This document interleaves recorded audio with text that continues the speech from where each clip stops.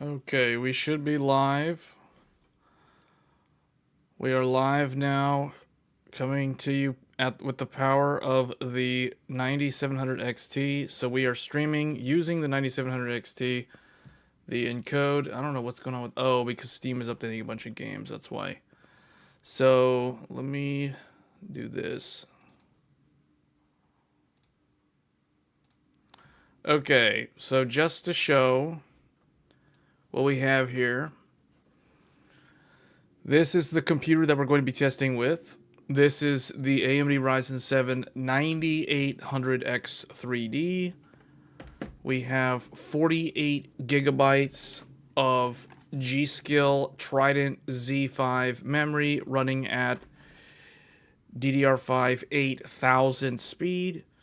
So that's 2 times 24. So we have that. And then we also have the Radeon RX 9070 XT with 16 gigabytes of dedicated GPU memory. And we are encoding the live stream as shown here. You can see it's using about 18% of the encoder to live stream at 1440p native resolution 60 frames per second using H.265 HEVC.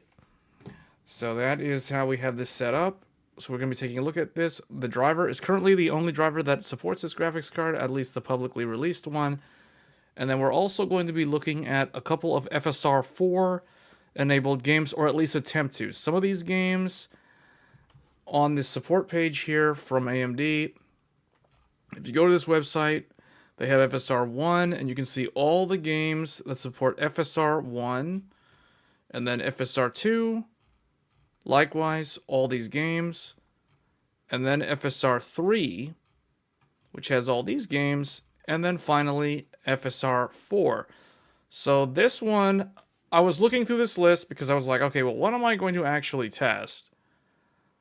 And I don't have that many of these games. Now, interestingly enough, Monster Hunter Wilds is on this list. And as soon as I saw that, I was like, okay, well, we're definitely going to be playing Monster Hunter Wilds. We're going to play Monster Hunter Wilds regardless of whether or not it was on this list.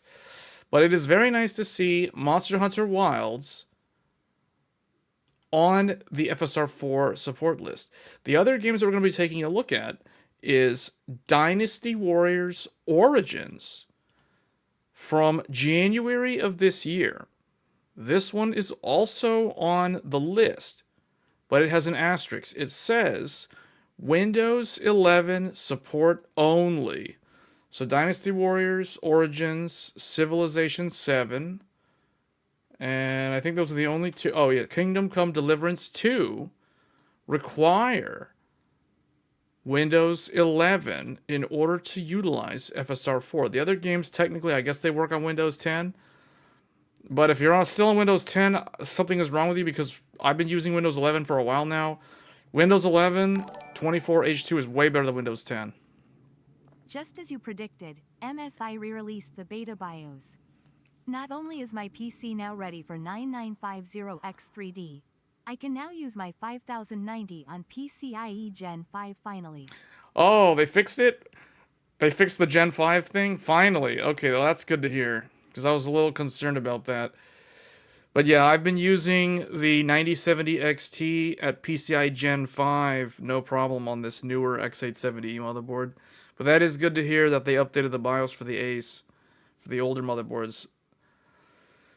So far, my experience with a Gen 5 graphics card has been flawless. There hasn't really been any issues at all. I mean, all I did was install the graphics card, I installed the driver, and that's basically it.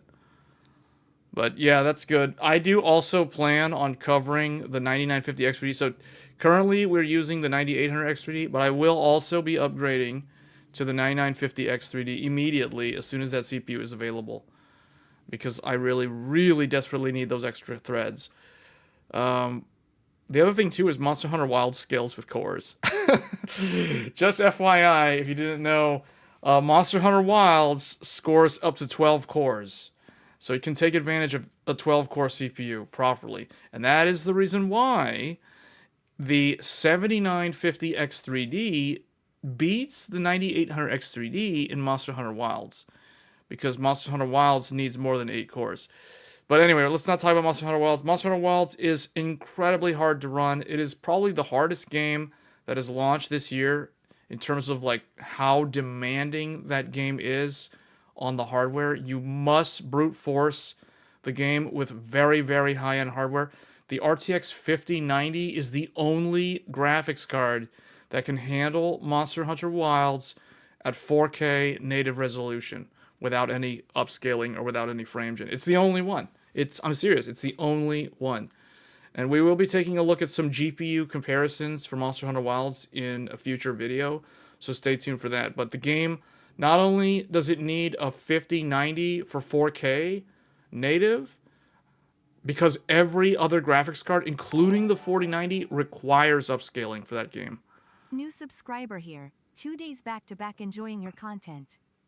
So far my Rode 9070X Tila really good and running way cooler than my 7900 XTX Hellhound. Well, that's good to hear. Welcome to the channel. So I'm curious, which 9070 XT did you end up getting? You say you have the 7900 XTX Hellhound. Which 9070 XT do you have? You said 9070 XT LE. What is what is LE? Oh, is that Red Devil? I think I get it. Red Devil. Yeah, that makes sense. RD is Red Devil. 9070 XT limited. Oh, okay. Yeah, that's one. What did it come with? What did the limited edition come with? Because I know I've got my limited edition. This is not the 9070 XT, though. This is my limited edition, the briefcase. It came in literally a briefcase when I got it. This is the limited edition 7900 XTX Red Devil. Does it come with the same stuff, though? Like, does it include the Red Devil badge thing, the Eye of Sauron, or what looks like the Eye of Sauron, and a really fancy support bracket, or a GPU anti-sag stand? Does it come with that stuff? I assume it has all of that in there. It's funny you mentioned the Red Devil, because I turned around and I was like, wait a minute, the Red Devil's literally on the floor behind me. That's kind of creepy. The Red Devil was just sitting on the floor in the box.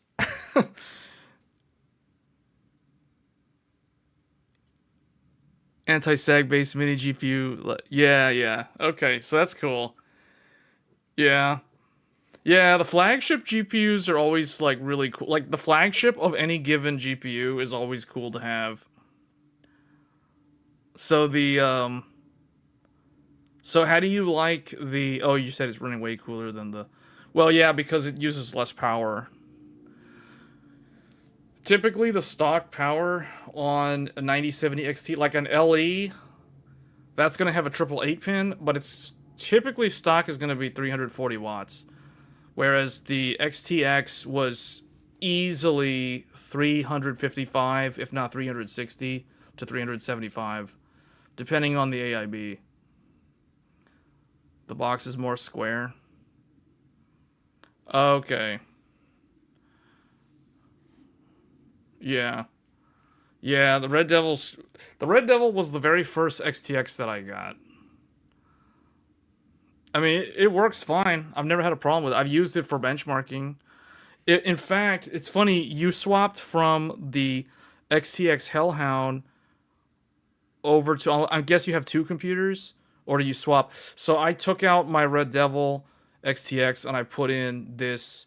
I mean, you guys can see it here. I guess I should open this since we're talking about the computer right now. We'll get into the games later. But this is the build. So you guys can see... This is the XFX Quicksilver edition. You can see the XFX logo right there in white.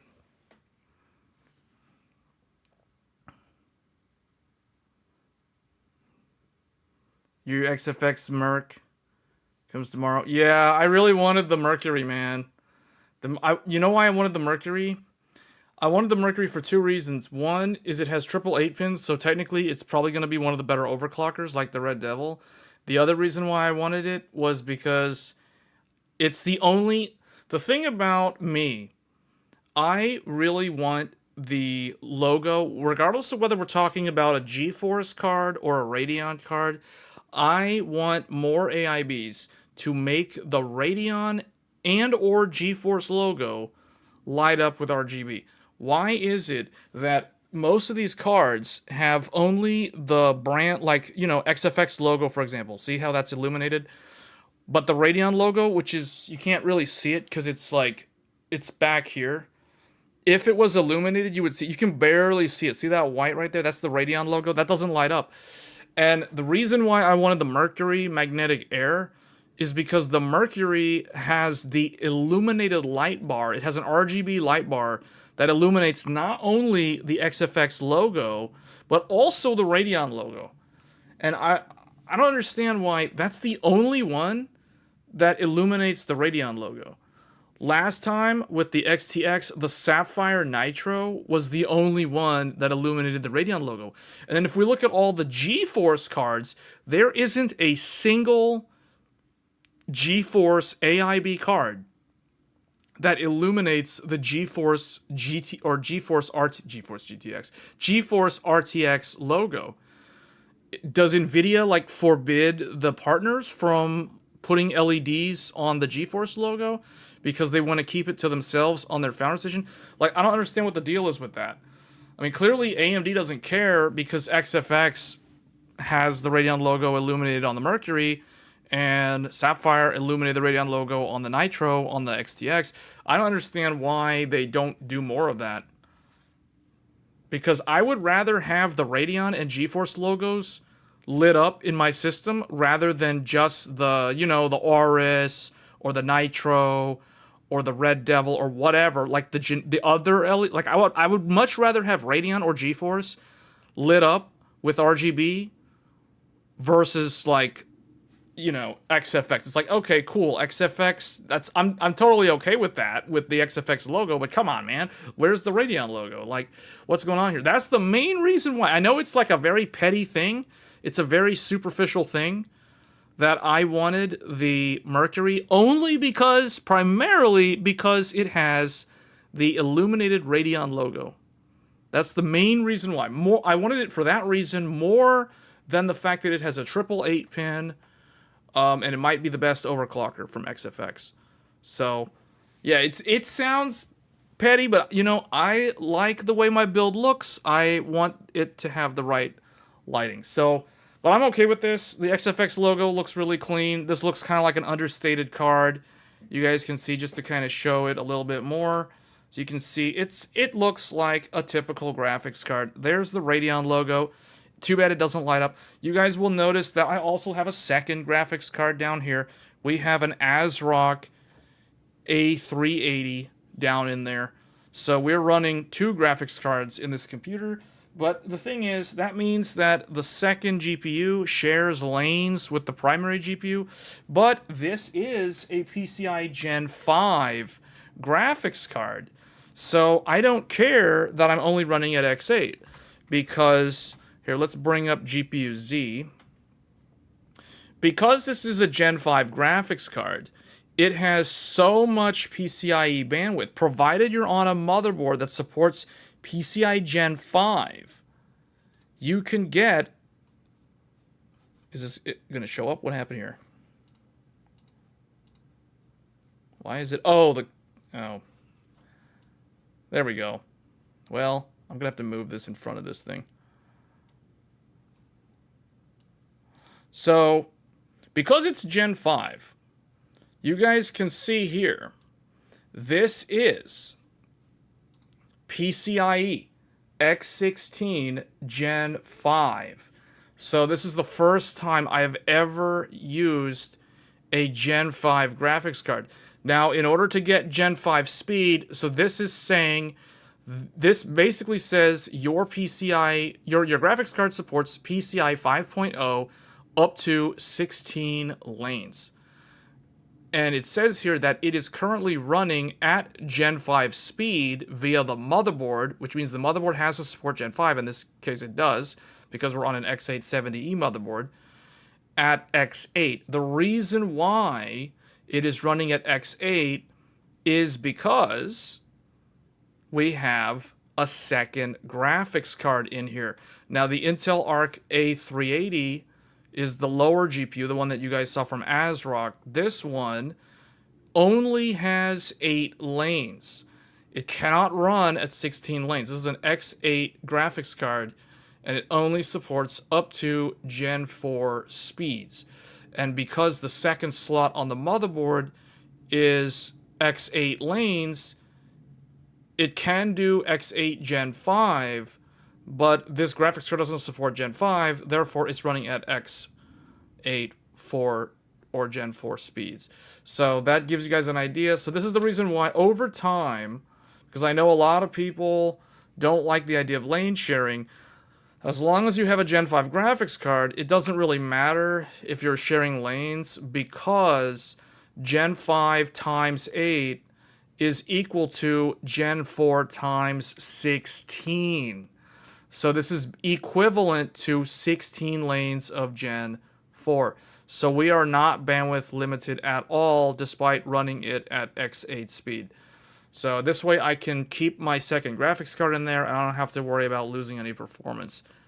So we're not losing any performance compared to if we were running, for example, a 7900 XTX, which is only Gen 4, which means that if we were using the XTX card, this would say X16 4.0 at X8 4.0. So we would be sacrificing probably 1 to 2% performance with the XTX by running it at X8. But because this is Gen 5, we are sacrificing 0% performance because it's still equivalent to 16 lanes of Gen 4. So I wanted to clarify that for people that are considering doing an upgrade, and why I recommend a Gen 5 graphics card and a Gen 5 capable motherboard, because it gives you more expandability. You don't have to worry about sharing lanes. This motherboard, we're maxing it out. We're running 4 SSDs with 2 hard drives. So we have a total of 6 drives total. If we bring up the task manager again, so you guys can see we've got a bunch of hard drives and SSDs in here. So we've got a Toshiba, a Crucial MX. This is a SATA SSD. A Samsung SATA SSD. This is a QVO. This is a Samsung Evo QVO, I believe. And then we have another Toshiba hard drive, a Crucial 2 terabyte T700. This is a Gen 5 SSD. So this is the fastest SSD that I have. And then we have a generic Micro Center Inland Black Friday special that it was like a 2 terabyte hard drive for like $70 back in the heyday of getting cheap storage. And then we have the Crucial P3 Plus 4 terabyte Gen 4 SSD, which currently I think Steam is updating a game on here. Yeah, it's patching, I think, Final Fantasy VII Rebirth right now. And then we finally have the C drive, which is also a generic Micro Center Inland. I forget which one this is. I think this is my C drive. So this is this is a Crucial Premium, I believe, or something like that. It's like, or not Crucial. It's an Inland Premium. It's like a Micro Center brand drive. So that's what we have in here. And then we have the integrated Radeon graphics on the Ryzen 9800X3D, the new RX 9070 XT, which is encoding the live stream. You guys can see that there. And then we have the Intel Arc A380, which literally doesn't have to do anything because this whole stream is focused on the 9070 XT. So the Intel GPU is literally just sitting there doing absolutely nothing. So that is the test system that we will be showcasing on this live stream.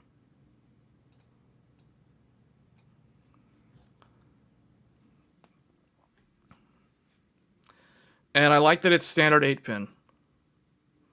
No 12-volt connector. I don't have to worry. As someone who reviews someone who reviews hardware, I have to disconnect and reconnect the power cables a lot. So that's the reason why I don't like the 12-volt cable for that reason.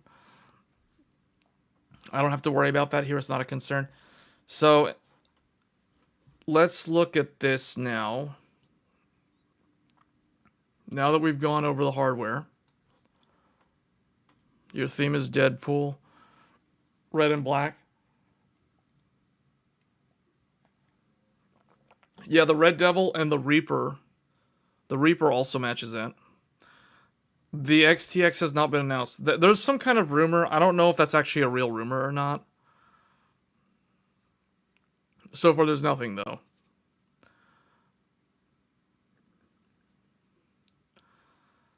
Let's see. So, this is the list of games that support FSR4.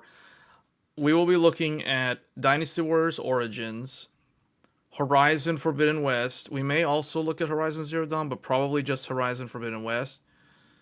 And then we will also look at Monster Hunter Wilds and Like a Dragon Pirate Yakuza in Hawaii.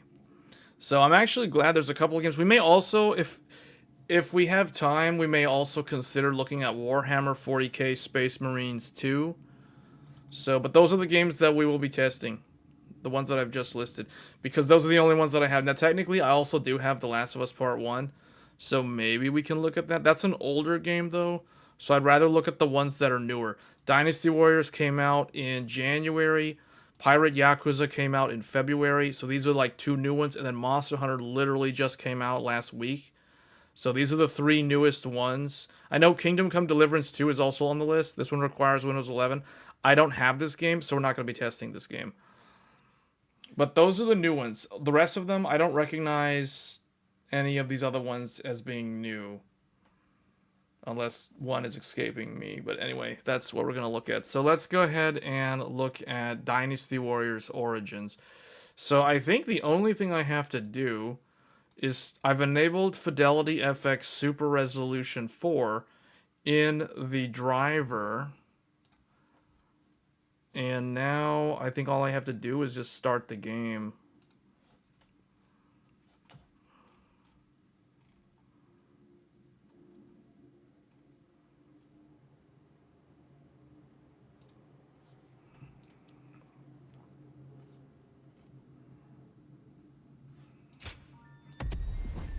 Alright, so I think they say that... Hold on, let me go over here.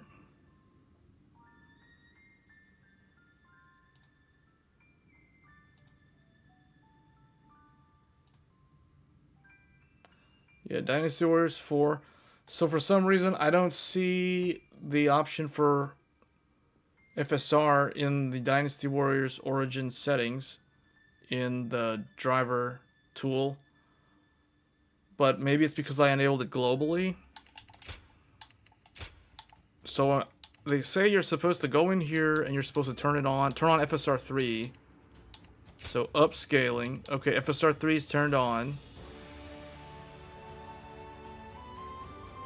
There's nothing here indicating that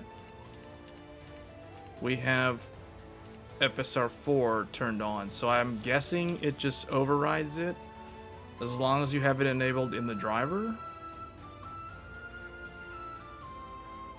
The problem is I have not tested DLSS 4, so I have no idea how you're supposed to know if it's actually using the newer one or not.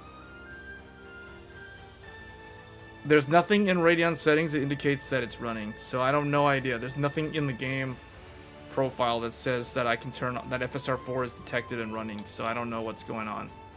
I guess this is all I have to do.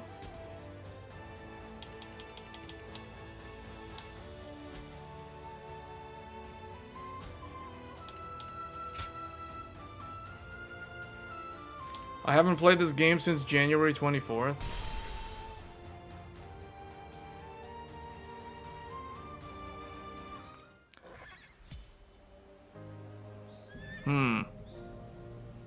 I wonder, does this look good? It looks pretty good to me, but this game's not state of the art in terms of graphics.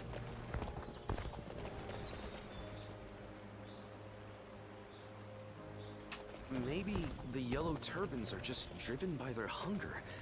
But even...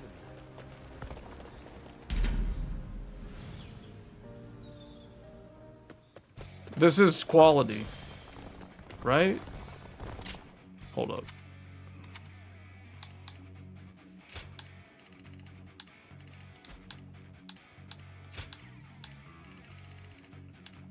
Upscale, FSR3 quality, which means that we're rendering the game at 1440p and then upscaling to 4K resolution. You don't need... Yeah, well, the whole point is to test FSR4 because this game is on the list of FSR4 supported games. I just wanted to see how to turn it on. I forgot how to play.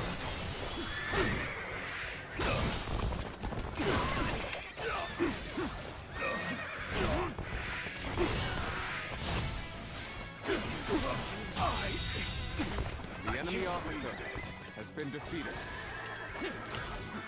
Defeat all Wuhan forces. Let's go.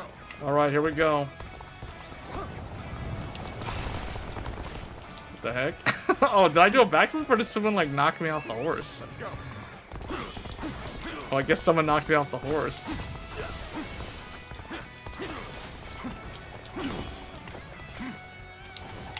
What was the dodge button?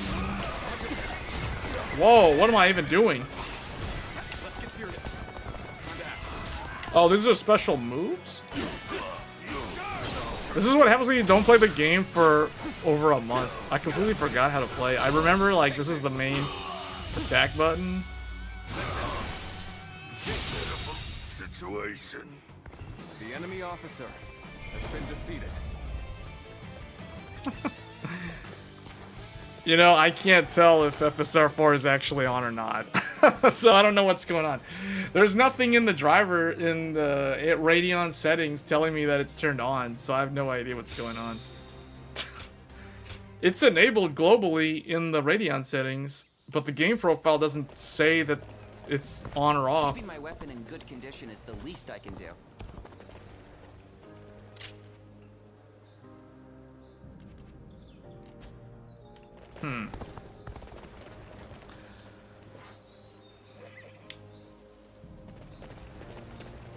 Don't get yourself killed chasing glory on the battlefield. Hold on, what if we do this?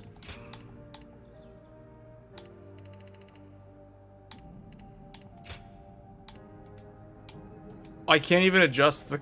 Wait, so I can't adjust the upscaling? I have to go back to the main title screen?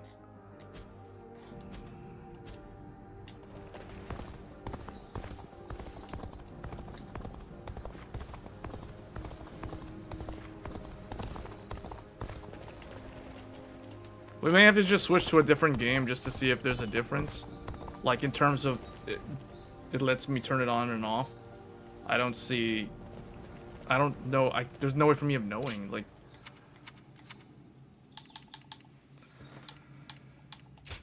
Advanced settings.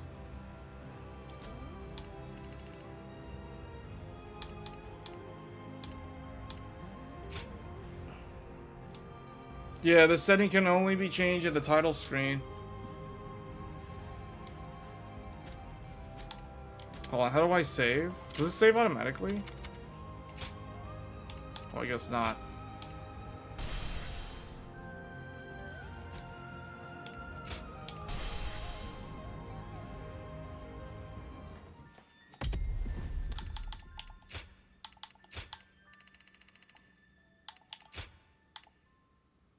Okay, so it's on FSR. It says AMD Fidelity FX Super Resolution combines high quality image upscaling with frame generation technologies to generate high resolution frames at fast frame rates. So what if I turn this off globally? Okay, I turned it off globally.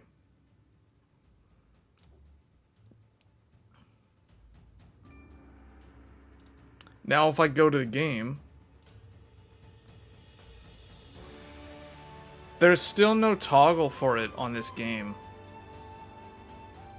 So I'm questioning whether or not Dynasty Warriors actually has FSR4 support. I mean, it's on the list. Boot the game in your XTX PC and compare. What? You mean, like, well, that one won't even have the option, though. Oh, you're talking about, like, do a side-by-side comparison of the image quality?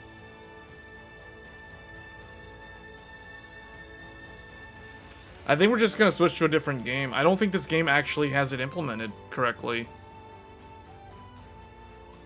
I don't see an option anywhere for the game. So, yeah, okay. Let's try a different game. We may come back to this. But I don't think this has FSR4 support, even though it's on the list of games. That's weird. Because it literally says on the website... See, it literally lists Dynasty Warriors Origins. It says Windows 11 support only. I am on Windows 11, so I don't understand why that's not showing up, but that's different from what I saw in the other game.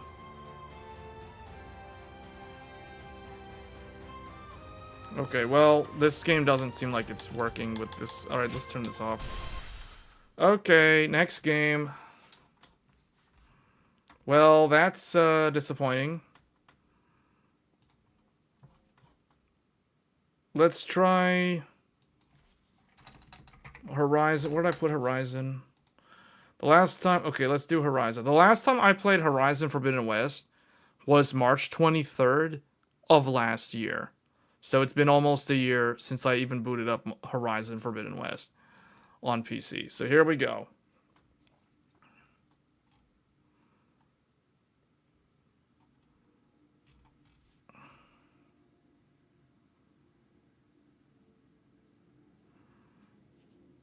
The engine the game uses is pure jank. Oh, you know what's another game that's getting support for FSR? Is it on this list? Hold on. Dynasty Warriors isn't on this list. So why... Hold on. There's another game... Rise of the Ronin FSR4. Isn't this getting FSR4? Maybe not. Never mind. I thought it was. Well, the thing is, Dynasty Warriors and this game... Hold on. Oh, Horizon has an actual, like, launcher menu.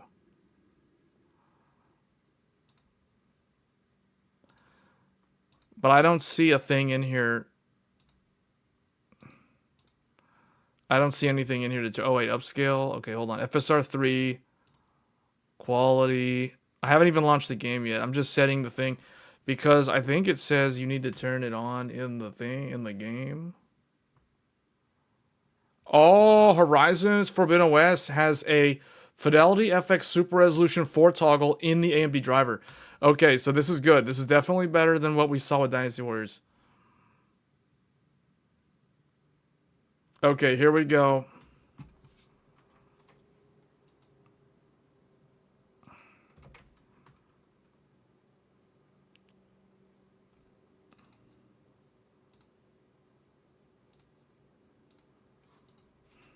Nixie's.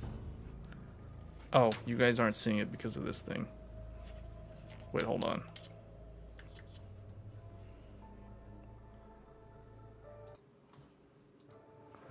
Okay.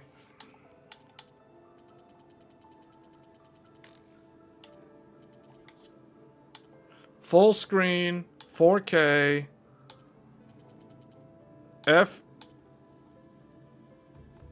FSR3?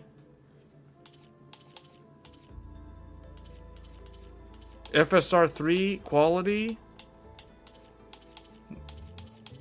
Quality? There's no native. This game doesn't have native AA? Okay, apply.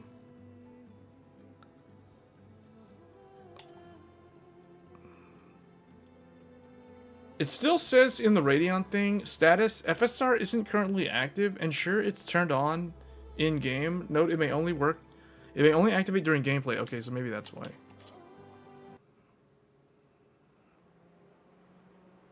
This one should work because reviewers have showcased FSR4 with this specific game. So this one definitely should work.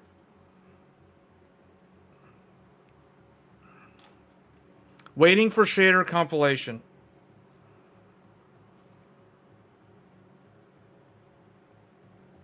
It does have 5700 and 5700 XT vibes. That was like the first thing I said 3 months ago. I said it's gonna be like a return to that. This whole thing feels like that era. The 50 series feels like 20 series, and these GPUs feel like the RDNA 1.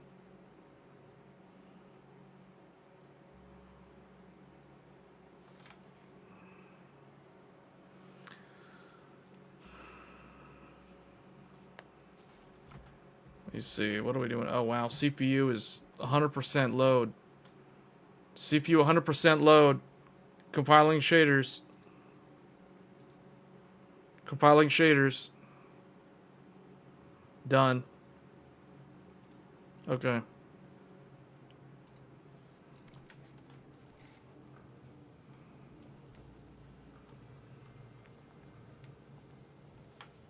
Okay, let's see. This is FSR4? It still says in the thing FSR isn't currently active. Looks like a memorial.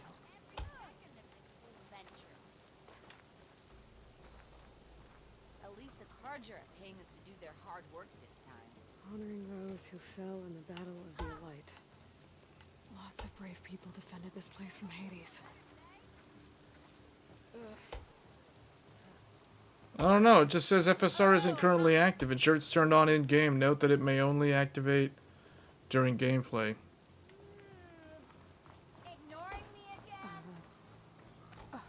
Maybe it's a false positive and it actually is enabled. I don't see any shimmer. New.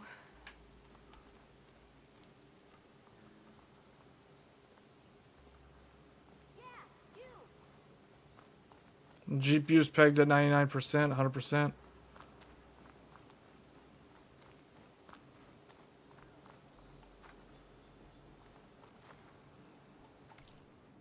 Might need to go to performance.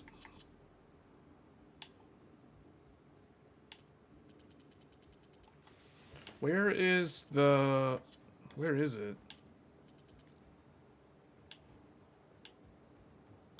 Oh, it's a display thing.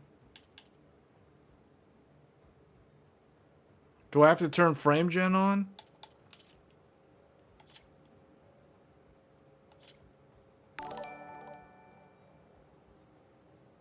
I can't wait for the 9950X3D to come out.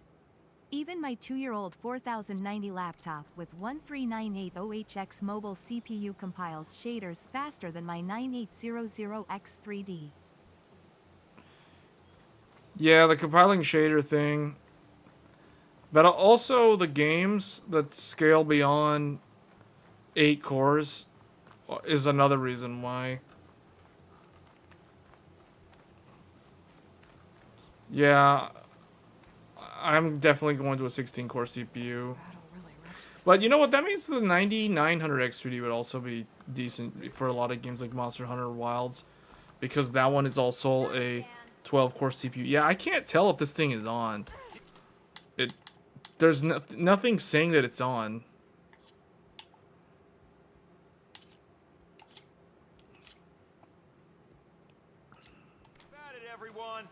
Do I need to turn dynamic resolution scaling on?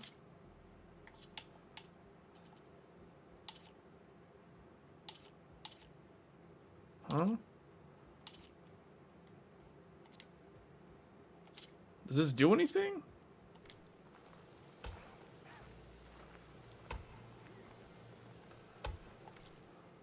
Okay, you're saying test at performance? This doesn't seem like it's doing anything unless... What is this? Hold on, how do I turn this off? Okay. Performance preset. Okay, here we go. This is the game at performance preset. Upscaled all the way to 4K. This means we're rendering the game at 1080p and now upscaling all the way to 4K resolution.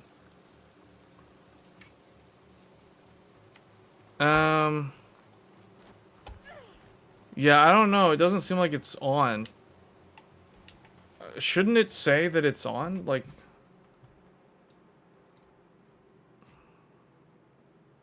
Horizon Forbidden West Complete Edition.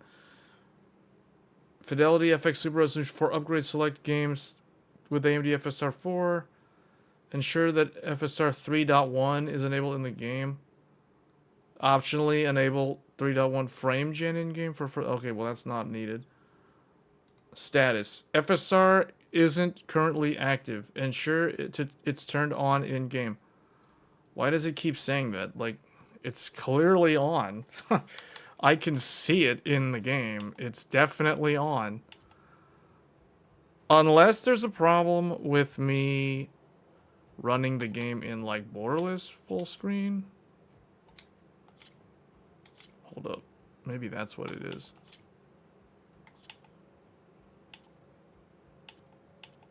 Shouldn't there be a thing that says FSR4, though?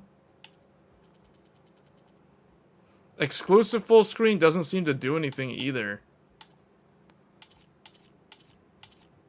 The only options are TAA and XESS. This is it. And then FSR3. I don't understand. Like, why is it this hard to get this working? Adrenaline is already the latest version. You can't even run this graphics card in the computer without the latest drivers.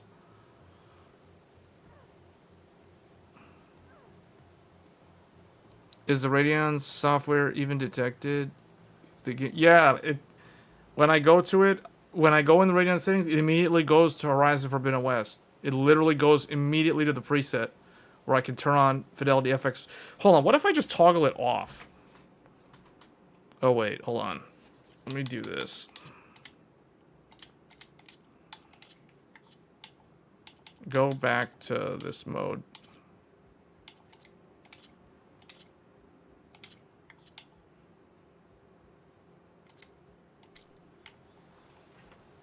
Well, what if I just turn it off?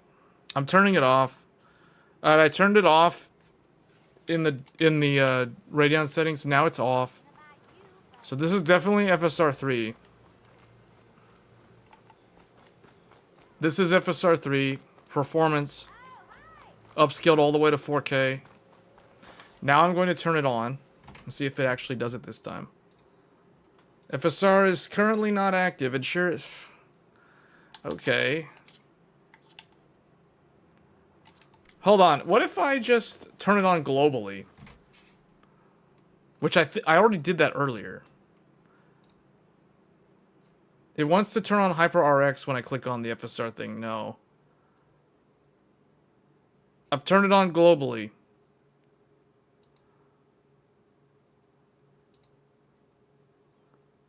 Still says FSR isn't active in the game. FSR isn't currently active. Ensure it's Do I need to exit the game? Hold up. I got an idea. I'm going to I'm going to disable OBS from cat hooking into the game first. And then I'm going to launch the game and see if it works without OBS trying to hook into the game. Because maybe there's something going on there.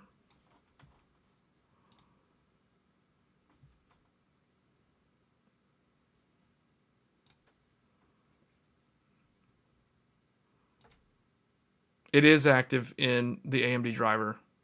It's active both globally and in the game. In the game preset. In Radeon settings. Both of them. FSR4 is turned on both things already. Alright. We've relaunched the game. And it still says FSR isn't currently active.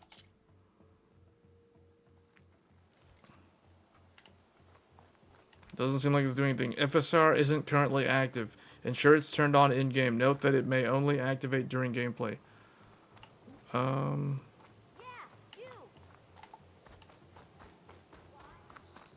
Doesn't seem like it's actually on. Looks like a memorial. Is that a statue of me? That's... Maybe it is, though. It just doesn't... No, it should show it. Because if the ML model is running, it should detect that it's... There should be activity.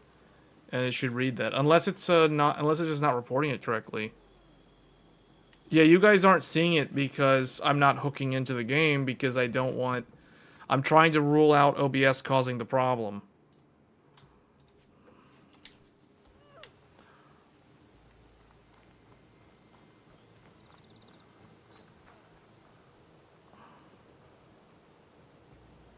See, that's not what Call of Duty does, though. Call of Duty, as soon as you have it turned on, Call of Duty will show you an FSR4 toggle in the game that appears when you have it turned on. But I don't think this game does that.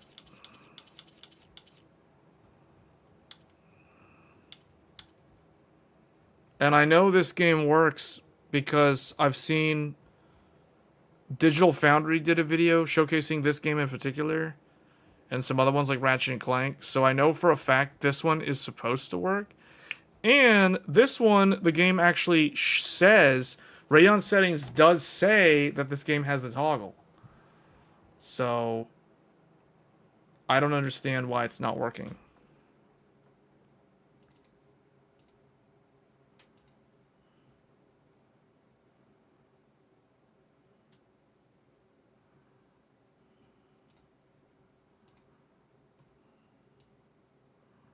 See. It keeps saying FSR isn't currently active. Ensure it's turned on in-game. This is literally the Horizon Forbidden West thing. And it's also on globally. But it's turned on right here. So I don't understand why the game it doesn't want to run it.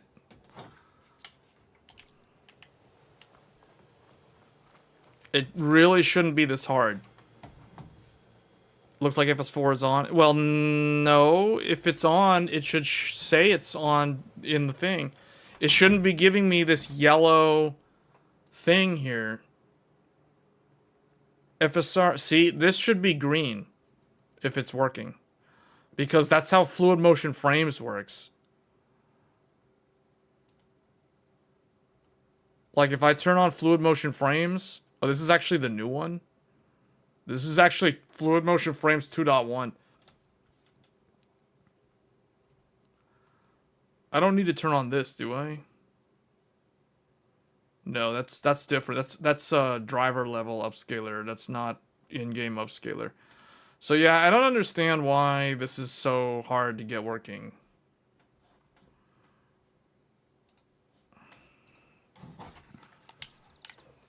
So that's ha! Fluid Motion Frames is active. Fluid Motion Frames is active. It says it's active. That's why it had a little bit of judder, because it was turning on. See, Fluid Motion Frames says it's active. If I Alt-Tab, it's probably not going to show it. Go back in to the game. See? See that? Frame generation from Fluid Motion Frames has a green checkbox. That is exactly how FSR4 status is supposed to be listed. So we've got Fluid Motion Frames injecting extra fake frames in the game automatically. This is the latest version of the game. I literally updated the game before the stream to prepare it for this. So, no, there's nothing to do with the game not on the right FSR version. Unless there's like some specific thing I'm supposed to download that's separate. But Fluid Motion Frames is working. See? Okay, let's turn off the Fluid Motion Frames. Go back in. It's still FSR. Hold on, let's change this to XESS.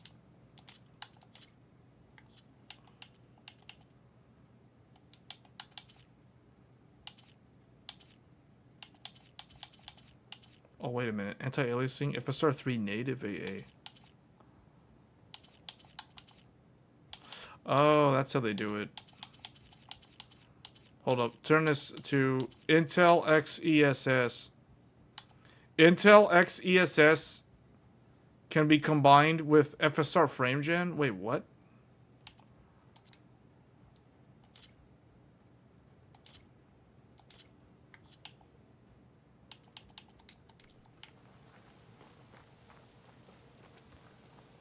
How goes it, The Hammerhead? harder we Okay, this one's definitely worse looking. This is Intel XESS at performance. So maybe it is working?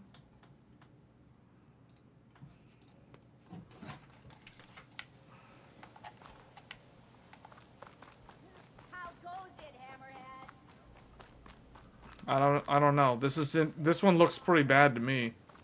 You can tell this looks terrible. This looks so blurry. This is Intel XESS with no frame gen. This is performance. But it says right here, you can turn on FSR frame generate. Oh man. Intel XESS Ultra Quality Plus with AMD FSR3 frame gen. Okay. This is not what I intended. Okay, so now we have Intel XESS upscale with AMD FSR3 frame gen. Wow. I was not expecting this to be like this.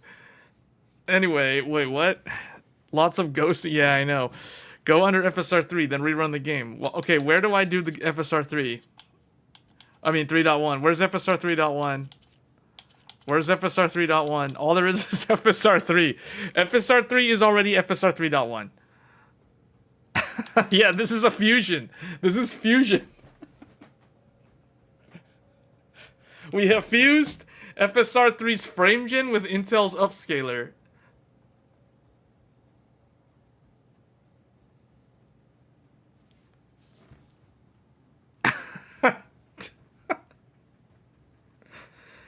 AMD should buy Intel. Maybe AMD should fuse with Sony or something.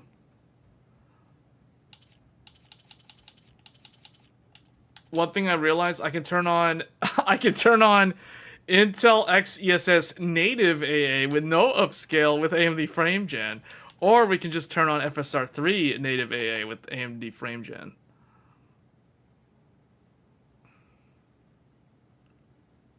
FSR4 doesn't work with games without FSR 3.1. Yeah, this game is using FSR 3.1.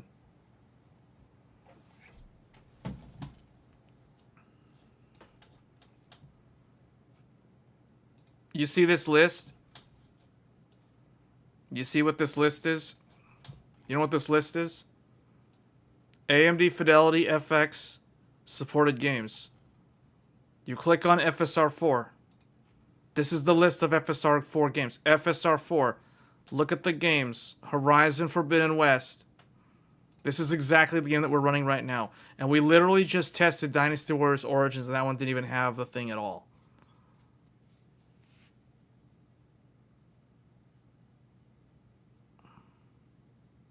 PC World used... Okay, hold on. Because I know what they're talking about. I know what you're talking about because I set that earlier. I set that before launching the game. So, okay, let's do this again. We're going to turn off all the upscaling. We're going to turn off all the frame gen. Let's try this again. We're going to turn off all of these things. All of it is off. We're going to apply. Now, there's literally nothing but native 4K. This is full native 4K. This is native 4K on a 9070 XT. Alright, now we're just going to exit out of the game. Just quit out of the game. Alright, the game is closed. Sync the Steam save. Okay, Steam save is synced. Now we're going to reopen the game. Launching the game. Okay. There's a launcher that comes up. Settings. I already did all of this. Okay, upscaling method. So, hold on, is there a way for me to show this?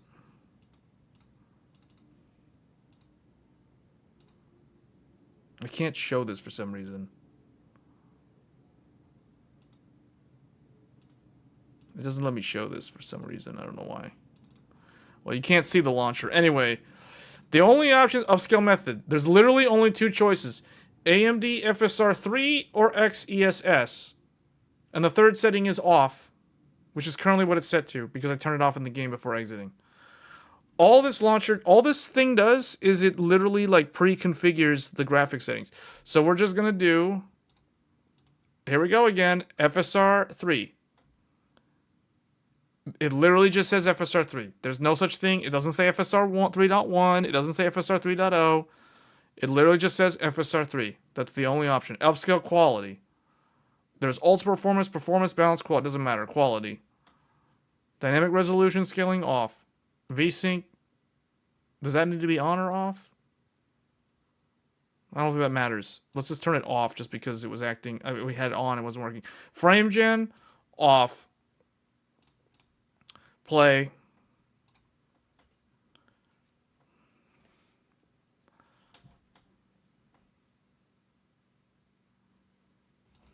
Okay. Still says FSR isn't currently active. So here it clearly says that FSR3 is turned on. Quality preset. VSync is now off. That's the only thing that's different. Frame gen is off. Okay.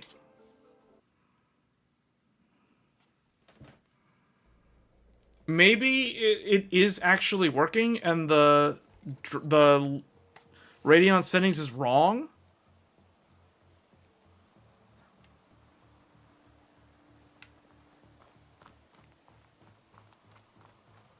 Oh, hi. Maybe this is FSR4. Even though it says that it's not running.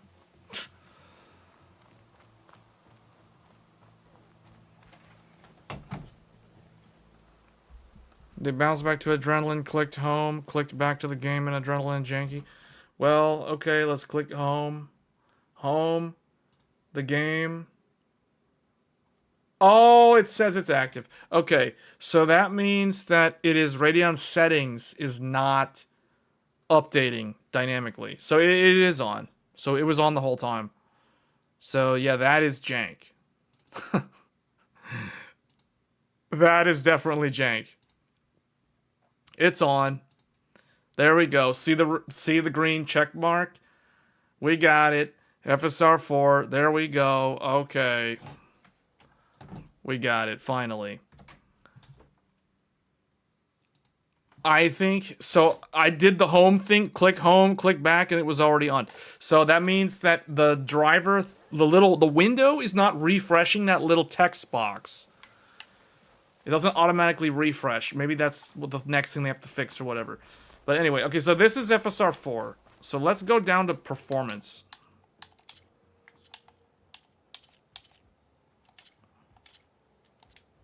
All right, let's see. So this is literally the game being rendered at 1080p and then upscaled all the way to 4K.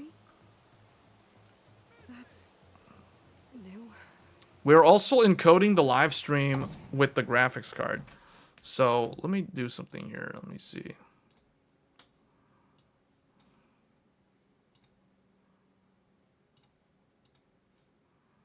So this is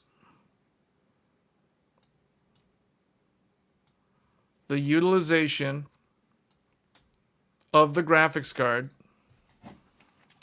So you guys can see the encoding of the live stream. Man, this encoder is really good. It's like barely doing work. On the XTX is like almost maxing out. It's like a 60% load on the encoder. Well, what if I go to quality?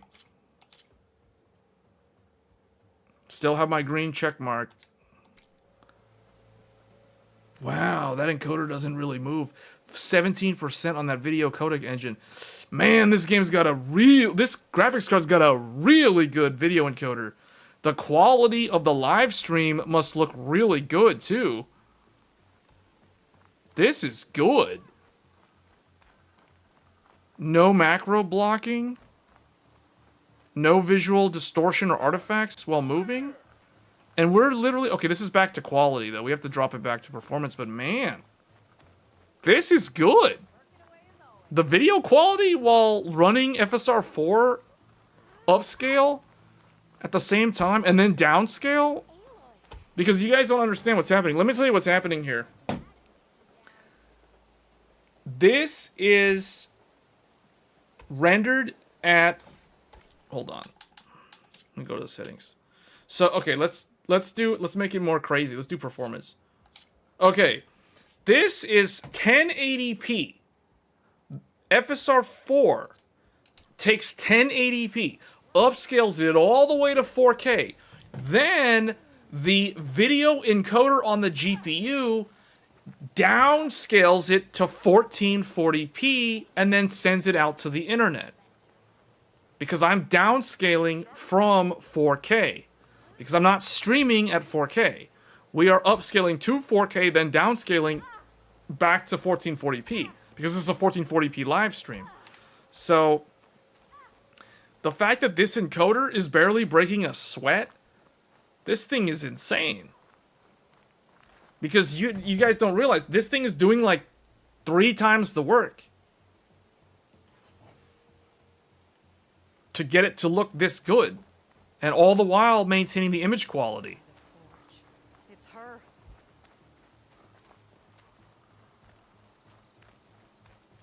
Wow. Man, okay, this GPU is best GPU of the year. They just need to iron out a little bit of things with like FSR4 updating properly to show that it's on. Because it was on, it's just like, okay, I had to go to the home screen to get it to show me that it was on. But yeah, that's interesting. Man. I guess I should be flattered by the statue. It feels wrong. Especially when my job's only half done. What bitrate should I set for 4K streaming on OBS? Wait, so you want to stream at 4K instead of... Really? 4K, you need a very high bitrate. 4K, streaming in 4K is really insane. Like, you have to have a very high bitrate. Also, anyone who's going to watch the stream needs to have very good internet, because to watch a 4K stream that's being done in real time is demanding on internet bandwidth. That's the reason why so few people even bother to stream at 4K. That's why I don't stream at 4K. For 4K, you need to have at least 25 Mbps. At least. That's like minimum. So realistically, you're talking like 35 to 50 Mbps. 50 meg. So 50,000 kbps for 4K. So that uses a lot of bandwidth. That's the reason why very few people even bother to stream at 4K. So that's like on a whole nother level in terms of bandwidth demand. But yeah, this sort of thing, like this encoder, is really, really good.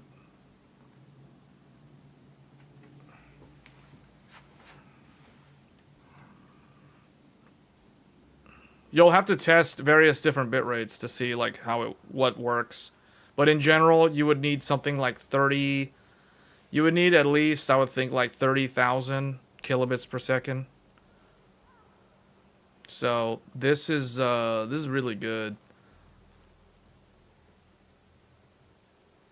Streaming at 4K while the audience watches at 720p. Yeah, that's the reason why streaming at 4K is not really recommended. Especially if it's going to be a very long stream. Like, typically, like, my live streams are several hours. I can't imagine streaming at 4K for many, many hours. The amount of bandwidth that you're uploading to YouTube servers, you're literally just filling up YouTube's hard drives. You're just filling up YouTube's hard drives really, really fast. Streaming at 4K.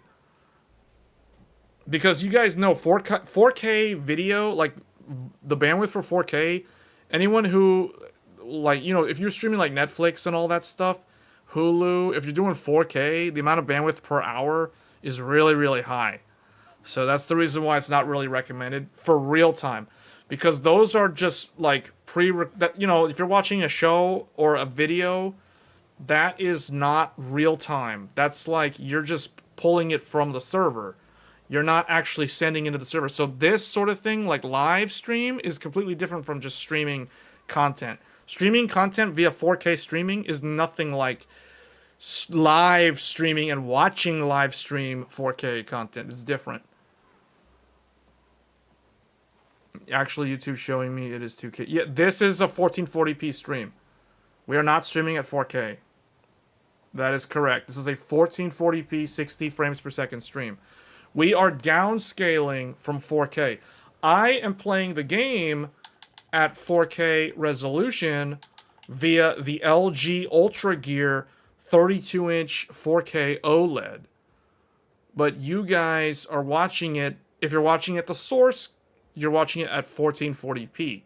Because we are downscaling. We are using the 9070 XT to downscale from 4K to 1440, then send to the internet. But remember, for the game is going from 1080p via FSR4, and then upscaled all the way to 4K. So we're taking the game 1080p to 4K, then take the footage of the game output, downscale to 1440, and then send to the internet. So there's like a two-step process that the GPU is having to do. So this GPU is amazing because the encoder is doing all of this in real time, and it's only 18%. I can tell you, when I stream with the XTX at these type of settings, the XTX encoder is way higher percentage than this. It's at like 60%, 68%, almost like 75% when doing the same thing. The 9070 XT is barely even like stressed while doing the exact same work. It's doing upscale via FSR4, then downscale to the internet using bicubic filtering or scaling, I should say, nearest neighbor scaling, and it's only like 18% utilization. That is really good. That is really good.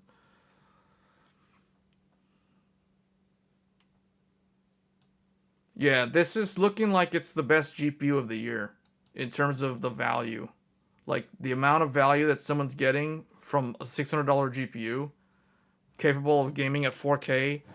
And here's the trick. We can game at 4K, but we can leverage FSR4, and FSR4's image quality is very, very good at 4K. So I think this is really good. If it wasn't for it being kind of janky in the driver thing to verify whether if it was on or off, that was the only thing that was kind of a little annoying. But other than that, once it's actually working, this is solid. This is great.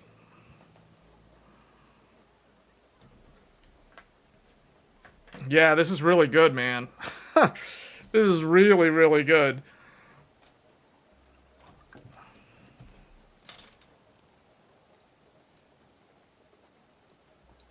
All right.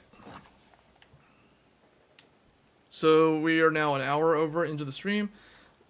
What else? So I guess, I don't know if I should play a little bit of this or if I should just go ahead and go to the next game.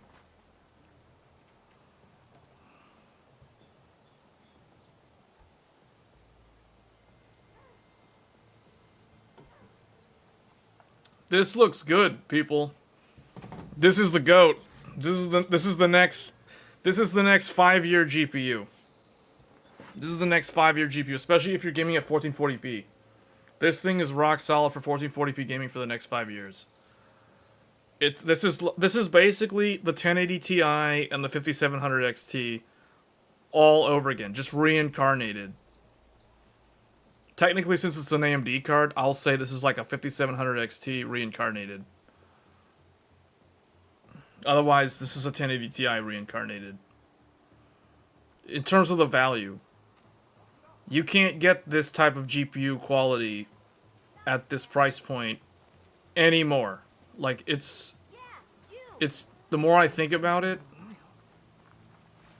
Keep your eyes open for the metal debris. 7000 series? How was 7000 series like that?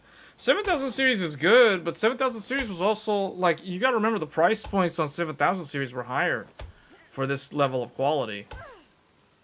And 7000 series doesn't have machine learning based upscalers. Hammerhead. She looks even stronger than the step.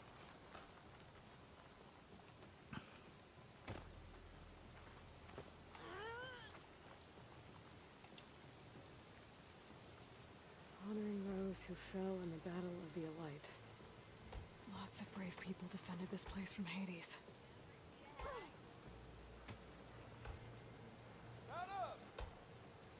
Well, you know the crazy thing? I keep forgetting that I'm playing the game at 1080p. I still can't believe that it's performance. I've never used FSR with performance preset because it always looked so bad. But the fact that performance preset is actually usable now is really, really good. Man, I really want to test Monster Hunter Wilds, because Monster Hunter Wilds is way harder to run than this game, and it also is very hard to make Monster Hunter Wilds look as good as this game.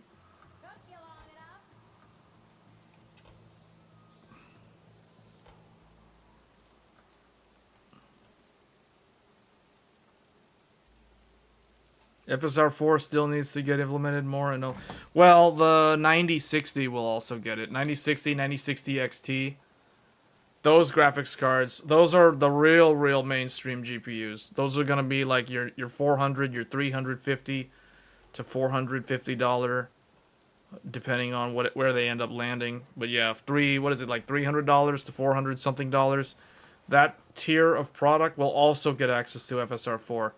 So that'll really open up the floodgate. That's probably going to be the 12 gigabyte GPU. So that's going to be more like a 1080p graphics card. Whereas this is more of like a 1440p graphics card that can actually handle 4K. Although you are going to have to leverage FSR4 a lot more often if you're gaming at 4K.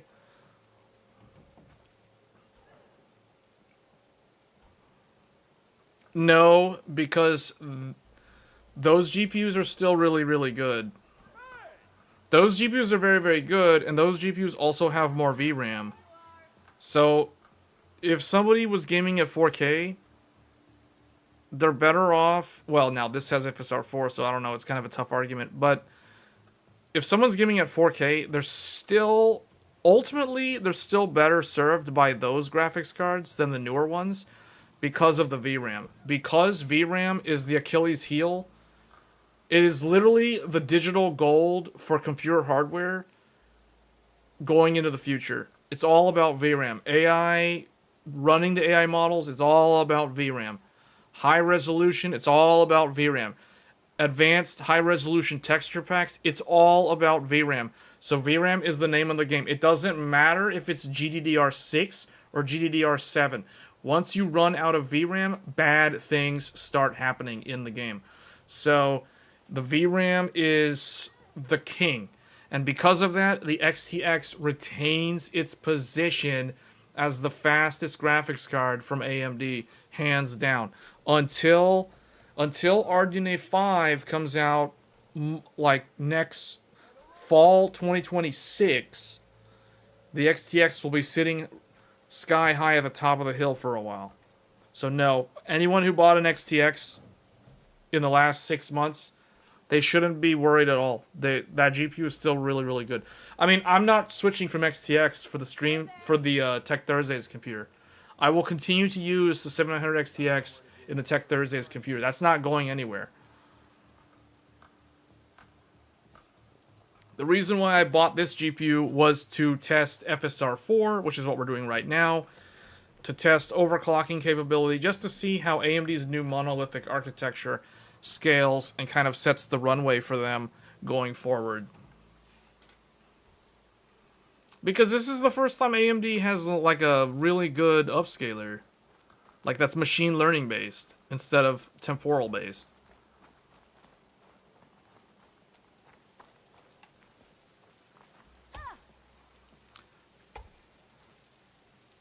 XTX is still better than it.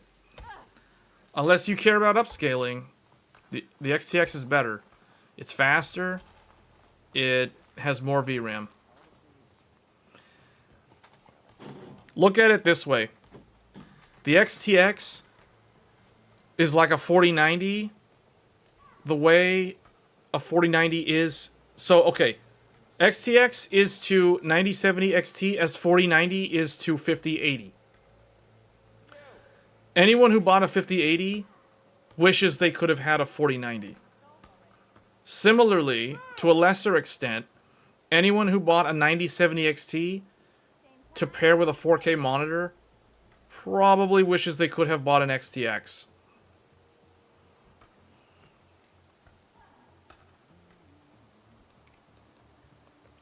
So those flagship cards from AMD and those previous generation flagship cards from AMD and NVIDIA hold their value really, really well.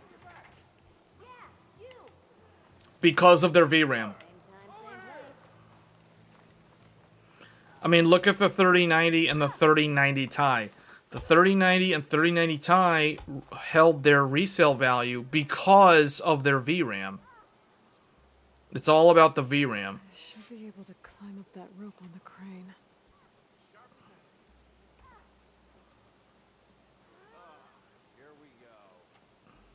You got the Hellhound at Micro Center?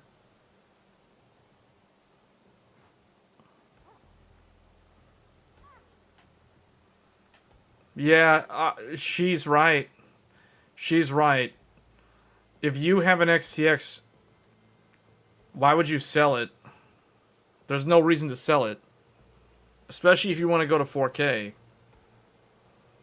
That card scales better than this one at 4K. It's got a wider memory interface. It has more video memory. It literally has more shaders. I mean, it's a bigger GPU. There's a reason why that GPU outperforms this one, even though this one's newer. Especially at higher resolution. Where this GPU is going to have its fancy little technique is with upscaling. That's where this GPU really shines. The ability to leverage FSR4, I think, is going to be one of the key defining advantages of the 9070 XT, just RDNA 4 in general. The same way when NVIDIA launched the RTX 40 series and the reviewers were telling people, don't buy a 4060, buy a 3060 instead, I didn't agree with any of them. I didn't agree with any of them at all. As much as people hated on the 4060 and the 4060 Ti, especially the 4060 Ti, I thought no, because they're looking at it very short-sighted. The 40 series brought DLSS frame gen. Now, regardless of what your opinion is on frame gen, the 30 series cannot use DLSS frame gen. So in terms of long-term value proposition, the 40 series gains a feature that 30 series does not have access to. That being DLSS frame gen. So that, because of that, 40 series, in my mind, offers a better value proposition than the 30 series does. Even though in the mid-range and entry level, like the 4060 Ti, 4060, they were barely faster, if in some cases not even faster at all. In the case of 4060, there were even some regressions in a few games against the 3060. So that's the reason why, no. If someone was going to choose between 4060 and 3060, and if they were not going to get the superior 7600 or 7600 XT, or even Intel's B580, because they don't trust AMD or Intel, and they're an NVIDIA shill, or whatever the reason is, they just want NVIDIA for whatever reason, I would tell them to get a 4060, not a 3060, because of frame gen, DLSS frame gen. Now, one might say, well, they can use FSR's frame gen. Yeah, because AMD allows it to be enabled that easily by the developers. It's basically open to all of them. But that's kind of not a good way to frame the conversation, because it's like, okay, You're going to use your like you're gonna buy a GPU, and then just to leverage the other brands, the competitors' technology as a crutch. You know what I mean? Like, that to me is not a good value proposition.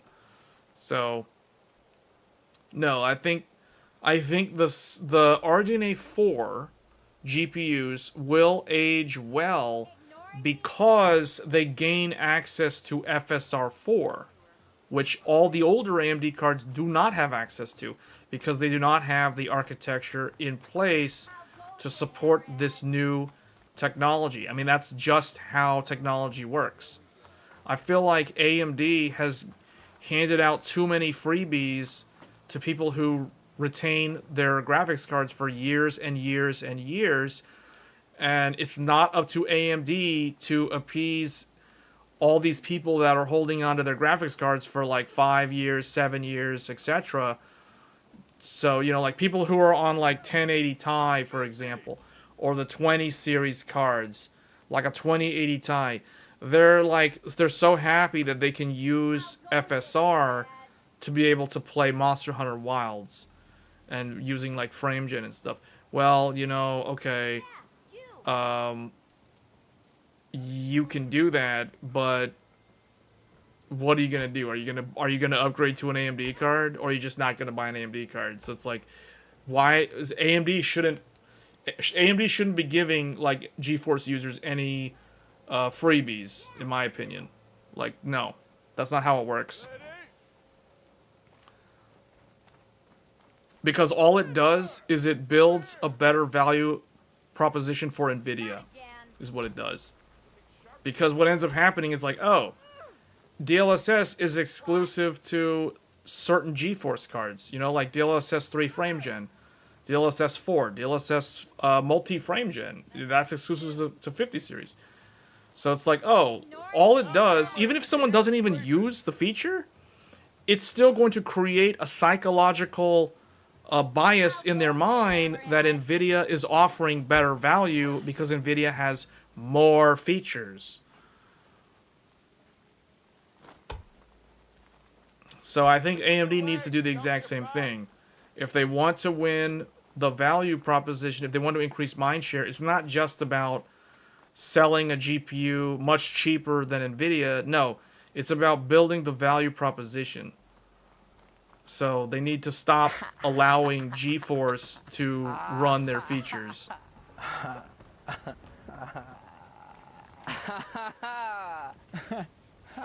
That's the perfect ramp. What's the perfect ramp? This one?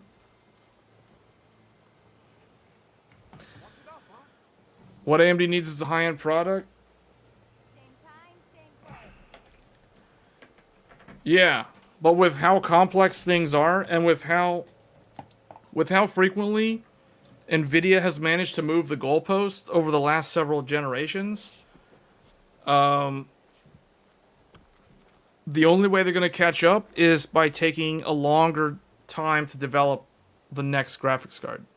And that's the reason why you're not going to see the flagship until the end of next year.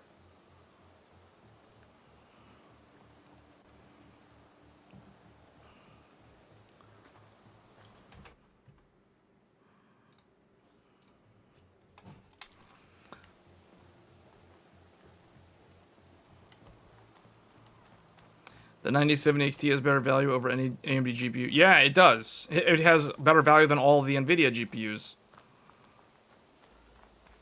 Like a hammer to your head. It's not just better value over the AMD GPUs, it's better value over the NVIDIA GPUs. Why can't I leave? Can't let you go this way, Savior. My orders are to keep you on. They won't let her leave. Okay, well, I guess we can switch to another game. That's her. She's in Meridian. Sister! Over here!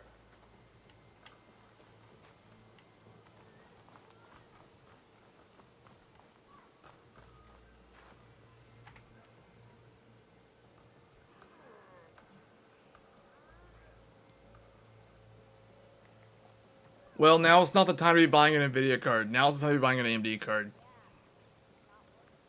Buying an Nvidia card from a scalper only fuels the scalpers to scalp even more. So, that's all I'll say on that. Because it's so easy for them to do.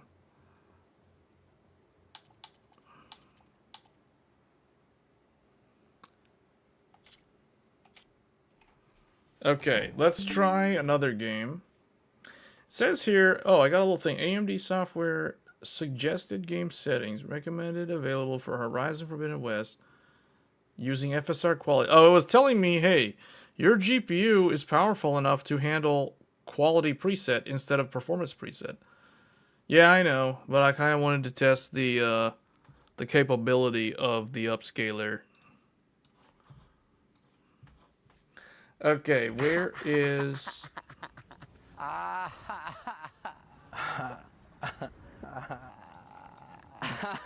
Dark Spy, thanks for the sub.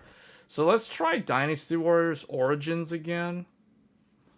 Just because I've enabled FSR4 globally.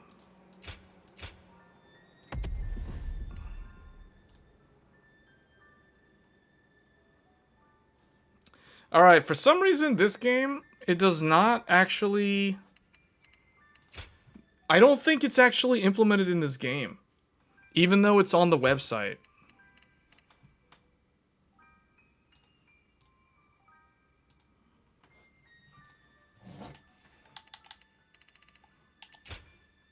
FSR. The problem is, in the game profile, in Radeon settings, there is no toggle for FSR4. So I think this game, even though it's on the list, doesn't actually have the feature implemented yet. At least not publicly. So it's one of those where we're waiting on the developer.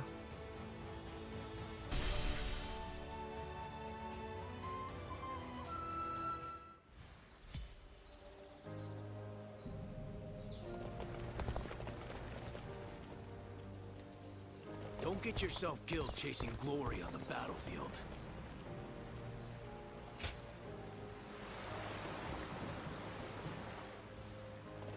I heard the family in the house there just had a child.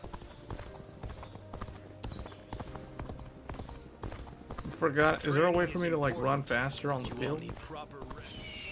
They say Lord Sun Jian is doing great things everywhere he goes. What a hero.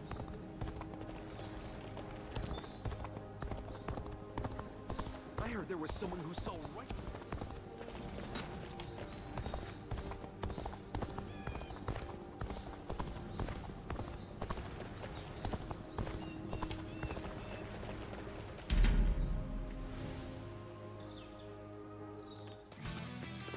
You can't set in the driver app. There's no toggle for it for this game. We literally went over this with Horizon. Horizon has the toggle. This game doesn't. So I guess it's either always on if you have it on globally, which means it's technically FSR4 right now, or it's actually not implemented yet for this game.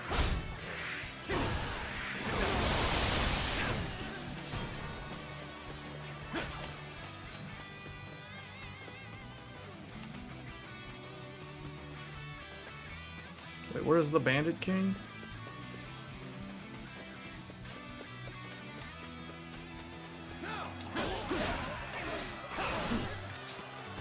Time to attack.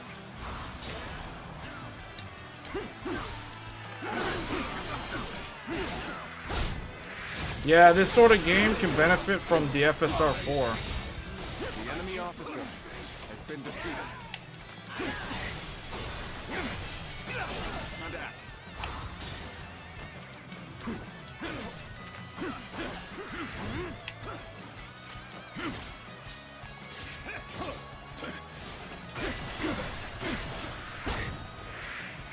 This is the best looking Dynasty Warriors game.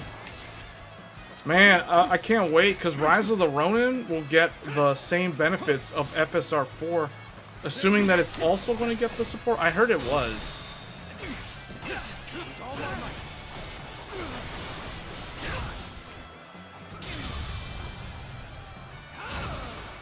That is some FSR4 good stuff right there. Oh yeah, that parry. Oh yes. Oh yes, this game is so fantastic. Man, this game's good. Officer has been defeated. Yeah, that's some FSR4 victory right there.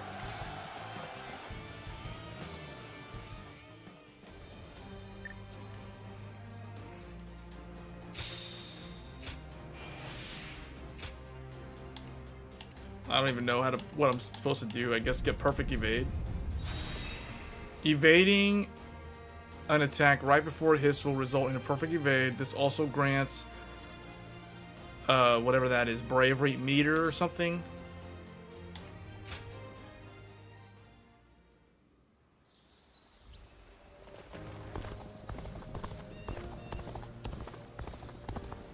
Okay, playing this with FSR4 is making me really want to play Rise of the Ronin on PC now. We gotta wait a few more days for Rise of the Ronin on PC. You know what game I really hope gets FSR4? Next month's best game of April, Expedition 33. That is a game that I'm really looking forward to playing. I really hope they drop that demo and make it public to everyone, because some of the video game reviewers got access to Expedition 33, and man, that game is looking good. That game is looking like a game of the year.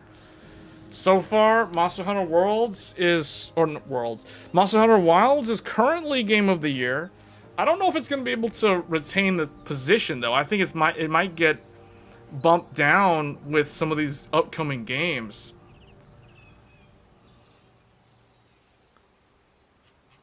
Rise of the Ronin, where's that at? Rise of the Ronin is coming March 10th. Ooh, that's only a few days away. That game is going to be really hard to run. That's another game that's super hard to run. Training is important. Let's put it this way, Rise of the Ronin with ray tracing is going to be just as hard to run, if not slightly harder, than Silent Hill 2. And Silent Hill 2 is another game that came out last year that was really hard to run. So this game actually uses the same engine as Rise of the Ronin. It doesn't really have too many graphic settings though.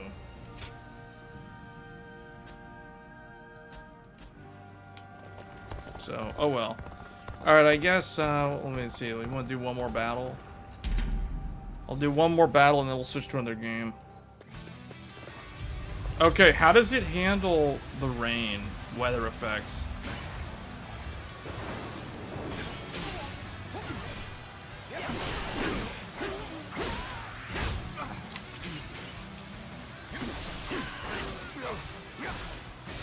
Take this. Let's go.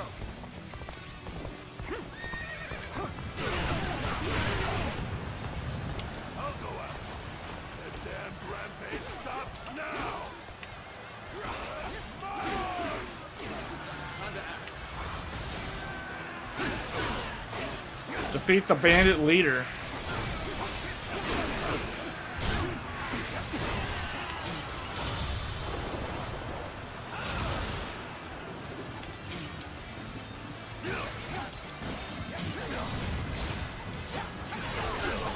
Cyberpunk shouldn't be that hard to run anymore. That game is from 2020. It's already old. Let's get serious. Counterattack. Oh!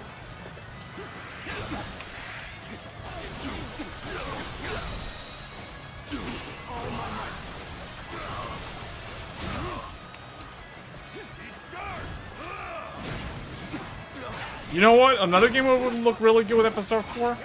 Ninja Gaiden 2 Ultimate. Or Ninja... What is that? Ninja Gaiden 2 Black. That would look really good, too. Counterattack. Let's get serious.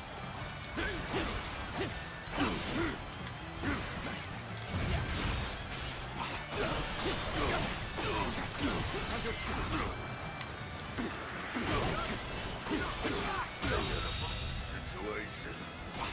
The enemy officer has been defeated.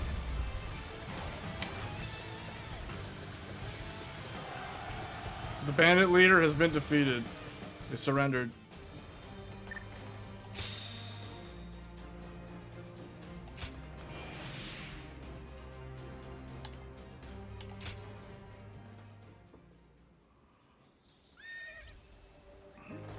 The Delta on the 9070 XT are crazy good. The Delta? What do you mean by that? The Delta?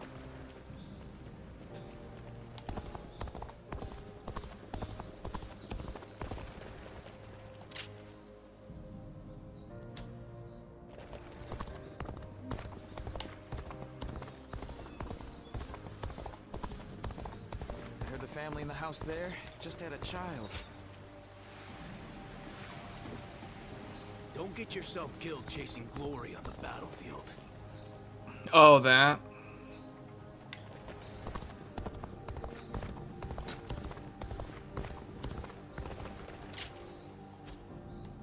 Well, it's also a monolithic die, so it shouldn't be too crazy in terms of how far apart they are.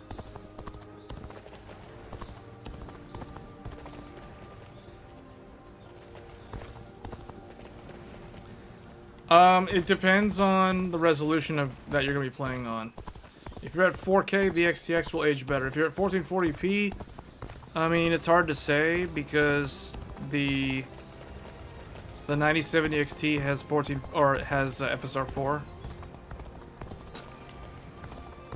Don't get yourself killed chasing glory on the battlefield. I think the 7900 XTX will still always be faster by a little bit.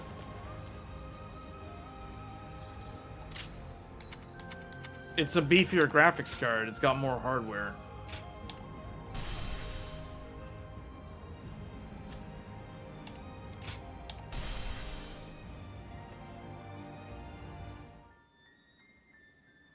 You like the magnetic fans?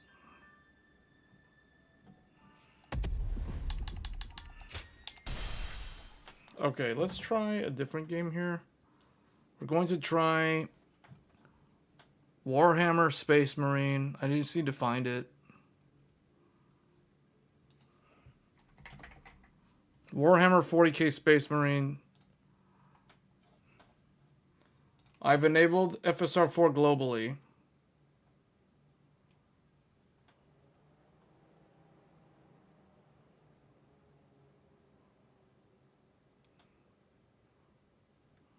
Now, this is a game I haven't played in a while. I've only played about 3 hours of this game.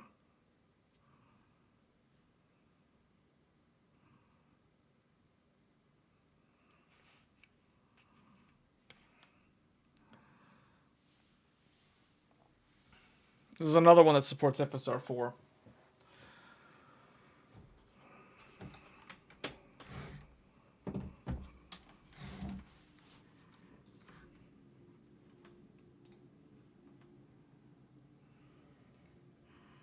For some reason, it decided to open up on another monitor.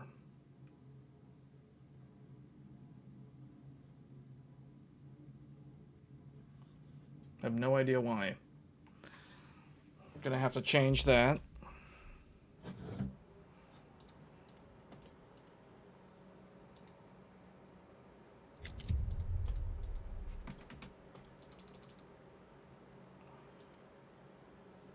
Oh yeah, the Windows Alt arrow. Oh yeah.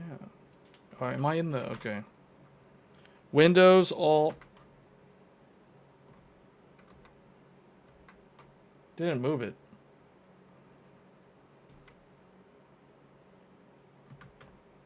It's not moving it for some reason.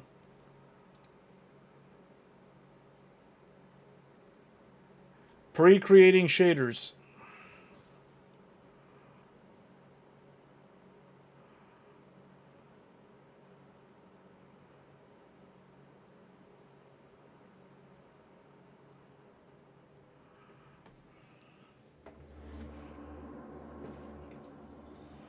Yeah, I know. And I can't wait for that CPU. I really desperately need the 9950X 3D.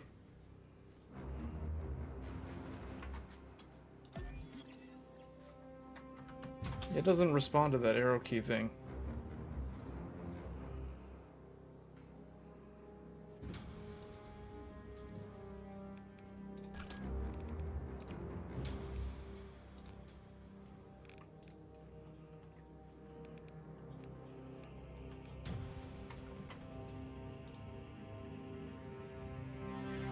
Yeah, FSR4 is turned on. It says it in the this one was pretty easy to get working. Okay, here we go.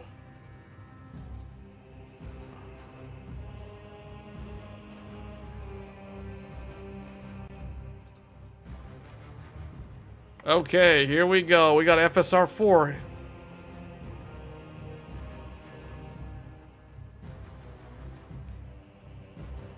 It's got quality.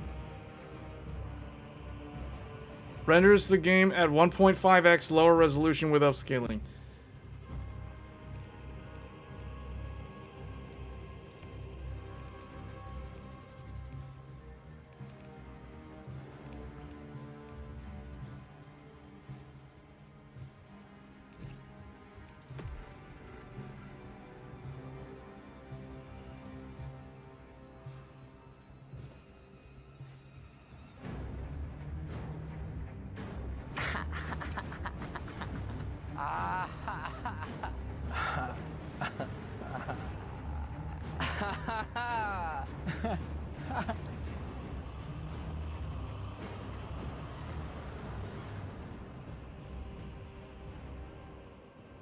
Okay, here we go. This is it. All right.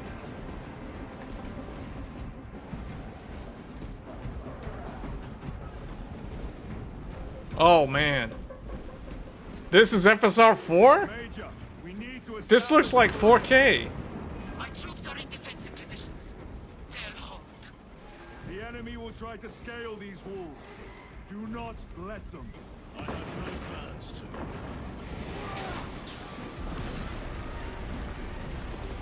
What is that? Northern wall is breached. Concentrate your fire. No hesitation.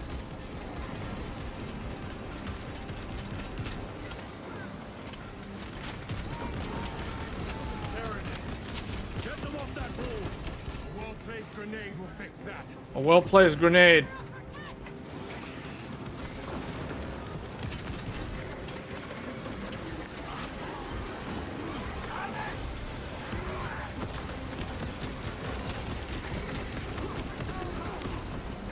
I can tell that Blizzard Entertainment was inspired by this franchise for StarCraft.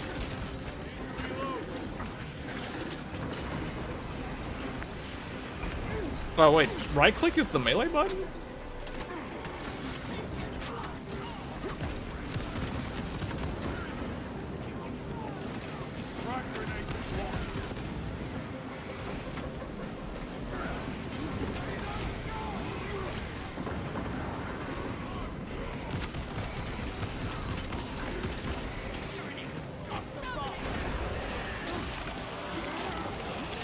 Oh yeah, yeah. See, that's what I'm talking about.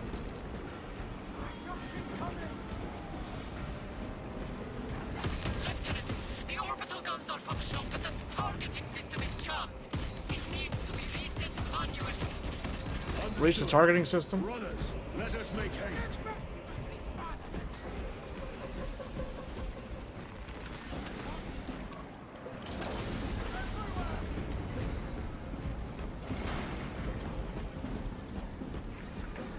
Restocking. Grabbing equipment.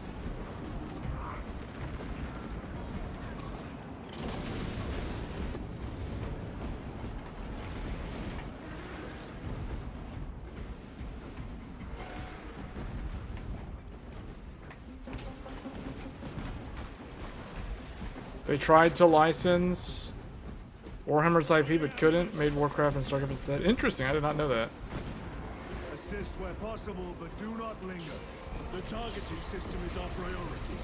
Yes, my lord.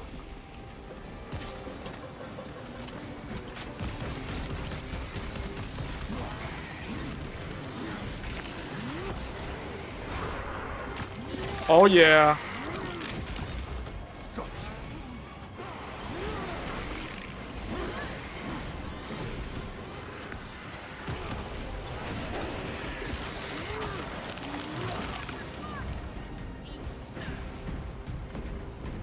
The little humans.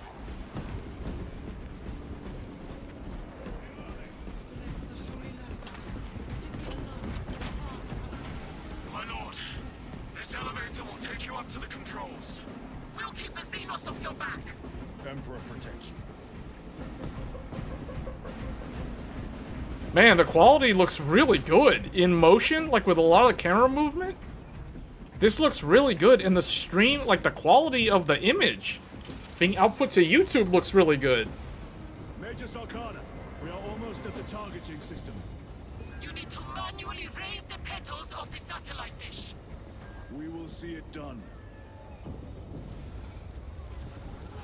Major, I see the mechanisms. Stand by. Be alert. The Tyranids have taken notice of you. Let them come.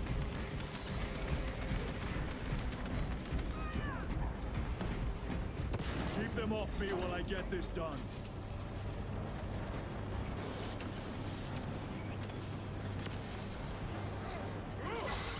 Reloading weapon. One down.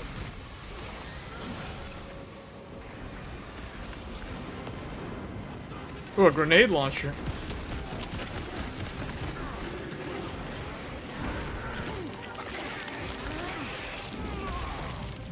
Target destroyed.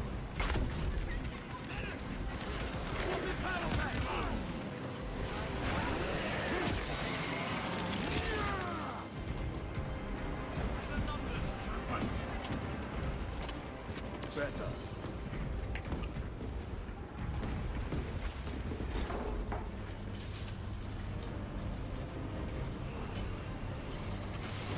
This definitely has a StarCraft vibe. It makes me feel like they're being zerged. They're literally getting zerged. Done. Go for the next one.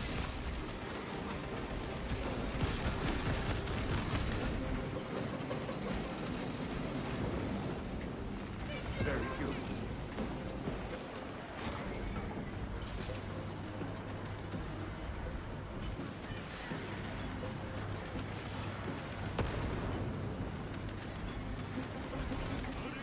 One left.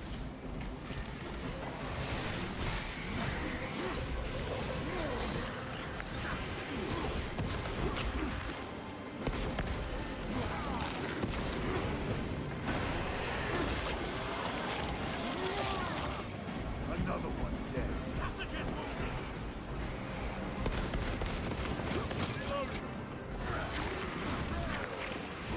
I forgot how to dodge.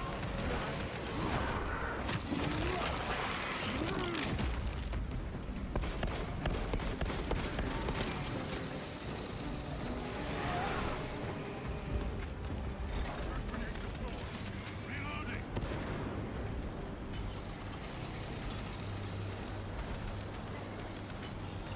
Destroy the mines before they hit. We are done.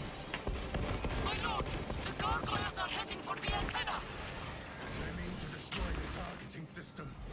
See that they fail. What the heck?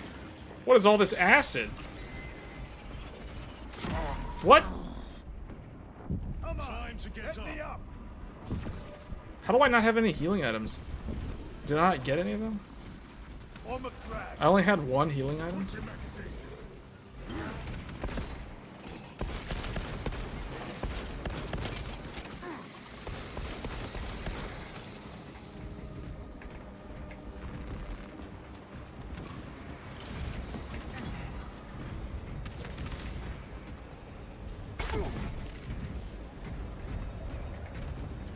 Oh, okay. I was like, how am I supposed to switch? All right, that's how.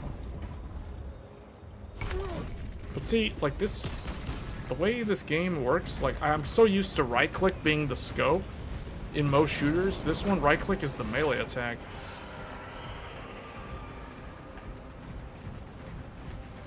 Munitions secured.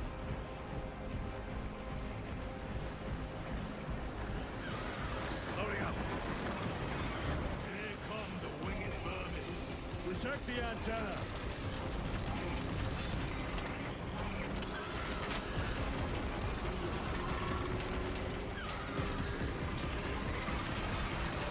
Changing magazine.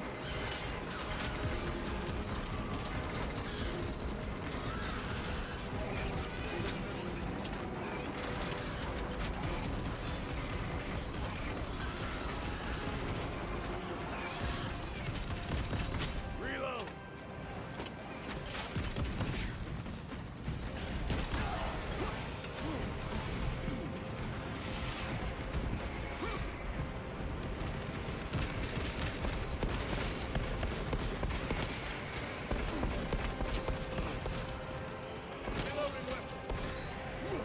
More gargoyles headed for the antenna.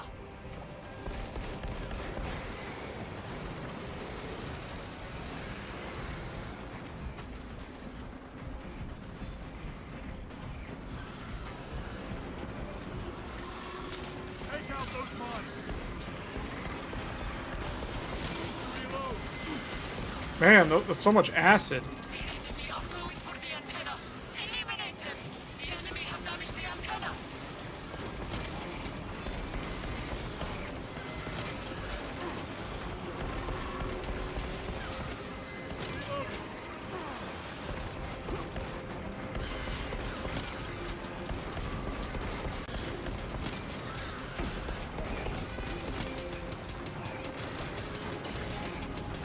Oh, I'm out of bullets. Enemy have damaged the antenna. I'm out of bullets. Throw a grenade? How am I supposed? I need more ammo. Oh boy, I have like no ammo. I'm at 1 HP. They have me down.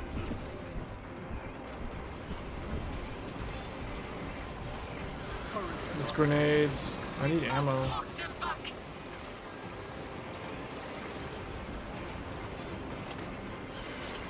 We must hold them back.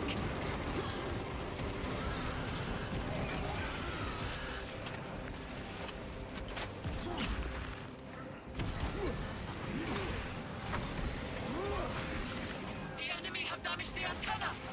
What is space? Oh, space bar is the dodge? What's up with these non-standard controls? I need help. Give me up, quick. My lord, the antenna has No, what the heck? Okay. Alright, I guess we're gonna switch to a different game. Yes, this is 4K. We are using FSR4. What am I... Resupplying. Hold on, I'm gonna Will use... not get past it. Let's use the grenade launcher. I wish right-click was not melee attack. Here come the winged vermin. Protect the antenna.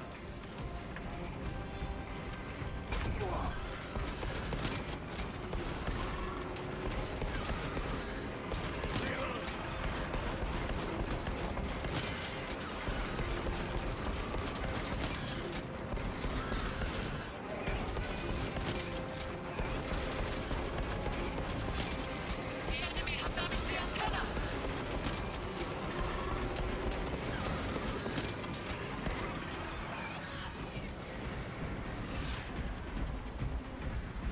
I need ammo.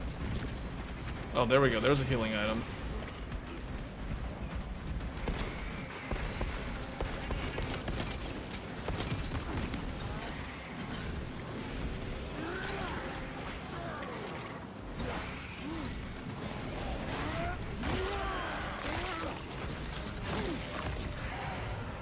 Vermin stuff.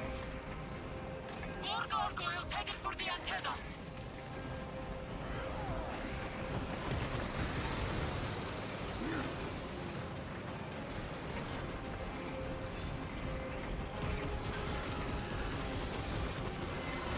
Changing magazine. The enemy are going for the antenna. Whoa, that's a lot of acid.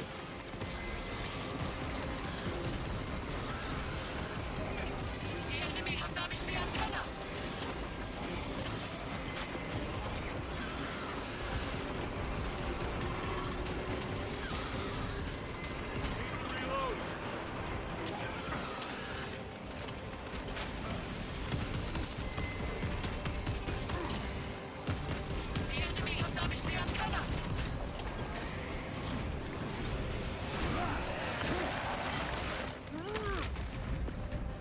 I need more of this. Restocking.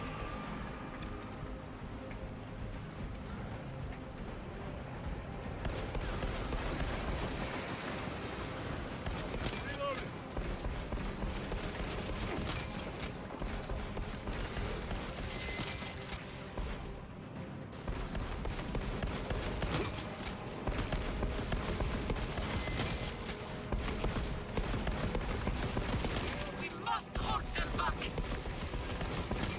The enemy have damaged the antenna.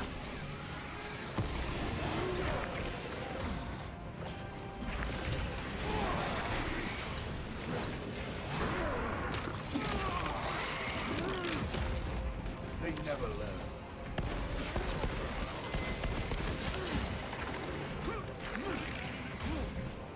Whoa, that guy did so much damage to me.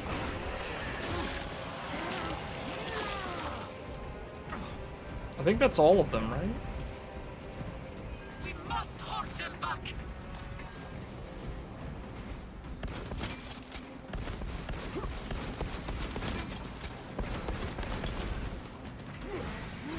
Well, now that I know that I gotta dodge, that helps. Space Marines 2 is better on controller, really?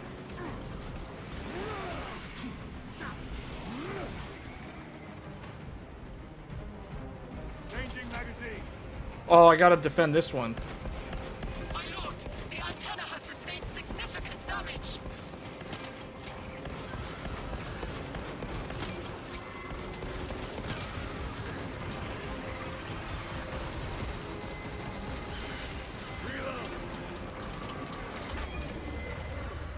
The heck?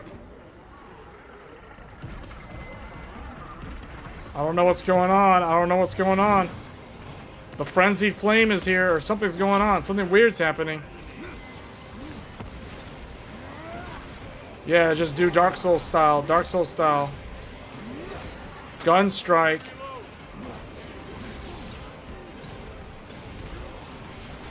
Defend the targeting system.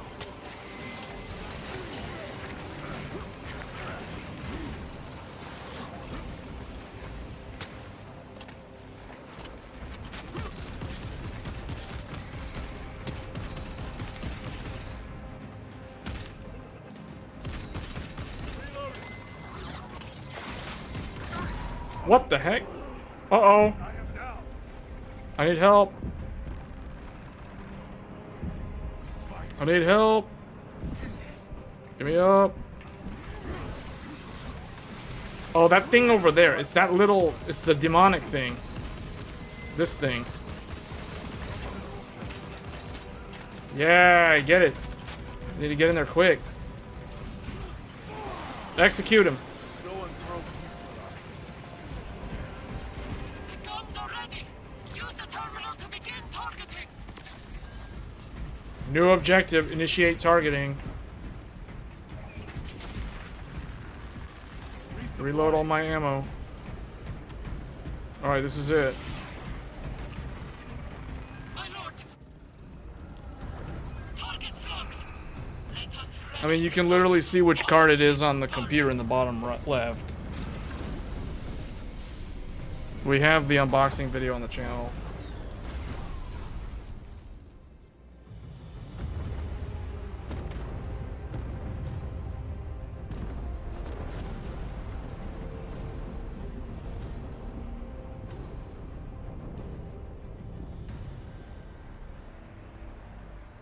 Yeah, this game is good.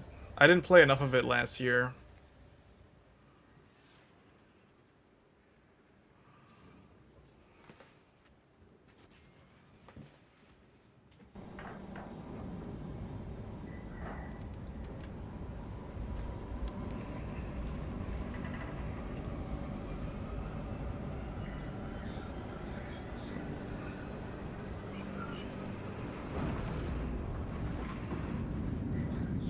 So far,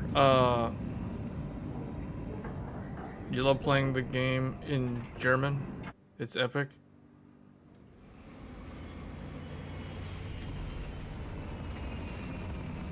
Oh man, this cutscene with FSR4. You know, I will say though, like, because this graphics card is not a 4K graphics card, FSR4 makes 1440 upscale to 4K look really good. This does look really good. And the stream quality looks really good too. Man. Who would have thought you don't have to spend, you know, like an insane amount of money to get this sort of gaming experience. I fought beside Elian for 2 decades. He could not have been defeated by Hormigons. There are creatures more deadly than Hormigons down there. You should not have let our squad be divided. He is gone, Sergeant. Duty is all. I do not forget my brothers so quickly.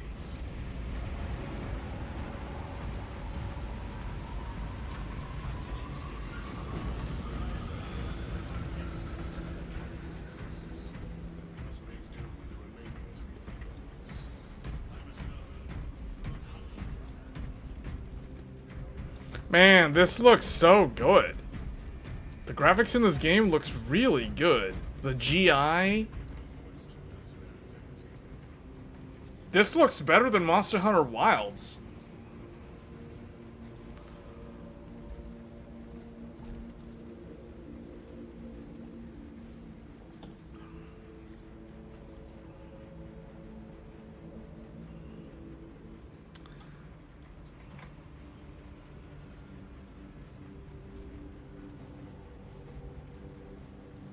That's a low bar. Well, I'm wondering if FSR4 can, like, magically fix that game's visuals. I highly doubt it. Hold on. So far, we've looked at Warhammer, Dynasty Warriors, and Horizon Forbidden West. So next, we're gonna look at either Monster Hunter Wilds or Like a Dragon Yakuza Pirate in Hawaii. Because that game also has FSR4. So we're probably going to do the Yakuza game next. Man, this quality looks good, people. Warhammer with FSR4 at 4K looks so good. This looks so boss. This looks so much better than Monster Hunter Wilds. See, the thing is, I've played so much Monster Hunter Wilds this past week, that my eyes are so, like, acclimated to the look of Monster Hunter Wilds that if a game looks better than Monster Hunter Wilds, it's immediately noticeable to me. It is immediately noticeable. This looks fantastic. Man, the texture detail, everything, it's coming through on the stream too. That's what's crazy. The encoder is so good, and it's barely even breaking a sweat.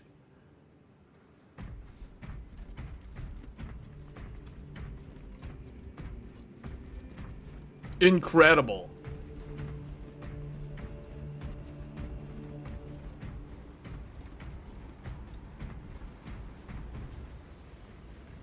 Wow. Well, maybe it'll fix the dusty, blurry look of Monster Hunter Wilds. Who knows? That game desperately needs this. That game desperately needs FSR4. Considering the fact that every GPU needs upscaling for that game, unless you're okay with frame gen. I mean, that's the other thing that's kind of needed for that game.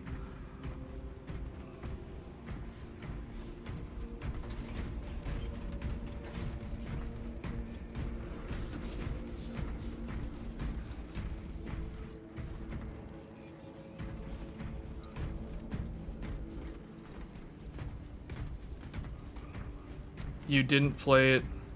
No. I played on the XTX. I've never played this game on the 4090. I rarely ever use the 4090 with games. That's used more for productivity. Lieutenant, I was informed you arrived with Lord Kalgar. Did you fight with him on Vigilus? I've read through those battle reports more than 100 times. A masterful defense. My duty kept me busy elsewhere. You have an unusual service record. That is my good fortune. I want a scout recon in that position. Captain, Get over here. Captain, I have the Mechanicus on Vox. They can wait. This is Nozick Beta 12, a Mechanicus Archmagos. He should have been aboard this ship an hour ago, but he refuses to leave Kadaku without some data from his lab. He's currently in this Imperial Guard base. His facility is here.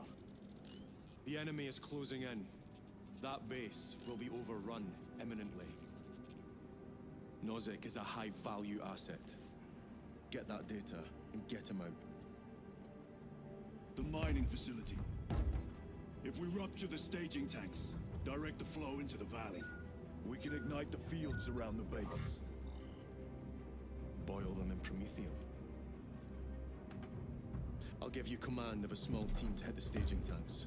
Everything looks so detailed. That's all I can spare. Brief them immediately. Yes, Captain. I know, man. This game looks so good. Retrieve Mechanicus data. We are Astartes. Titus Delirio, make ready to depart. Standing by. The theming on this game world is very unique.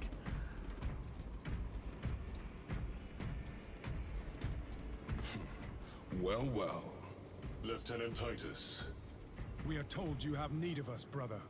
My squad must recover data from a Mechanicus research facility in Sector 41A.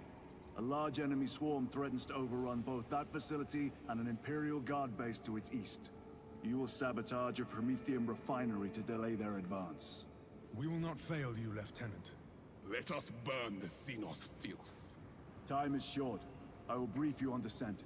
Brother, Magos Gallio wishes to see you in the armory. Noted.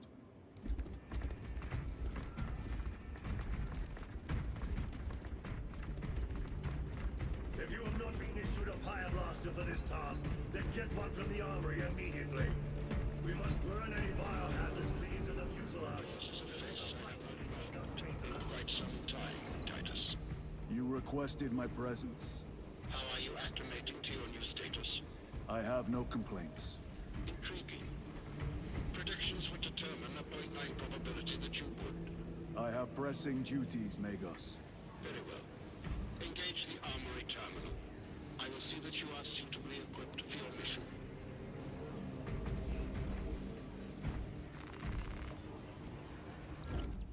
Indicate your desired war gear, and the armoring station will handle the outfitting procedure, though much has changed since we last met. All this will remain familiar to you. The Omnisire blessed us with clear-sightedness from the beginning. We offer blessings to this machine, that it may serve you just as it serves him. So heavy bolt pistol has the highest, its damage is higher, its reload speed is higher. I bet it has the least amount of rounds. Yeah, 80 rounds, no wonder.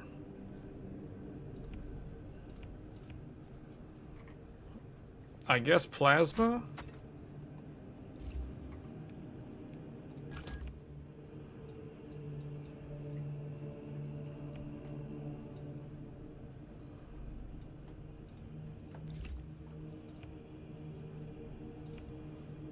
Chain sword is good. Does it have like a long wind-up time? Melee speed?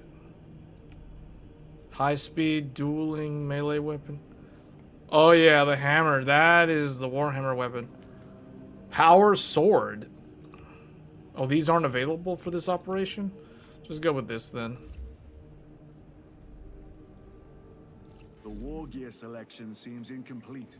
This armory is comprehensive, but available options are those recommended for the current mission. Very well. My thanks, Magos. Gallio will suffice. We know each other well enough for that.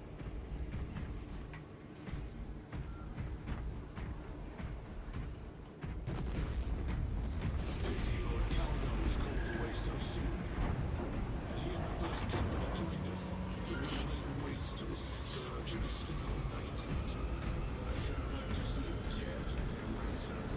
Titus. You leave on a mission of vital importance. The battlefield below leaves no room for the slightest error of judgment. I'm of clear mind and purpose. Yeah, this is XFX Quicksilver. Beloved Primarch guide You can see it in the system there. I shall follow your progress closely.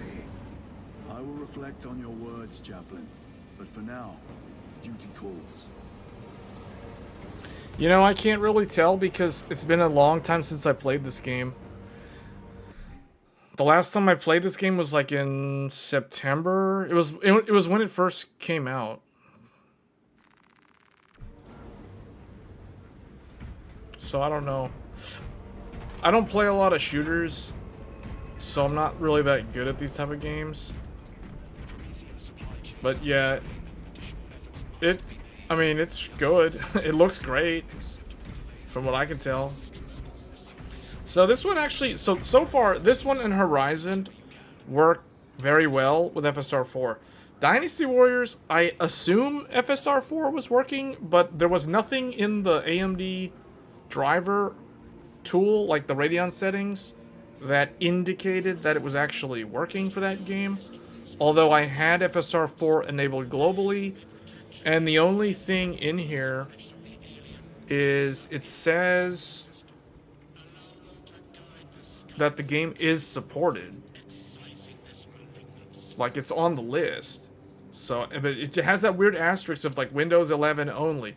Well, we are on Windows 11, so I don't know why that one was weird. Alright, next let's look at Like a Dragon Pirate Yakuza in Hawaii. So we're going to exit out of this. I think this automatically saves, so yeah, we'll quit out of this.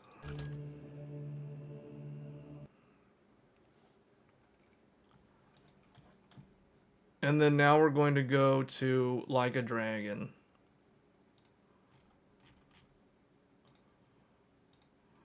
I last played that on February 21st, apparently. So it's been 2 weeks since I played Like a Dragon.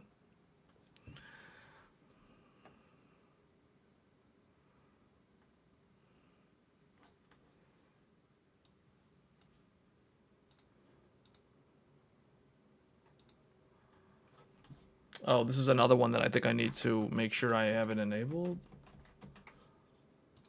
Click home. Click on the gaming. Okay, this one also, just like Dynasty Warriors, this one doesn't have the thing that tells me... I don't see the option for the green little check mark for FSR4. But we'll see what happens once the game compiles the shaders.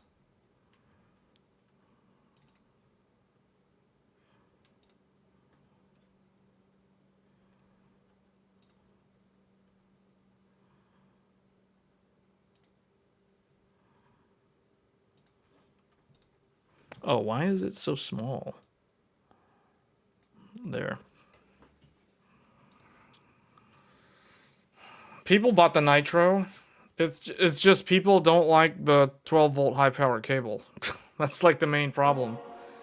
It's not a terrible thing that it has that, but it's like I would have preferred that it not have that. I personally think the XFX Mercury Magnetic Air is the best one. You avoid the power connector thing.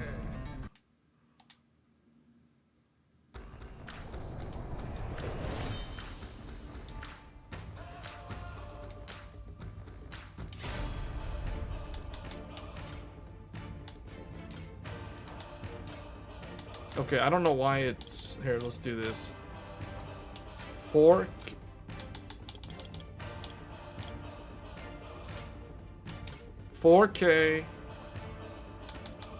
120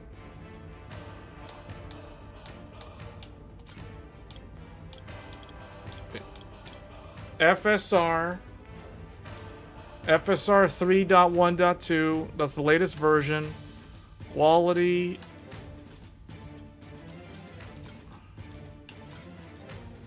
no frame gen.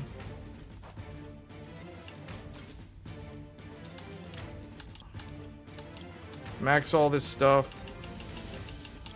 16x. Let's go.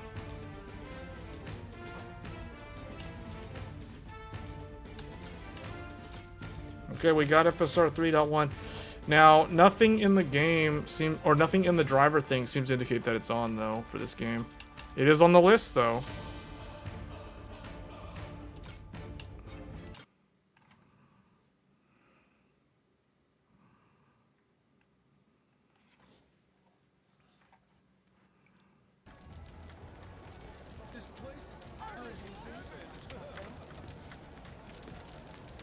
So this is how it looks. Oh wait, what the heck? Why is it so zoomed in now? Why did this game...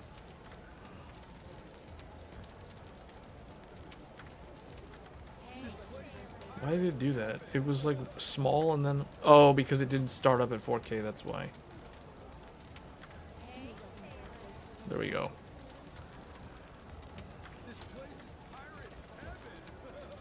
No, I'm not streaming from the Adrenaline software. Man, this is, I don't know. This one and Dynasty Warriors, I can't tell if it's actually using the FSR4.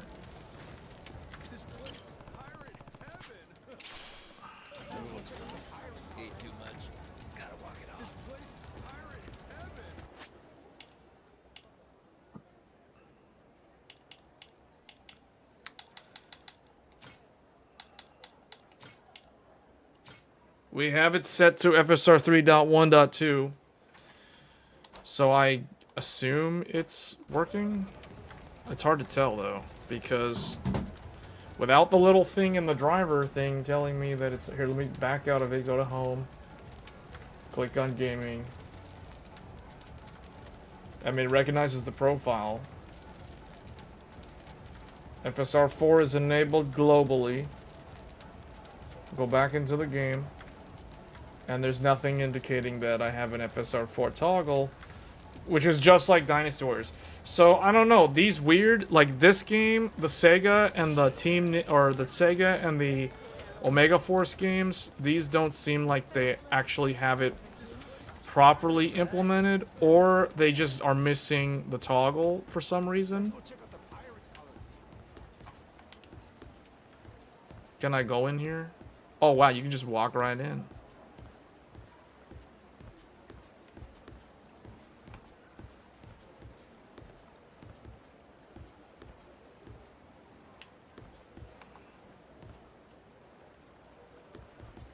Man. I forgot how to run. How do you run? Oh. Alright, let's see how it does in,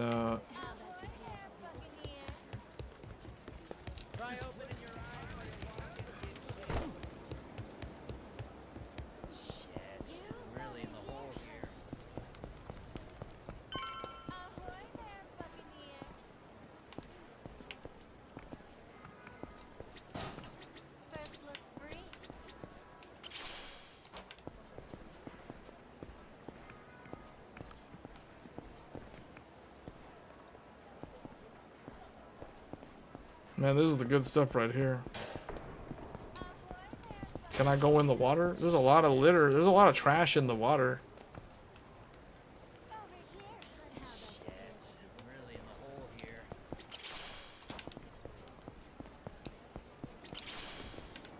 Components. He just found components on the ground.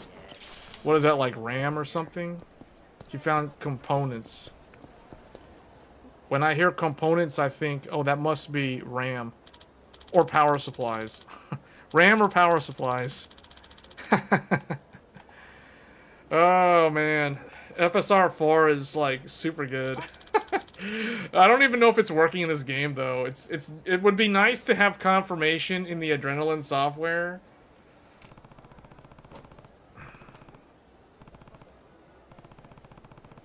He found a 4090 in the trash. Yeah, because it probably had a melted connector.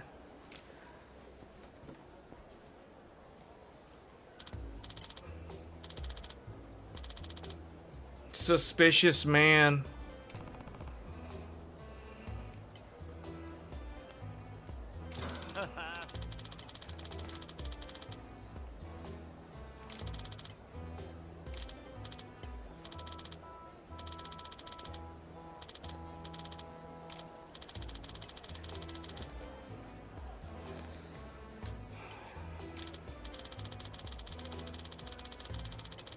This is a mini game. Just like Final Fantasy VII, this game's all about mini games. It's got so many mini games.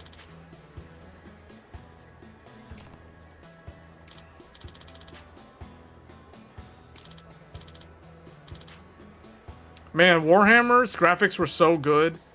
Looking at this game, like this game, they have the graphics are good, but I can tell how they don't look as good as that game.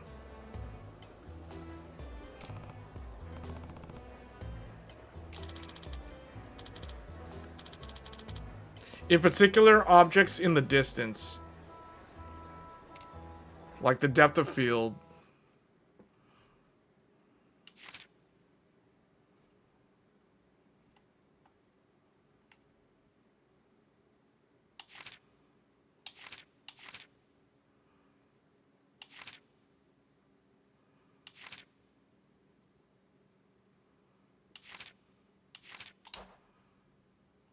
Ready to special swing.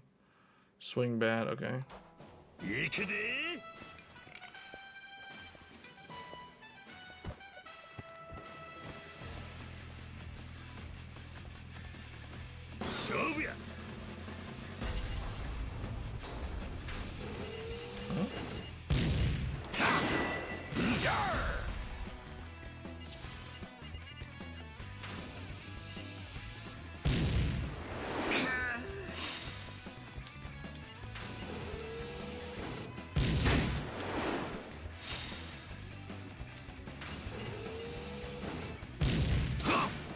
No, what the heck? What am I supposed to do? Pressing this will put you into a special stance.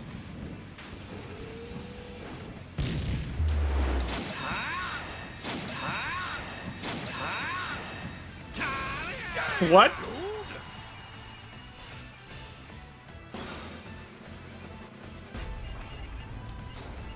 How do you build up the meter for that?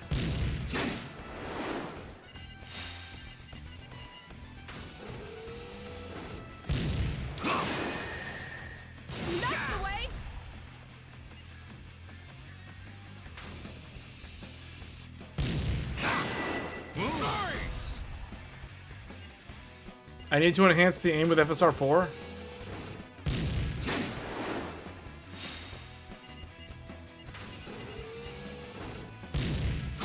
What? That was so high up in the air? The heck was that? He gets angry and throws the bat.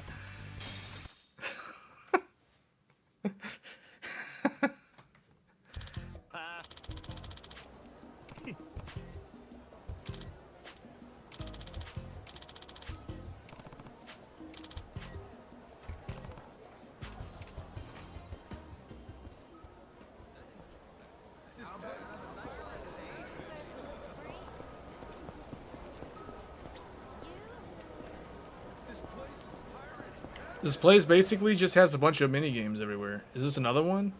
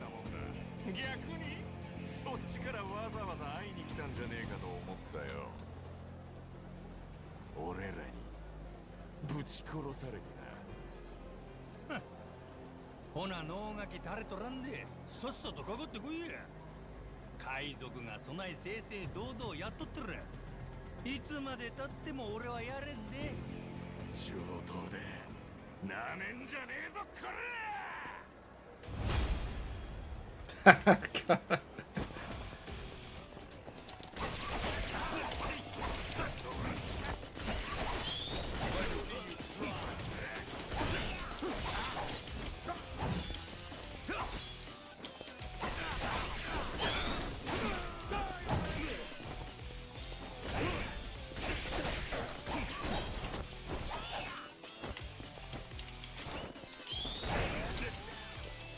forgot how to, like, what was the dodge button? All the control, all one of these games have different controls.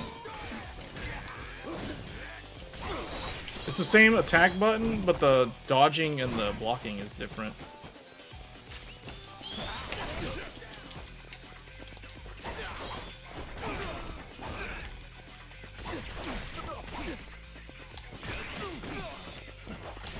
Oh, that's how he switches. Okay.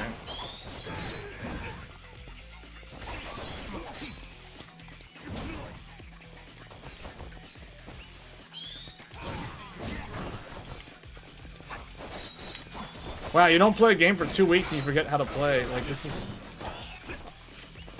I forgot how to do the parry.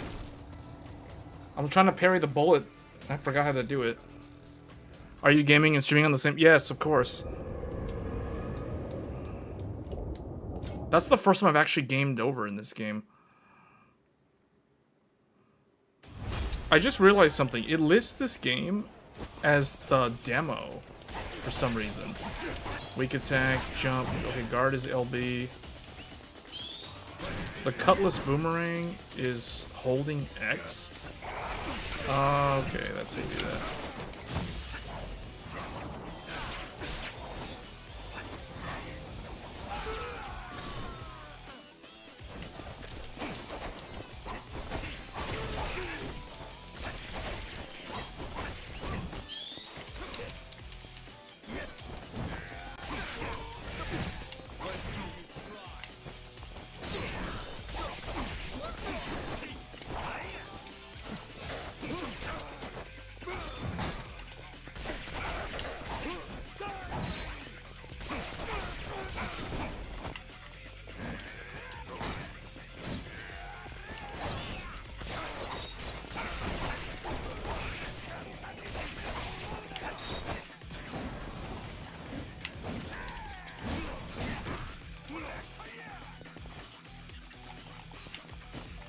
Man, what was the button to activate the ult? Was it this? Oh, what was the controls?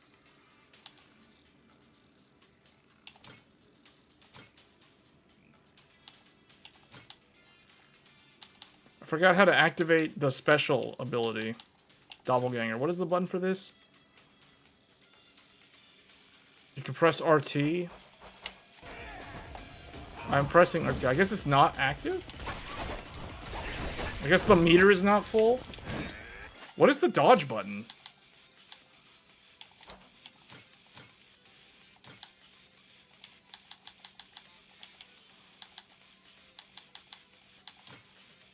LB and then LB. Oh, LB plus A. No wonder.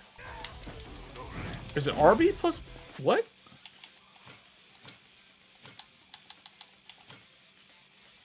Press RB plus A? Oh, okay. I was like, what the heck? It's like, why is it not LB plus A?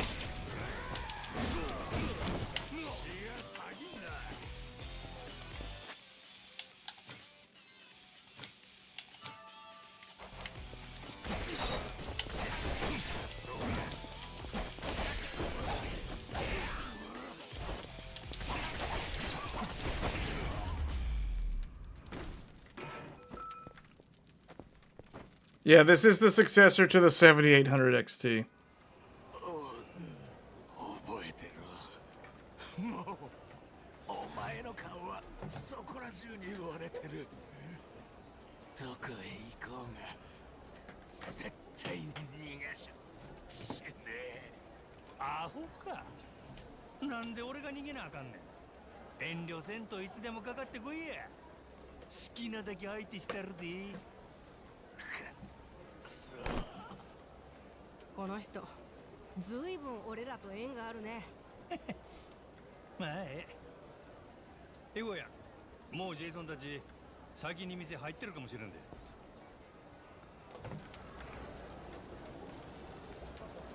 You tried what on the 7800 X3D?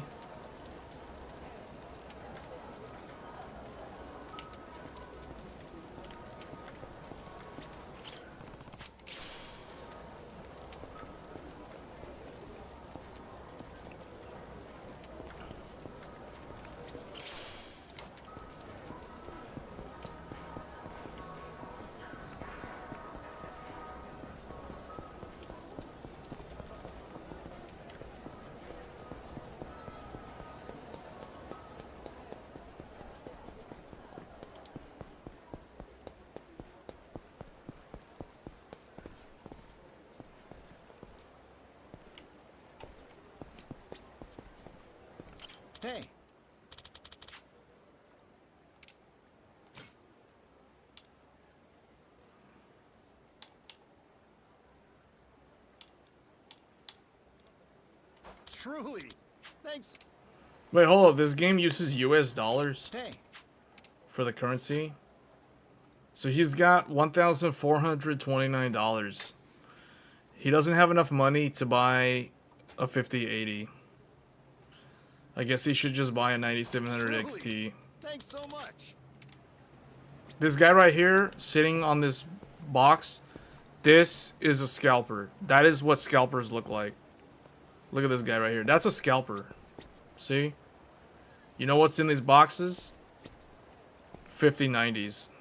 He's got a bunch of 5090s and 5080s in those boxes. That is a scalper. Hey. Majima wants to buy a 5090. The problem is, he doesn't want to sell him one because he knows he doesn't have enough money. Truly. Thanks so much. He's just like, yeah, man, no, go away from me. Go away. Go away. Okay, fine. But, do you have a Zotac? For real, do you have a Zotac? Hey. Do you have a Zotac 5090? No, see, he doesn't want to sell me his Zotac. Man, that's lame. Alright, whatever. I don't care, man. I don't need that 5090. I don't care about that stupid thing. It has a trashy power connector anyway. Garbage. Biggest waste of money, man. If that guy doesn't want to sell me a 5090, whatever. I don't need one. I don't need one. I got my 9070 XT. That's all I need. FSR4. I'm gaming at 4K right now.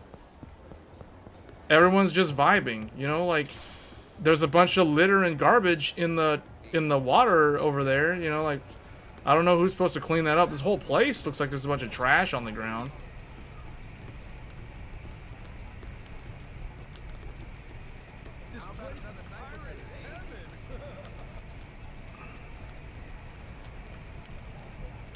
Look at all these people. Look, these people right here, these people playing cards. Look at that. They're playing cards, man. They're playing cards.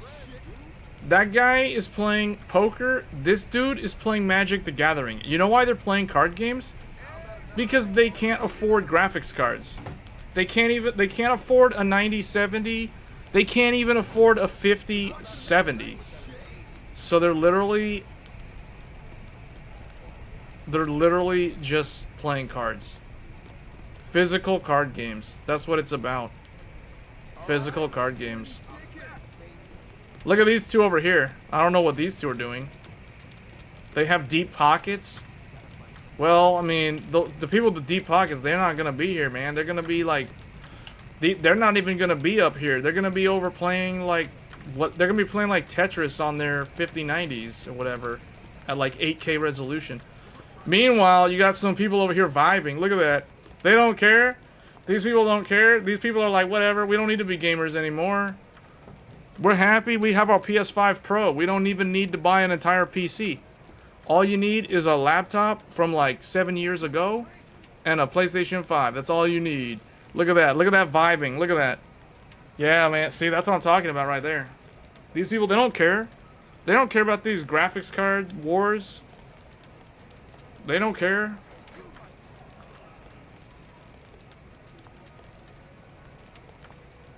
They be vibing. That's it. Look at that. Look at the moves. Look at the moves. Like Captain Falcon.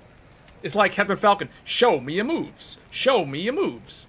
Remember that? It's like that. The game looks good. I told you.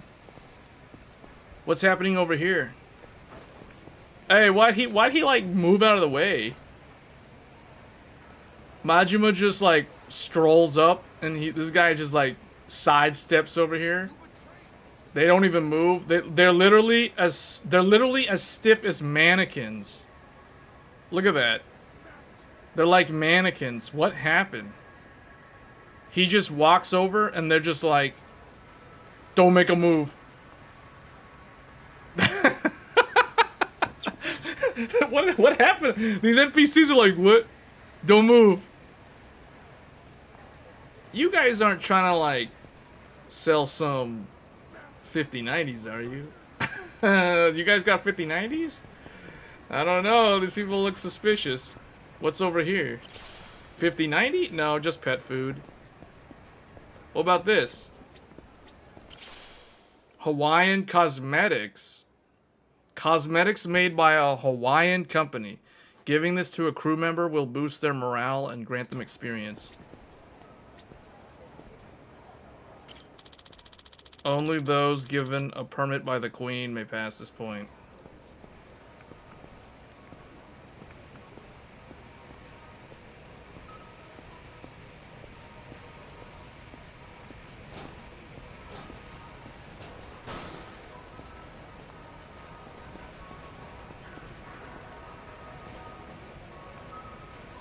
Why is everybody vibing and wearing like sunglasses? They all look kind of shady. This whole place is sketch. Is this where all the scalpers go?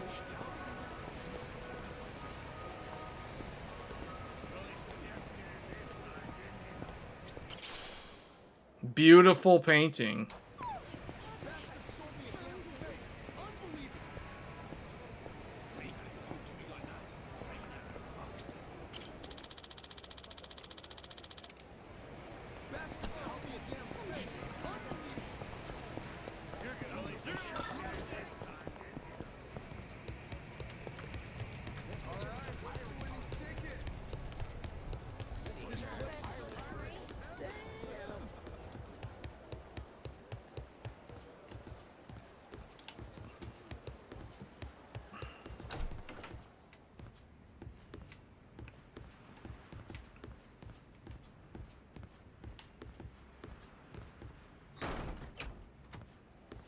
This game is like if Jack Sparrow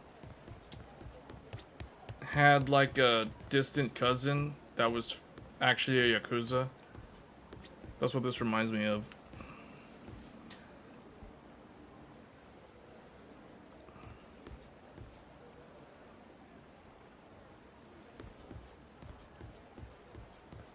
Majima sold his 4090 on eBay, built this ship with the money.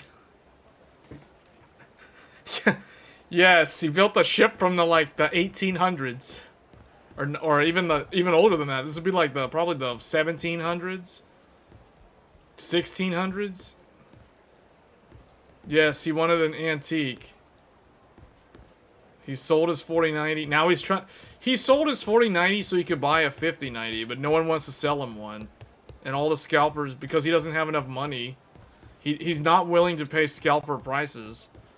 I mean, he's only got like $1,429, which is not enough money to buy a 5090. He's never going to settle for any of the other NVIDIA cards because they're such trash. So it's like he's stuck playing the game with a 9070 XT. What, you guys got 9070 XTs on launch day 2?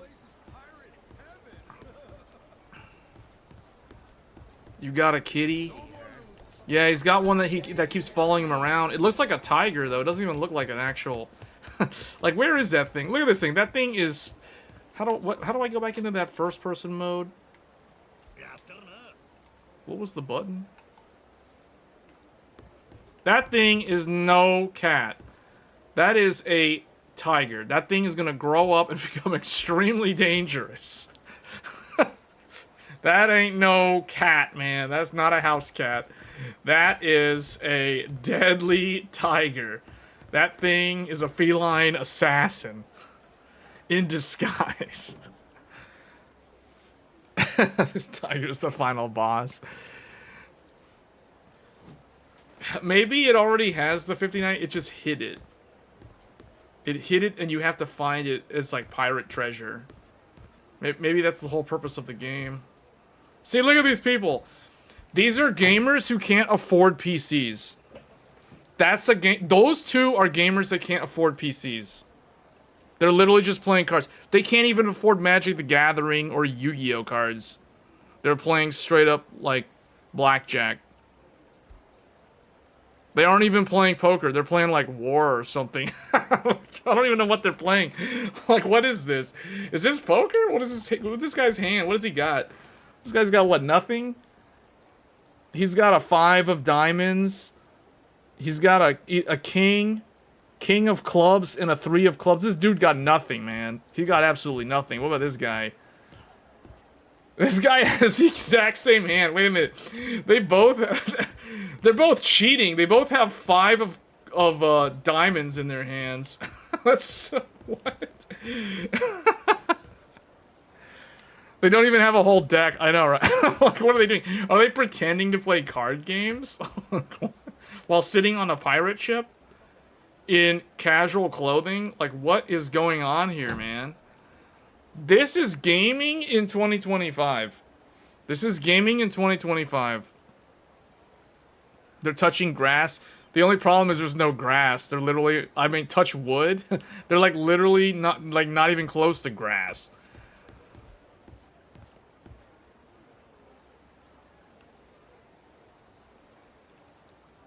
I just realized this place is completely, it's like in a giant cave. There's no sunlight. So this place is always going to look like this. 24/7.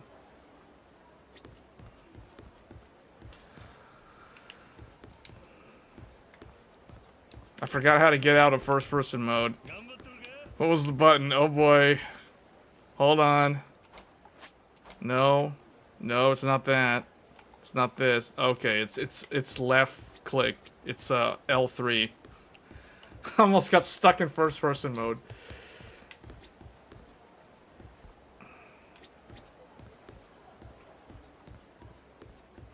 Tariffs got folks touching wood. Yeah, these guys gave up on trying to get GPUs. They don't live near a micro center. See, this is what happens if you... This is what happens... Well, I don't know. I guess they could have ordered one off a Newegg if they really wanted. But I guess they're like, I don't have the rest of the computer. It's not worth trying to get just the GPU.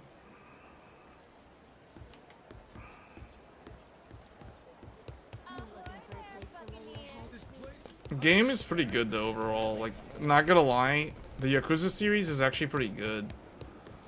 I don't know. I find this series in particular more entertaining than Grand Theft Auto. Grand Theft Auto, if GTA 6 comes out this year, like, wait, what is that? What is this? What is that? Huh?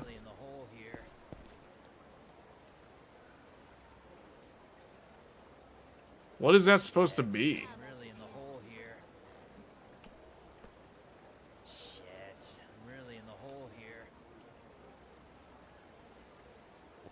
It's an Australian worm?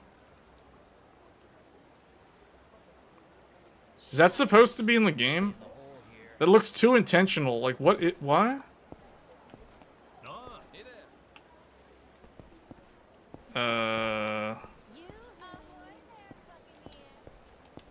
Huh? What? I don't understand. What is this thing just supposed to be doing like that? Hey, did this little cat find a 4090 somewhere? No, he found a silver butterfly.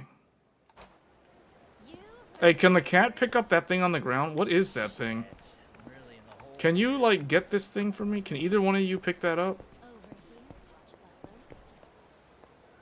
No? Well, this is FSR4 at its finest.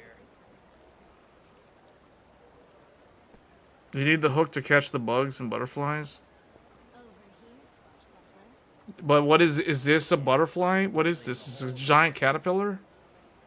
I'm just trying to comprehend what I'm actually looking at here. Like, what is this thing? You're probably going to get COVID too by touching it.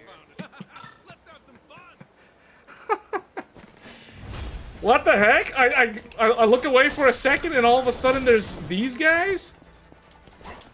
In fact, I need to heal up.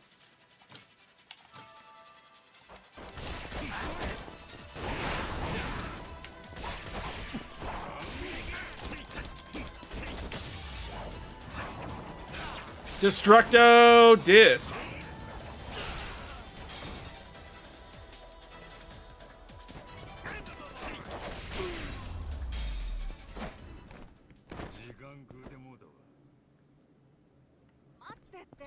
Did that random thing... See, the thing is still there! That must be some kind of special thing that you can get when you have the hook.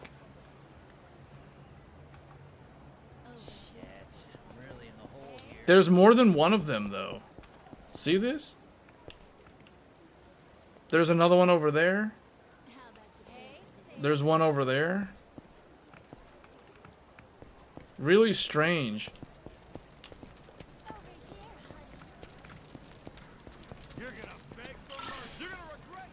Components.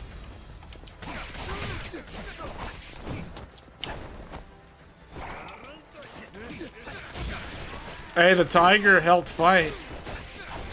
The tiger helped stun lock one of the enemies.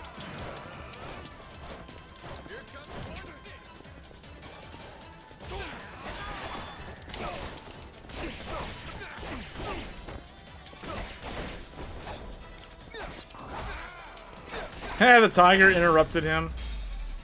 Twice. Oh, those little those slugs are the missing ROPs? These are the missing ROPs. I wonder if they're, like, leading me somewhere, because there's, like, a trail of them.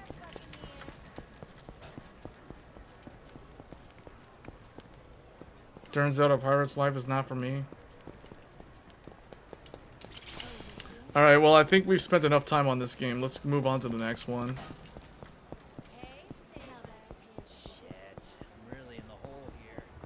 I still don't even know, without the driver thing telling me that it's enabled, I have no idea. It's on the support list though, so technically this one supports FSR4, so I'm gonna guess that it's been using FSR4. It certainly looks pretty clear, like the image stability of this game, with FSR312, assuming FSR4 is actually running, it looks pretty good. Yeah, we're about to try another game. So I'll save.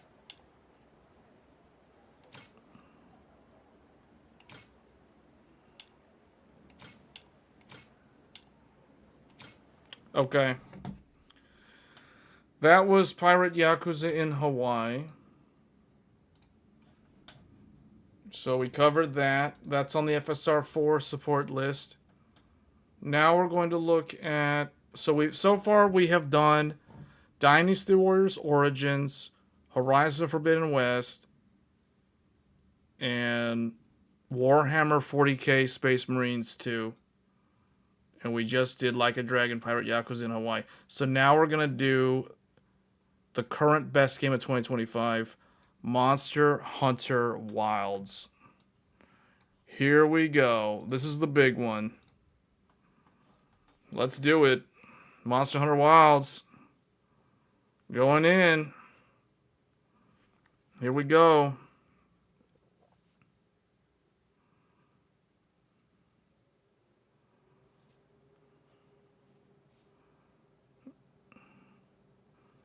Oh, am I supposed to? I need to check the stuff.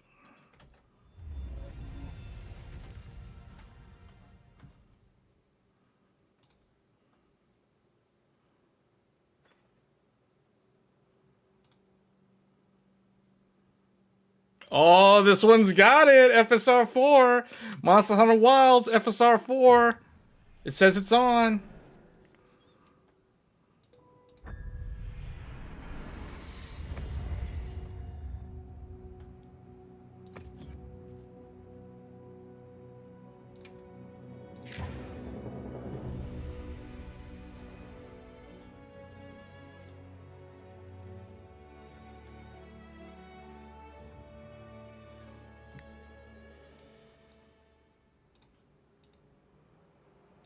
This is it.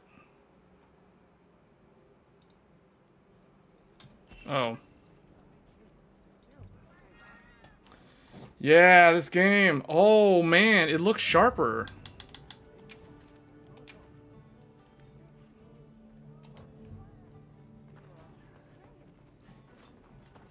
Okay, let's see.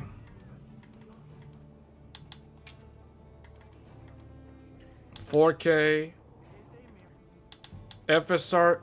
Whoa, it actually shows it. What the heck? This is different from yesterday. Was there an update? Because when I booted this game up yesterday, when I first got the graphics card, it wasn't saying this. This one's like Call of Duty. This is the full thing. It literally says it in the game, FSR4. If you've enabled... What? It's on. The driver shows it also. And the Radeon... They got the green check mark. Oh, man. What?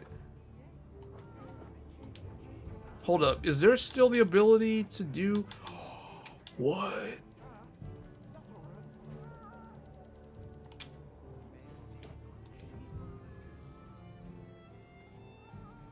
This might be a little bit over-sharpened. Hold up. Let's... Oh, there was a lot of traversal stutter right there. Let's, Wait, hold up. Hold on a second. For real?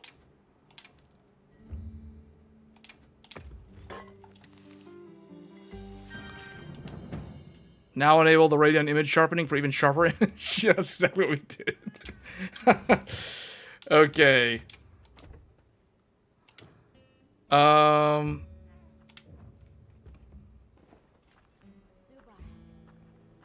Man, what? Now, okay, there's some traversal stuttering going on, but hold on, let's get into a fight here. Do I have an optional I need to do? I've done all of these. I need to start doing, like, endgame stuff. We will be also... Okay, hold on. The Chains of Life. I need to do the Chains of Life. Hunt the Ark Veiled. This one's not done. So we'll do this one. Actually, I kind of want to do the Jindahad or the Gore Magala. I want to do Jindahad or Gore Magala. So let's see what the lobby members... Let's do... Someone was asking earlier, let's do a multiplayer. Okay, this is a multiplayer game. So let's get in here and let's do some multiplayer stuff. Now, I can't believe this game is running FSR4. I tested it yesterday and it wasn't in. There must have been a patch. Capcom must have put in a patch. Okay, let's do... Oh, wait. I gotta do this? No, let's do this one. Let's go. Hopefully it's still open. Don't forget the sharpness slider on the monitor. Why? Man, this runs the game good. Quality. Basically, that means we're running the game at 1440p internal resolution that upscaled to 4K resolution. And then we're downscaling it back to 1440 for the stream. So we're doing the graphics card's doing a double pass.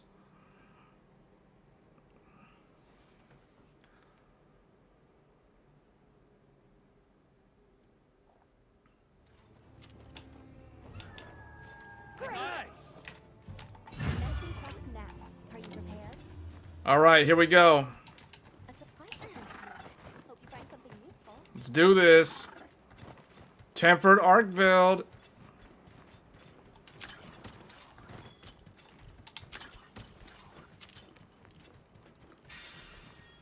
We're going in dual blades.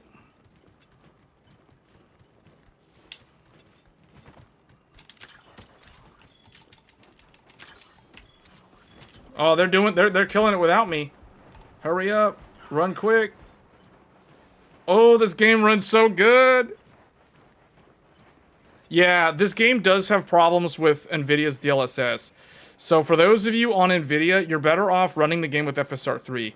There are known crashing issues with DLSS on this game. Alright, here we go. Oh, yes. Uh-oh. I took a lot of damage there. I walked right into that.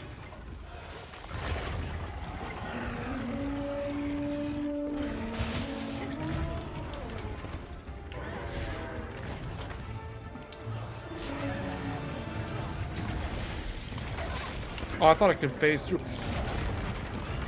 Okay.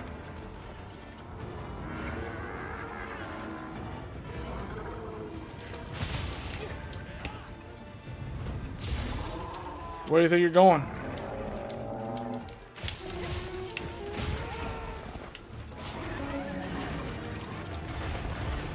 Oh, I don't trust it.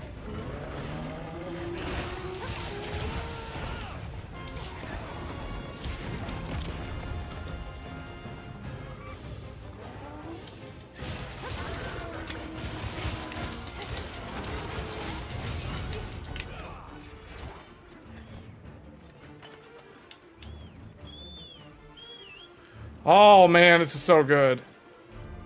We'll turn Afterburner on after this hunt, because Afterburner has caused this game to crash occasionally while also trying to use OBS to hook into it. If I wasn't streaming, it wouldn't be a problem, but because I'm streaming, trying to like turn it on after the fact can sometimes cause it to crash. So I'm not going to do that while I'm in a multiplayer hunt. Alright, here we go, here we go. This is our chance, this is our chance.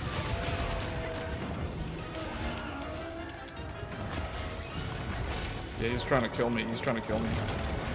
Ooh, that was close. I need this.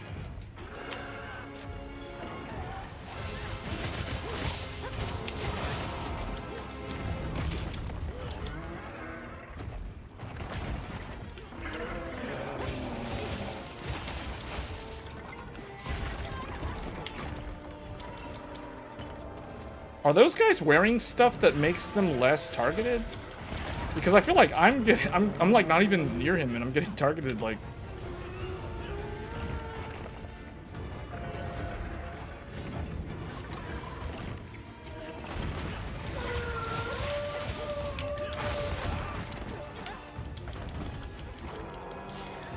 Oh boy.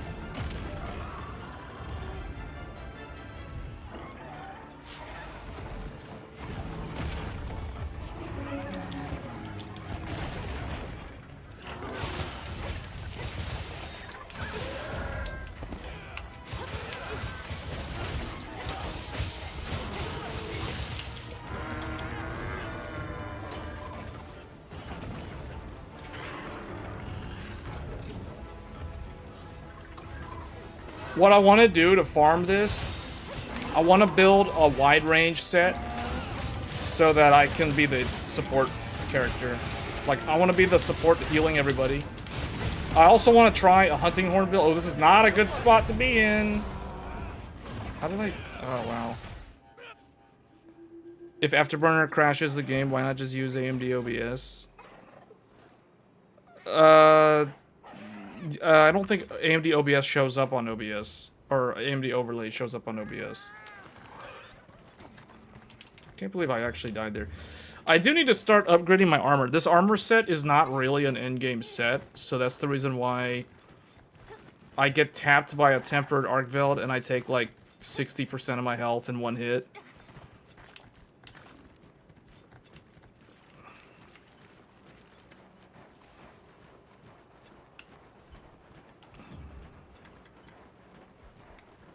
Hold on, what's my... Yeah, this isn't even fully upgraded. I'm trying to fully upgrade my dual blade.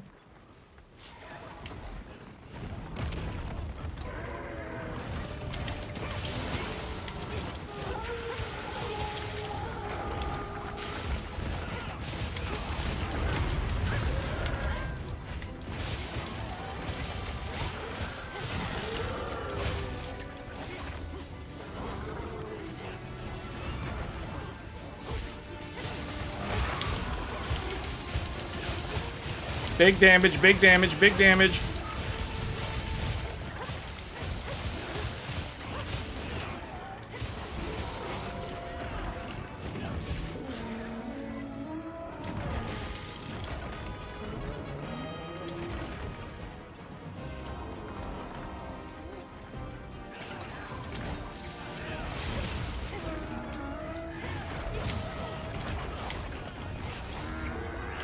He's pinned.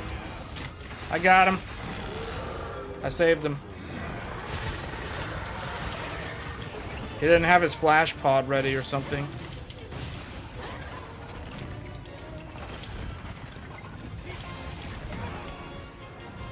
See, look. He tapped me and I took 50% HP damage. Man, I gotta upgrade this armor. Or I need to get a new set.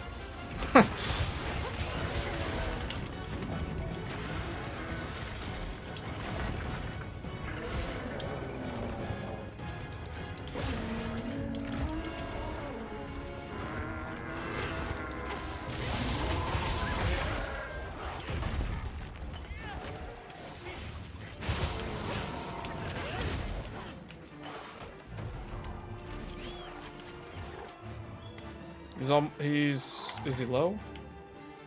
Where's his tail? Did we cut off his... Oh yeah, we cut his tail off.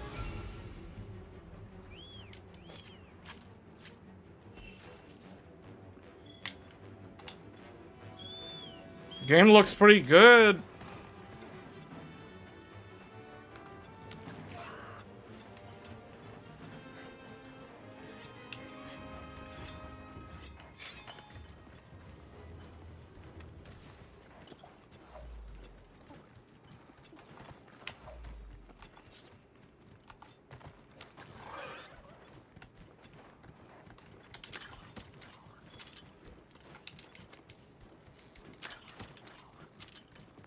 Set. Do I have bombs with me? Oh, I don't think I...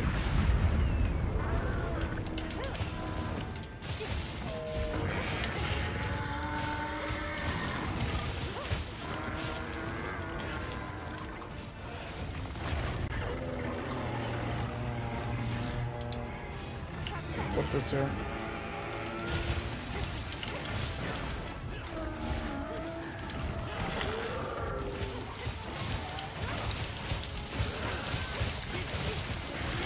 There.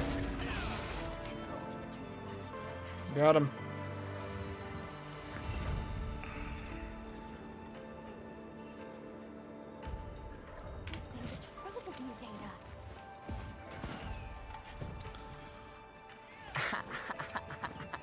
Oh yeah, Steam FPS. I guess I could turn that on because that doesn't interfere with the thing.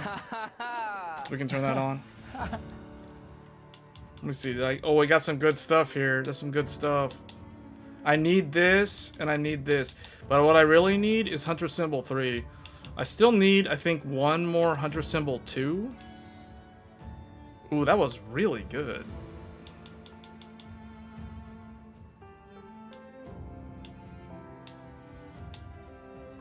Oh, Tenderizer Jewel's really, really good. Weakness Exploit. Coalescence is also good. I remember that from Iceborne. That's good. Dragon Attack, that'd be good. Hunter rank 51.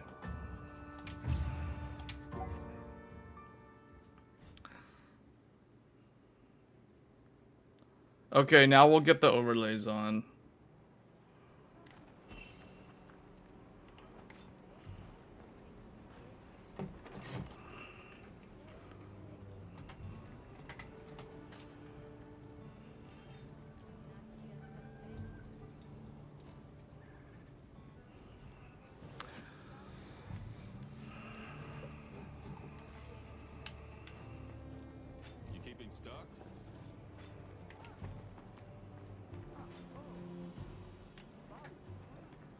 All right, here we go.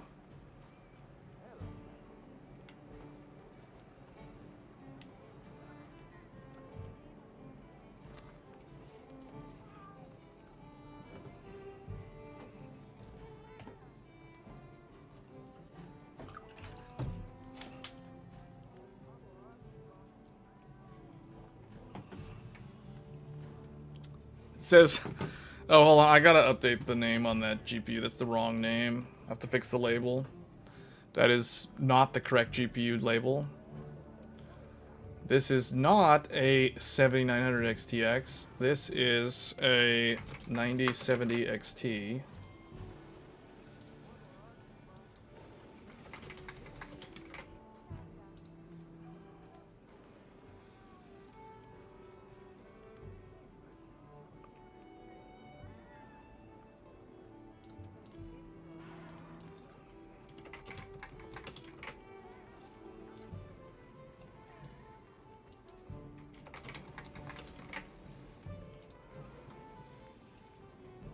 There. Now we have 9000 series Ryzen with 9000 series Radeon. Now they actually match again. Because for a while it was mismatched. You had like Ryzen 9000 with Radeon. With Radeon 7000.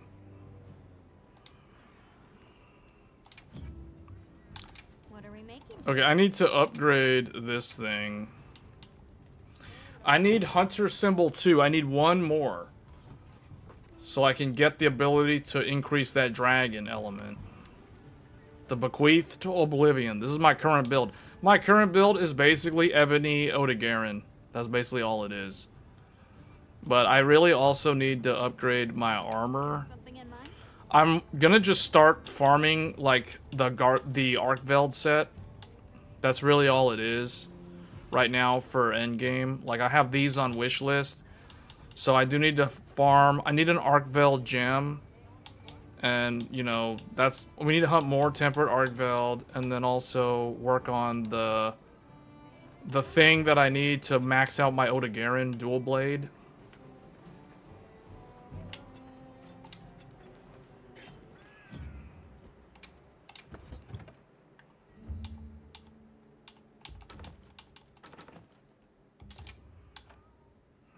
Also, I realized that I'm not bringing the Mega Barrel Bomb. I should be bringing these.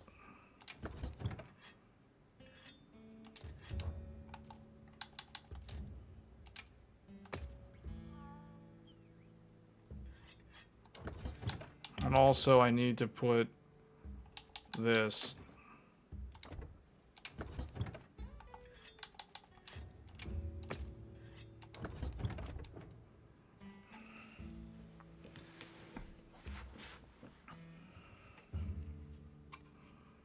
Yeah, this graphics card is just way too good. There's a reason why it's sold out.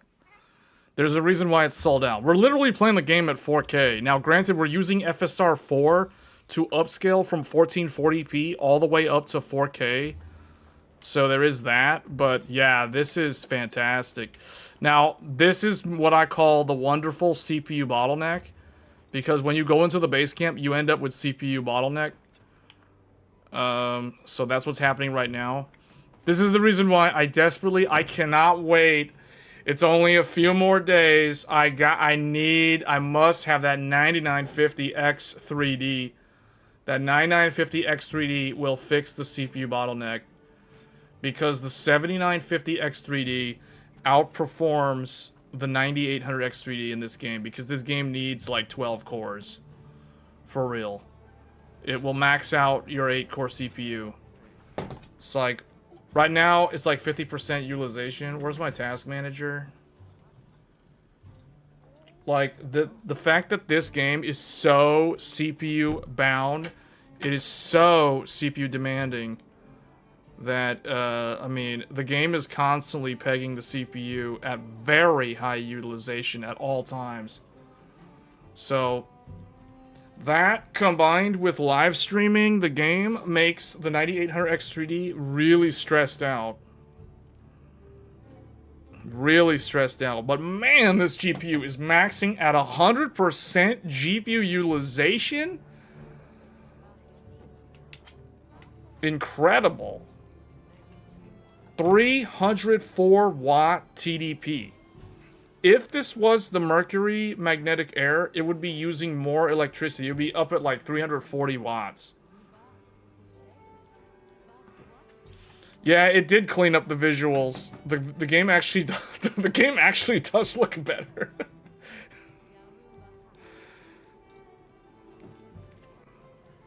All right, well, let's get into another fight or another hunt.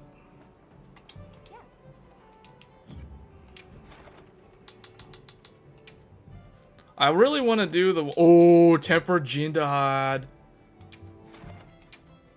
Can I get in on this? Tempered Jindahad. Oh, man. Here we go.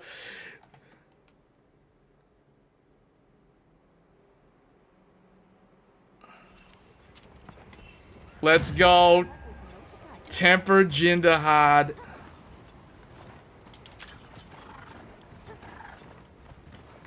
Oh, I'm gonna need a,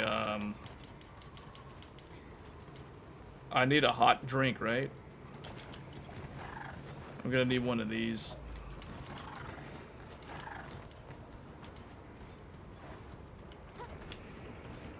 Alright, here we go. Full party. Here we go. This is it. This is a big one.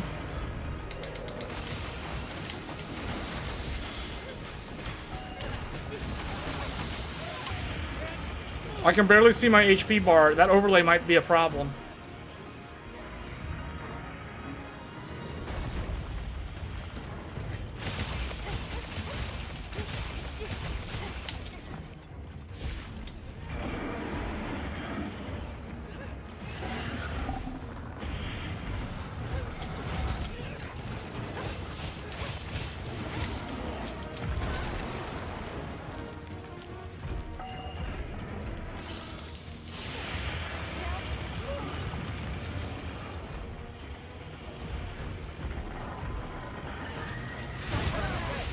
Watch out! Somebody died.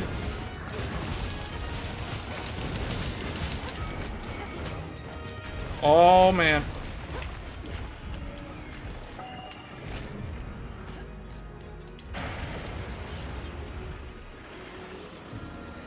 Well, that's the first time I've ever seen the Hirobamis interfere with a Jindahad.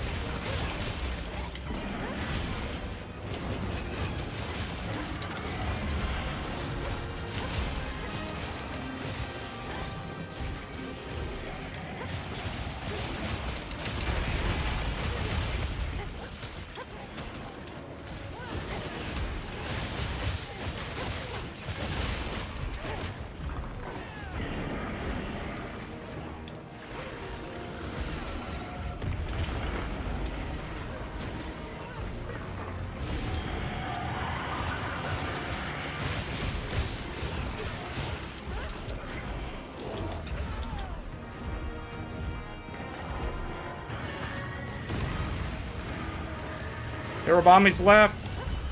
It was too much. He was too much for them to handle.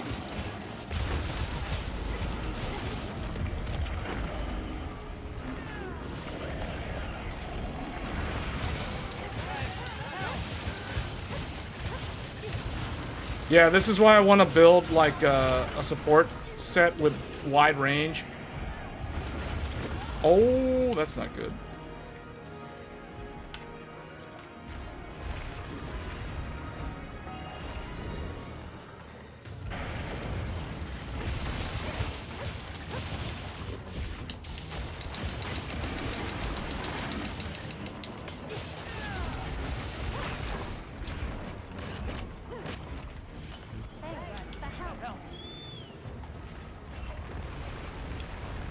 I need to pick up something. I don't have any, like... I guess I can go with the flash pod? I don't know if that works on this guy.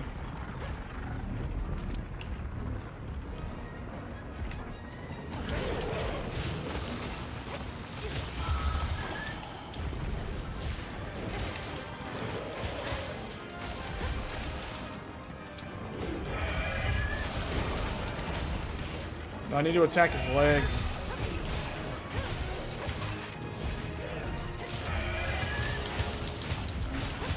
Oh, now's my chance. No, I'm on the wrong side.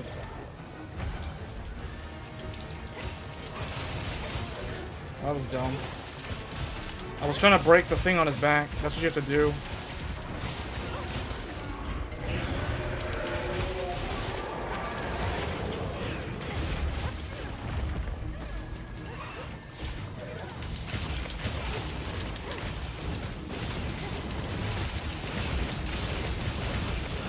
Big damage, big damage. Oh. What's he doing?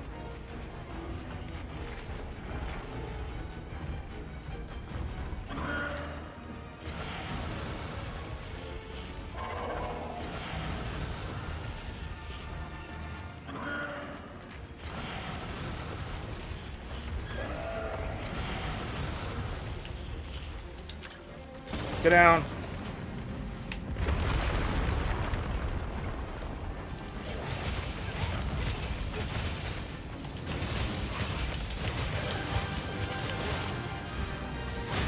All right, here we go. Attack on Titan. Attack on... Oh, he messed me up. I was about to do the Levi and spin all across his back. I'll get it.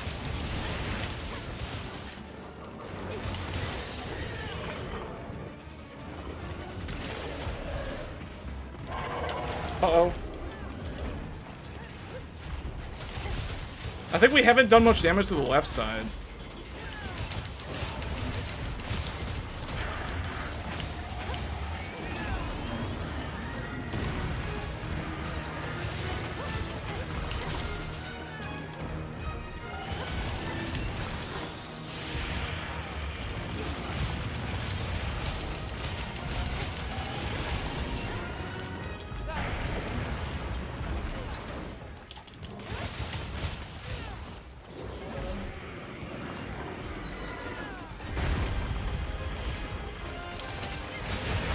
Oh, yeah.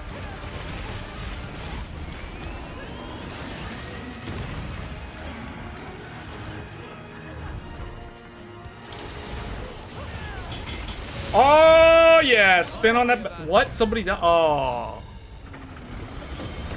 Oh, man. Someone carded. Apparently, when I joined, there were already someone already carded once when I joined, and then the guy with the charge blade carded twice. Oh well. I really needed that quest also.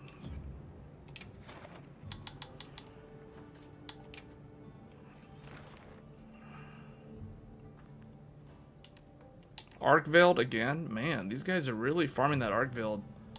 I really want like a Jindahad. Hold on, I need to check something because how do I get what is that thing that I need? I'll be waiting here. I need the Hunter Ticket 2 or something. See you later, sure. What are we making today? I need this Hunter Symbol 2, which I think Troublemakers has that. Hunter Symbol 2. Monster Hunter Wilds Hunter Symbol 2. Like, what drops that? Troublemakers, Echoing of the Cliffs, and the Struggle to Survive. Any of those quests. So Troublemakers would actually do it.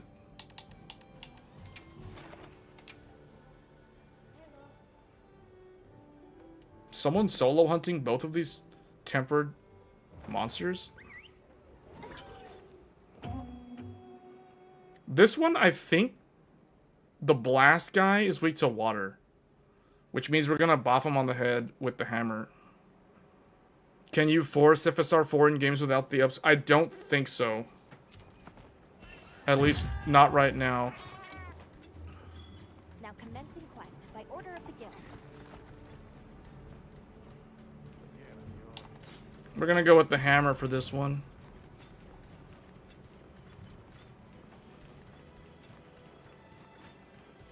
Oh, he's already hunted the Gravios.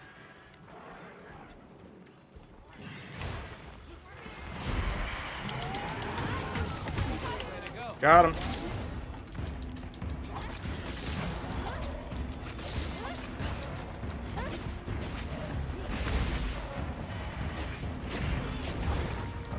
Get that Wrathwolf out of here.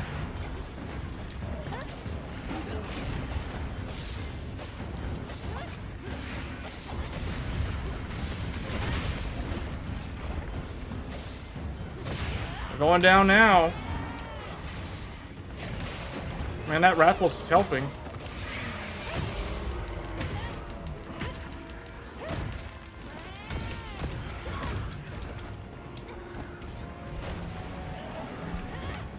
Hold on, what's this thing on the ground? We need to get that Wrathwolf out of here.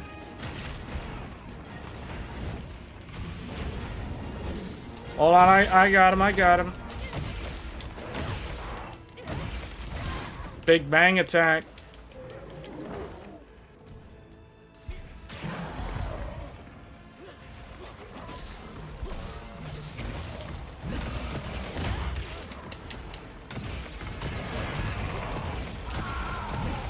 I've set a trap.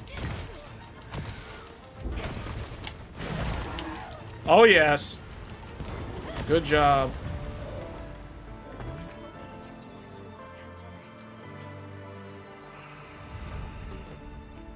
This thing's a trove of How often do these games break in your real job? Break in your real job? What do you mean? Break in your real job? These games?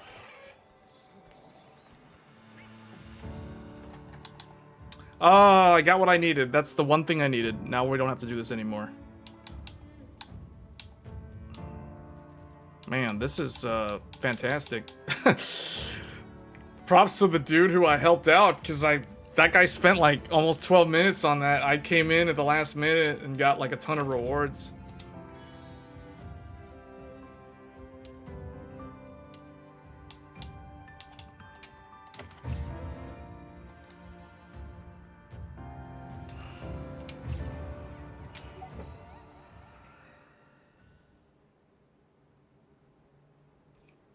Paid testing?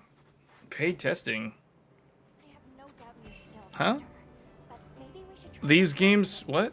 I don't get review samples for games, if that's what you're saying. Like, I don't get games for free from the publisher for review. This isn't really a game review channel. That being said, I don't actually get hardware from manufacturers for review either. So, like, I have to buy my own hardware. Same thing with the games. Paid to QA? I don't QA the games. That has nothing to do with me. Like, I don't test games.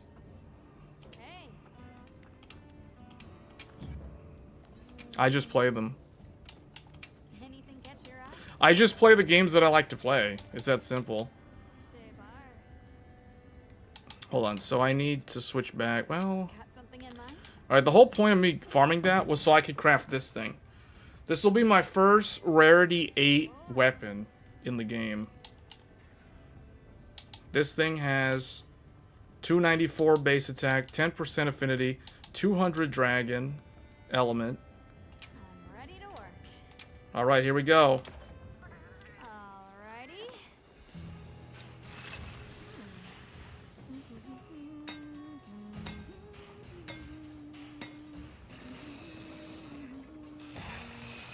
I'm a software evangelist. Perfection. Well, maybe those, maybe they need to reach out to me then. If they want me to review their stuff.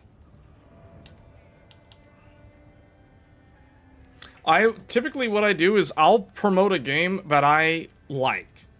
I mean, it's pretty simple. It's fairly cut and dry. If I don't like the game, or if I'm not into the game or the genre, you won't see me streaming it, and we won't really cover it. Like, case in point, Cyberpunk 2077. I don't care about that game. I still haven't even played that game. Like, I don't have Cyberpunk. I probably never will. It just doesn't interest me. The game was broken at launch, so I never bothered with it. And by the time they fixed it, I never had any time to play it because I was too busy with other things and newer games were coming out. So, like, Cyberpunk 2077 is a prime example of a game that basically missed the window of opportunity for me. Like, I will probably never cover that game on this channel, like, ever. I don't have anything against the developers. I don't have anything against the game. It's just a game that doesn't interest me, so I don't cover it. That being said, I will cover games that people don't expect to see in review content, like Monster Hunter Wilds. No reviewer is covering Monster Hunter Wilds, but in my opinion, this game is far superior to Cyberpunk 2077. Cyberpunk is a benchmark game. Yeah, I wonder, like, how many people actually play Cyberpunk to play the actual game? You know what I'm saying? Like, I assume it's an okay game. You know what's another game that's just kind of become a benchmark game, but it doesn't even have a built-in benchmark? Starfield. Starfield was a game that was so disappointing, and I even, like, covered Starfield. We did a lot of videos about Starfield. I did a bunch of different, like, GPU comparison videos. But, yeah, I mean...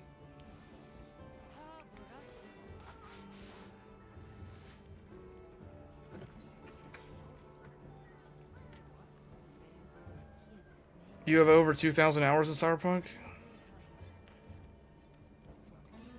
Yeah, well, I've never played it. At this point, I probably never will. So, I guess, like, my games, the games that I play are typically action games, action RPGs, and old school RPGs. So, like, turn-based RPGs, I will totally cover turn-based RPGs. Turn-based RPGs, action RPGs, so like Elden Ring, all the Dark Souls games, all that kind of stuff, like, yeah, we will cover those type of games 100%. 100%. Those games get priority. Like, if one of those games come out, I will literally, like, drop all the other games to play those games.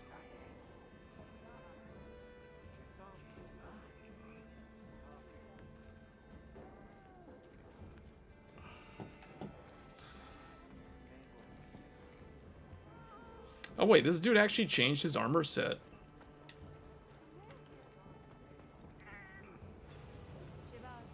Okay, now I guess I can start looking at what sort of endgame weapon.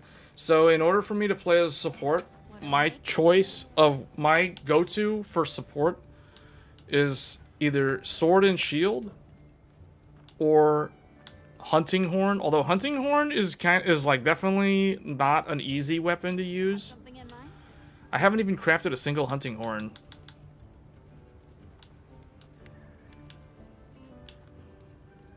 Man, there's some pretty cool ones too. Grudge sounder.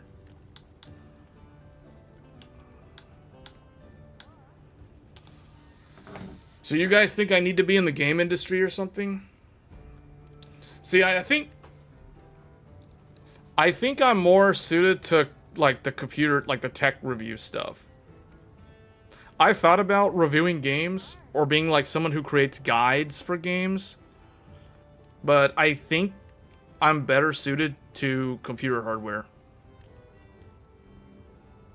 compared to, like, covering video games. I don't know. I think the vast majority of my audience is more into building computers and just computer hardware. The tech stuff more so than the gaming. I mean, I'm pretty sure there's some of my viewers probably don't even play games. I mean, I think the majority of my audience does play games to some extent at least.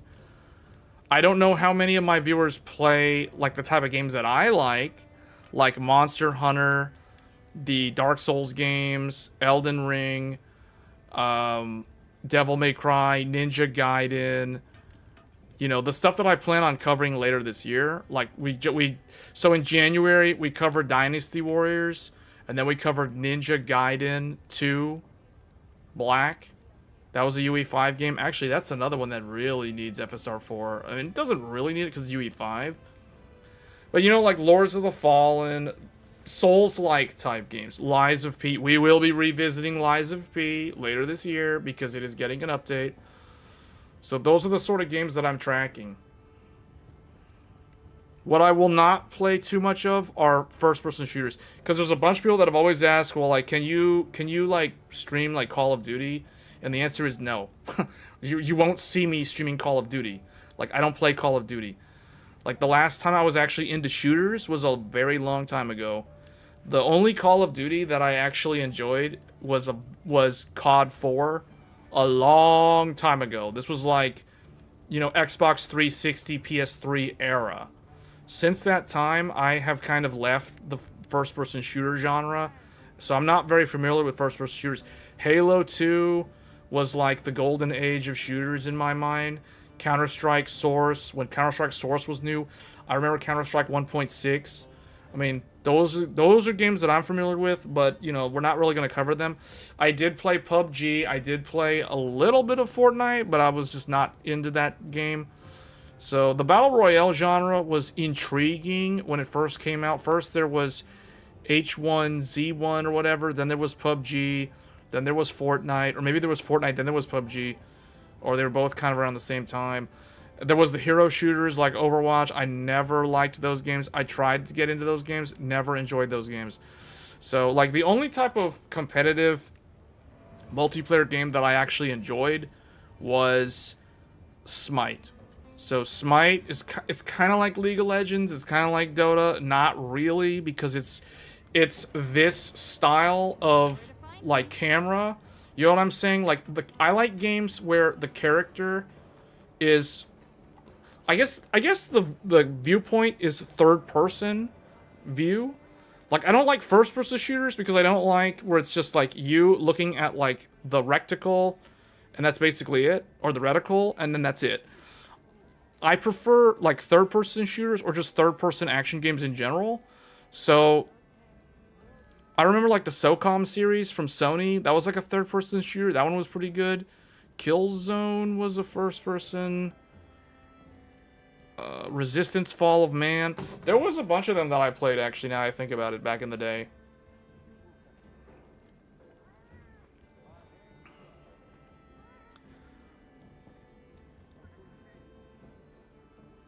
Death Stranding 2 gets a release date soon.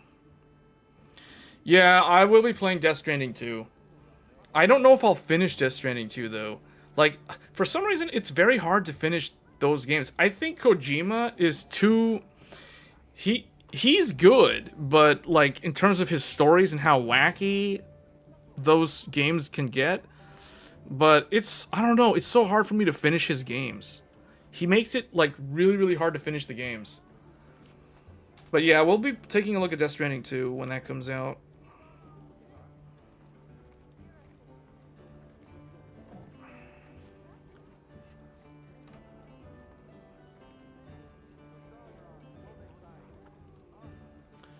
Yeah, the game that I'm probably going to put the most hours in this year is this game. Like, legit, like Monster Hunter Wilds.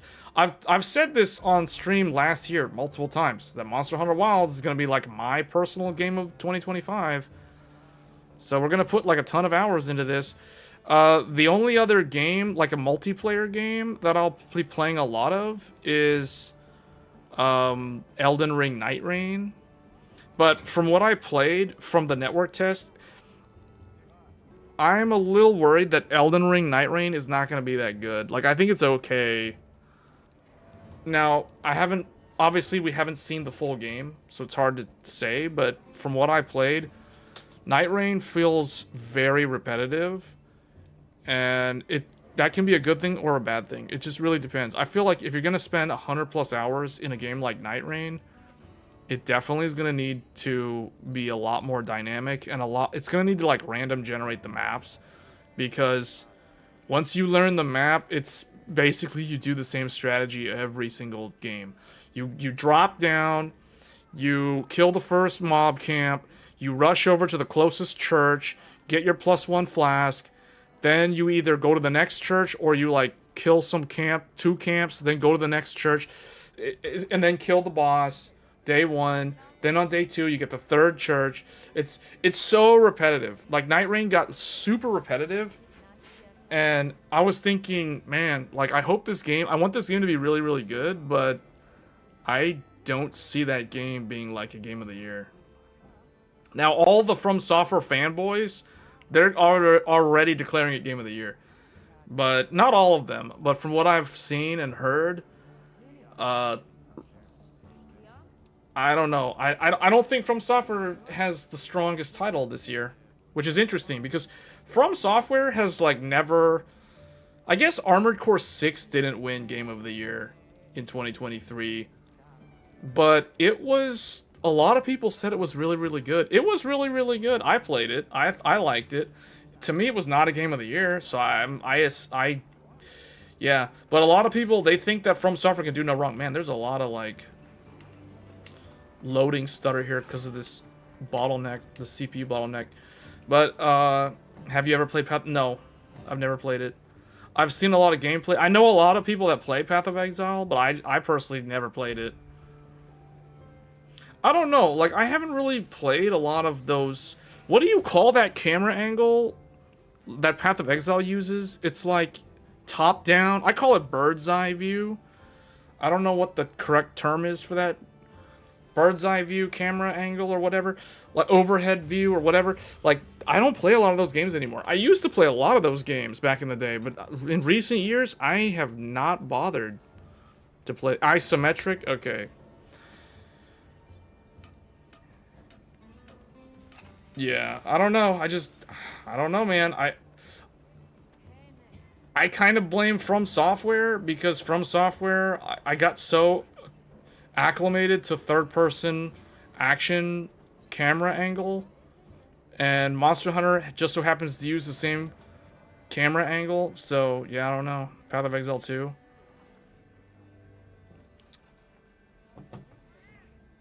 I guess Dynasty Warriors Origins is a game that I am kind of disappointed in. Like, that one, I thought it was going to be so good. It's not that good. Like, it's okay. I just don't like that you can't really play as the other characters.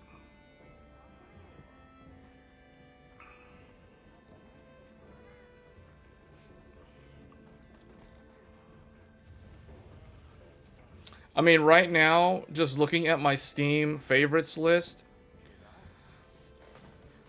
I'll list the games on my Steam favorites list, because I always update the list. Well, currently Forbidden West is on here. That shouldn't be on here. I just moved it on there just so we could test it on stream with FSR4. Dynasty Warriors Origins, Final Fantasy VII Rebirth, which we haven't actually streamed, at least the PC version. But I have very little incentive to play Rebirth on PC, because I already, like, platinumed the game on PlayStation 5 last year, and I completed the rest of it on PS5 Pro. So it's like, we're probably not going to play Rebirth on PC this year, even though I have it. And then The Legend of Heroes, Trails Through Daybreak, that one just came out back in... That's another one that could benefit from, like, RT and FSR4. So Trails Through Daybreak 2... Like a Dragon, Pirate Yakuza in Hawaii, Monster Hunter Wilds, Ninja Gaiden 2 Black, and Ys 10 Nordics. Those are the games on my favorites list. I don't know why Ys is on there. I haven't actually even played Ys Nordics on PC yet. It literally has never been loaded once, so I have no idea why that's on favorites list. Ninja Gaiden 2 Black, and I'll tell you, like, we can list the hours. So Dynasty Warriors Origins, I've played 5.7 hours. Rebirth, I've played 4 hours. Legend of Heroes, I've played 9 hours. Pirate Yakuza in Hawaii, 4.3 hours. Monster Hunter Wilds, 48.6 hours. Ninja Gaiden 2 Black, 50 hours. So,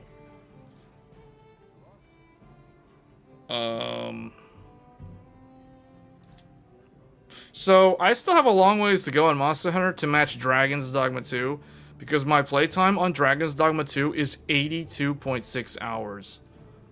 But here's another interesting thing.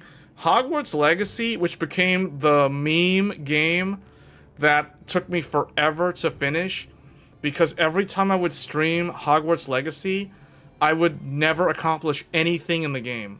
Like, I would start up the game, I'd run around in Hogsmeade or the Hogwarts Castle, and then I would get sidetracked talking about overclocking RAM or something, or graphics cards or CPUs, and we would literally spend the entire time, instead of playing Hogwarts Legacy, just talking about computer hardware. Literally every single time. So Hogwarts Legacy has 101.7 hours of playtime. And I know for a fact that I did not actually play over 100 hours legit in Hogwarts Legacy. Most of those hours are literally just me talking about computer hardware for hours on end.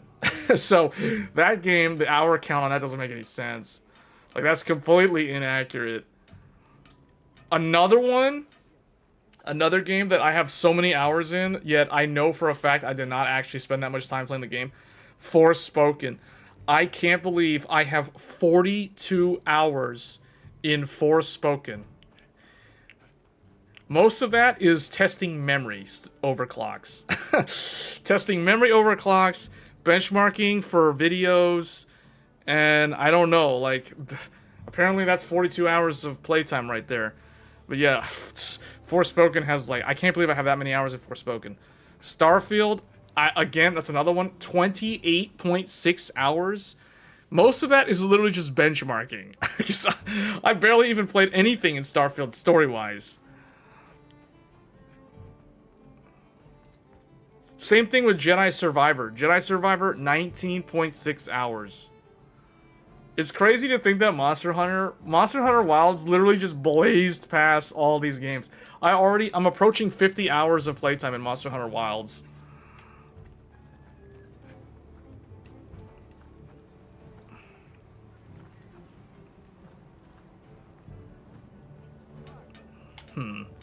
Should I upgrade the Odegarin armor, or is it not worth it? What are we making today? I could upgrade this so that I don't like take as much damage. I guess we'll devote. Let's get this. Let's do. Well, that's 16 of these. That means I can only level up for like 4 pieces. Look good? That gives it 56. So what I'll do is I'll use one of these. One of those, and then we'll use... There. Look good? I want 56 defense because Arcveld hits pretty... Tempered Arcveld hits pretty hard, so I don't want to keep, like, healing too much when I get hit.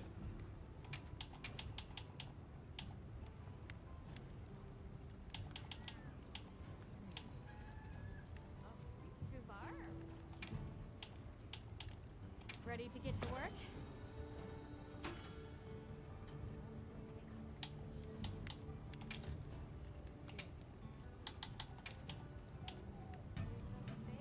Two of those. And then we'll do like 6 on these. 2 and 6. That sounds good.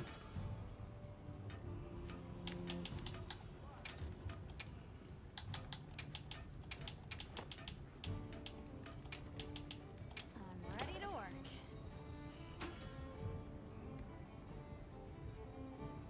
Okay, my defense value is now 281.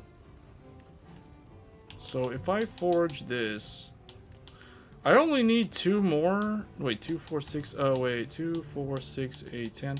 I need 4 more of those, so I can't actually craft this.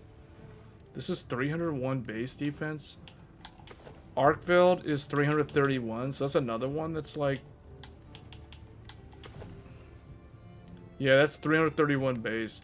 But the thing is, this Odegarin set, I gotta test out this weapon, so we gotta hunt another one. I want to test this weapon maxed out. Also, I don't think I can forge any Arterian weapons yet. Yeah, we still don't have enough. So whatever. Still trying to farm more of that stuff.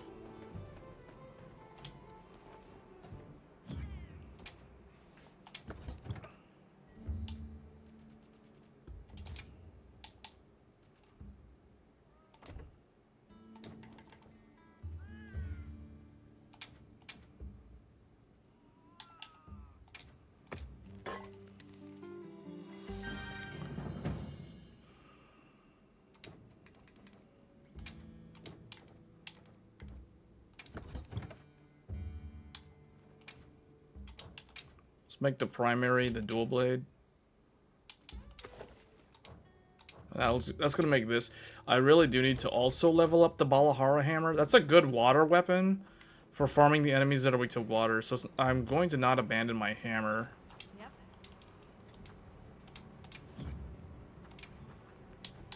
Anything catch your eye? So this one, I need to farm Balahara on high rank. And then I need Uthduna, probably twice. Yeah, probably 1 Balahara hunt and then 1 Uthduna, and I can get this up to that. But I'm gonna need. Okay, we're probably gonna have to farm Balahara 2 times, twice possibly. I need to break the head also.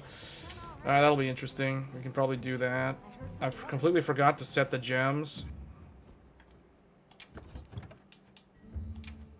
So this one should be using... Will this work? Or is it capped? Looks like the weapon is capped to 200 dragon. So in that case, we're better off with critical element level 3. Handicraft is also unnecessary because this weapon maxed out already has full sharpness gauge. So I would probably want critical boost. And weapon sharpness does not decrease for a set time after sharpening.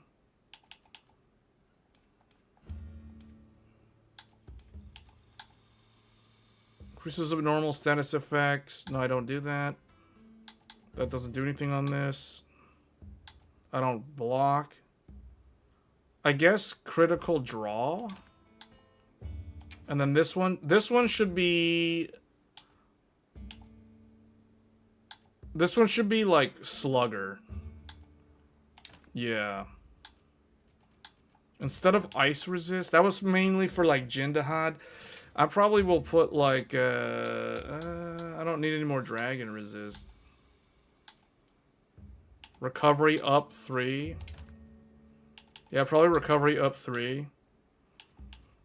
This set is a pretty good, like, mid, like, when you start post-game, I feel like this set is nice because it has 3 stacks of Divine Blessing and it has 3 stacks of earplugs. So when the monsters roar, you don't get interrupted. That is very good for someone who is all about, like, dishing out massive amounts of damage using the dual blades.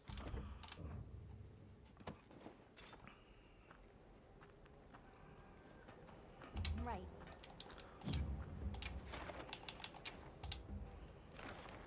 Oh, people are farming this thing. Tempered Arkveld Investigation. Ooh, I gotta get in on this.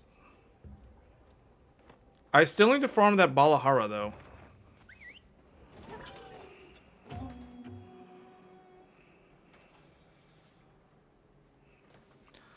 Yeah, I can tell you work in the PC channel industry. Yeah, that's cool. Supply chain.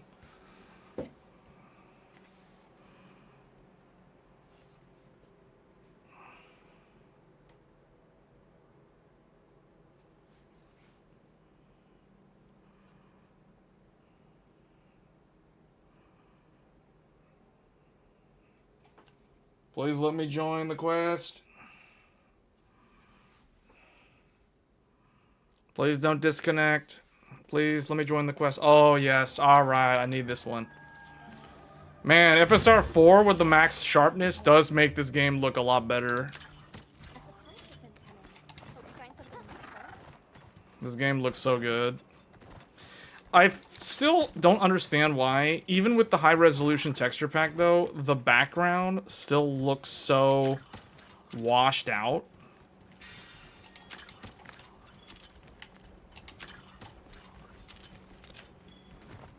Well, they already killed the, whatever that thing's called. Where is the corpse?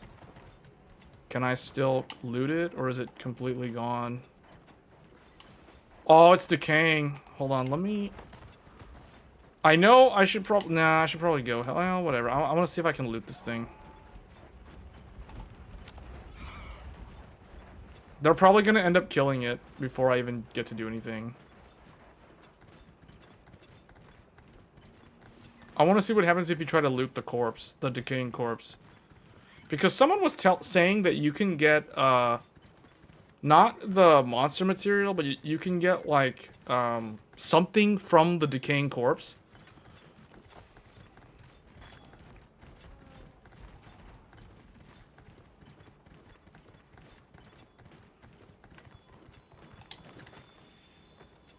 Oh, nothing.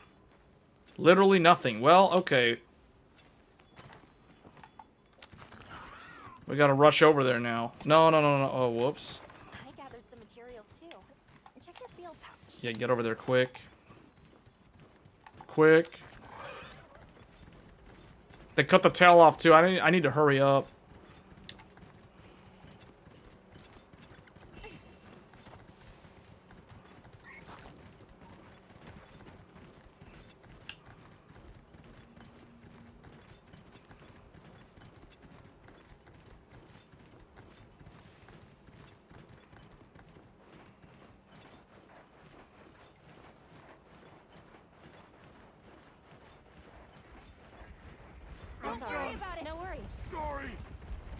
Oh, there's only one more attempt. Somebody carted.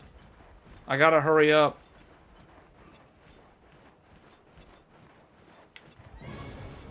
Alright, here we go. Hold on. I'm coming in. I'm coming in. I got it. Alright, here we go.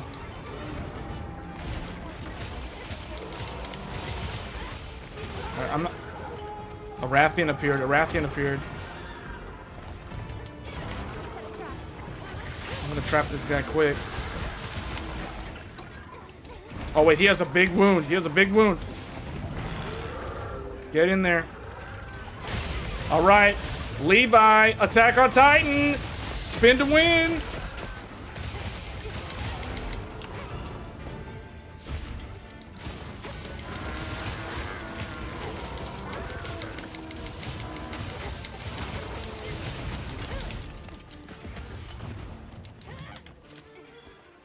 Where's that tail?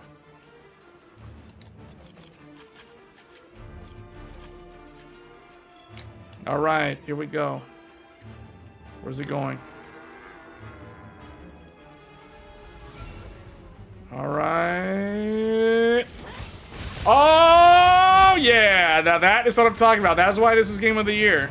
Because you can do stuff like that in this game.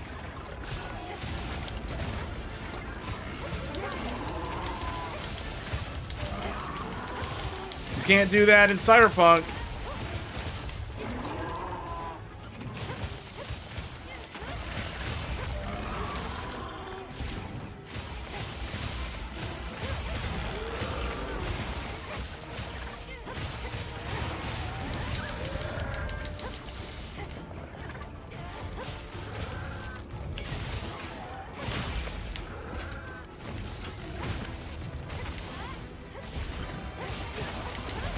Oh, he's not happy. He's not happy. He's not a happy camper.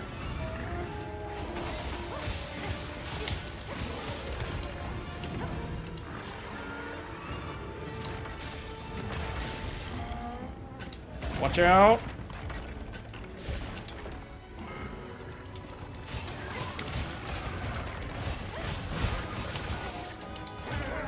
Who died? What the heck?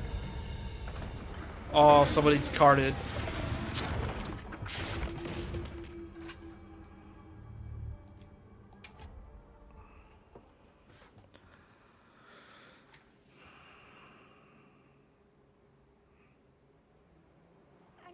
Man, that feels bad. They were close too. I don't know who carded there. It wasn't me. I know that.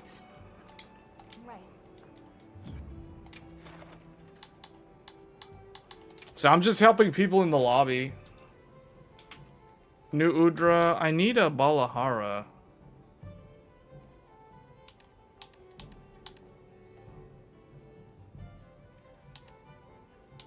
A Jindahad.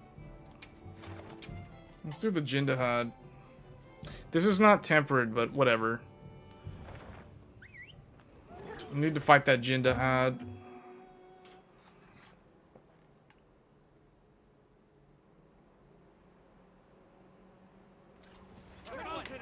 Alright, let's go. Let's go. We're gonna need the, this thing. Oh, he's very close.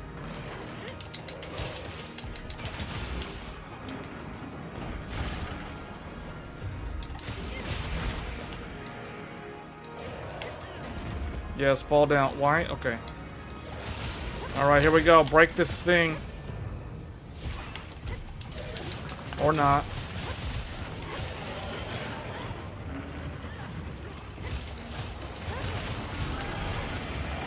I also want to build the Jindahad. I think Jindahad is a support build, if I'm not mistaken.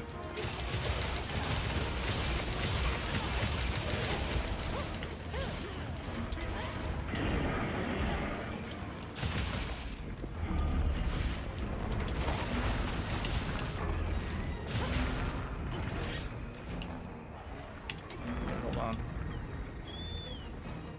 Did he drop anything? Because I don't have like a flash or anything.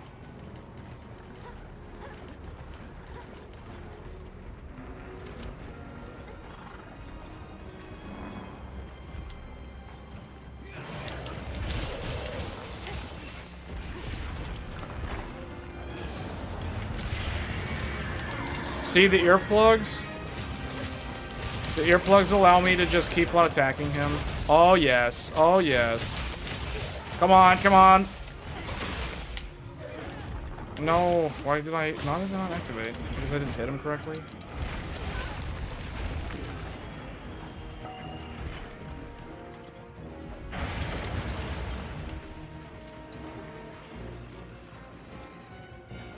He's after me.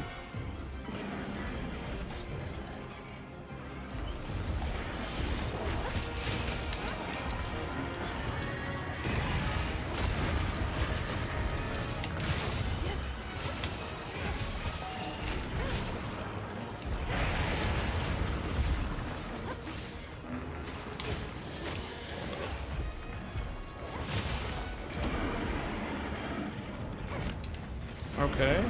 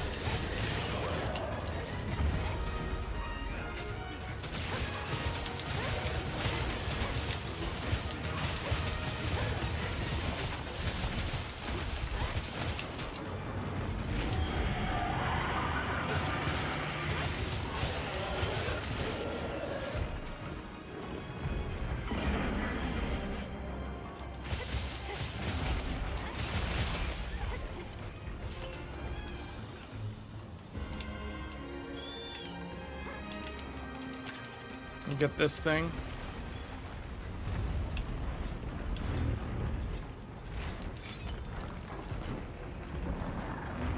All right, here we go. Phase 3. All right, I'm on him.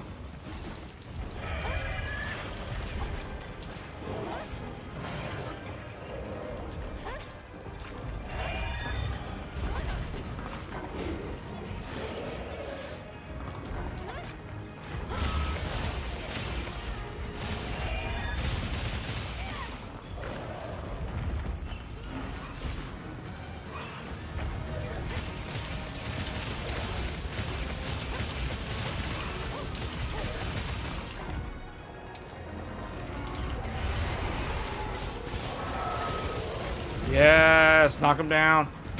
Uh-oh. Wait, those are broken already? What are we supposed to break? Oh, the head armor? He doesn't like me.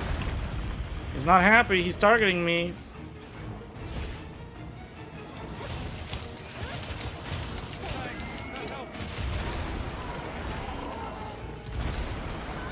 Oh, wow.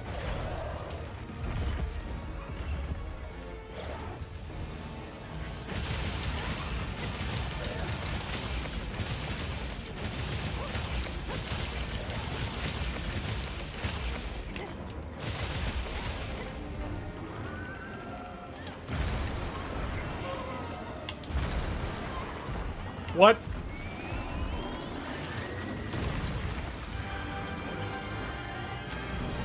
I was like, no, you don't.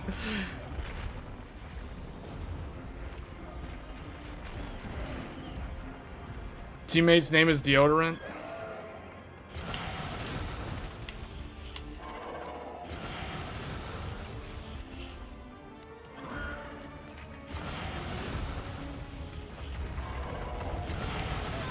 Uh-oh. He knocked me down. I'm gonna knock him down. Here we go.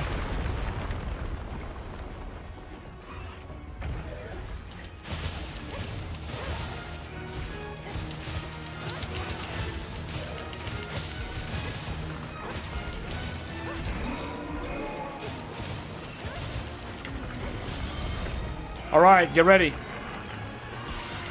Get ready. Get ready, get ready. Come over here, come over here. People, get over here. Get ready, get ready, get ready. Oh, man.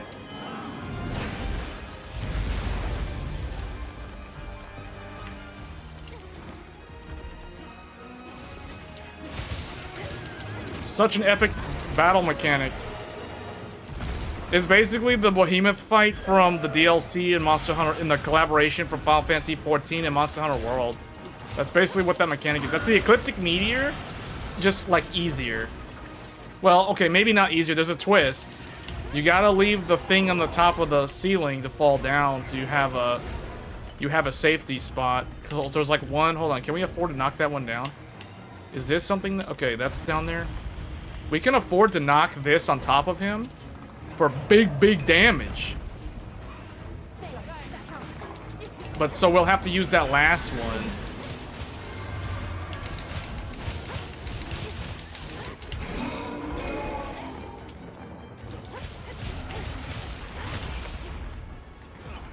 Or we won't even need to use that last one.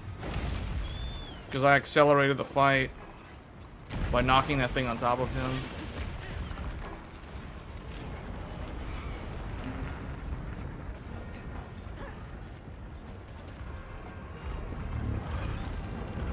I am so happy that this game uses FSR4. As someone who has had to leverage quality preset for 4K gaming in this particular title, this is amazing. Because I was playing this game with the 4090 with DLAA at 4K, and even that, I didn't like the latency that DLAA introduces with frame gen. Ooh, that almost killed all of us. In particular, that almost killed me. Oh wait, he knocked that one down. You gotta be careful. We need to leave one of those up for the meteor. Or the blizzard storm. Oh wait, he has one of those things. Can I get to it?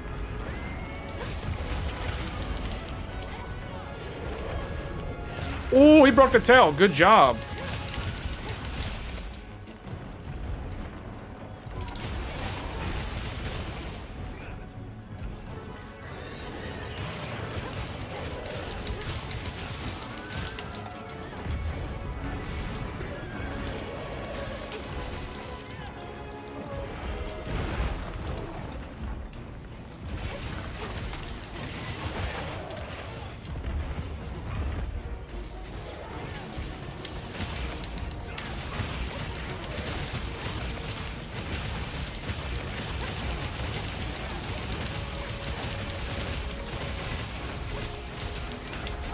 Probably gonna do his thing. Get out.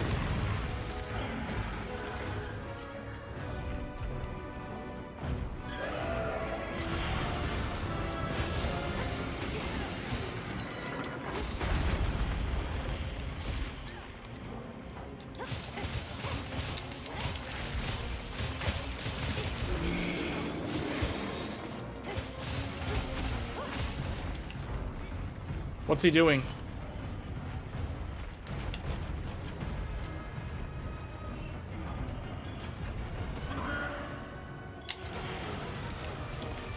He was trying to like, hey, don't loot my tail.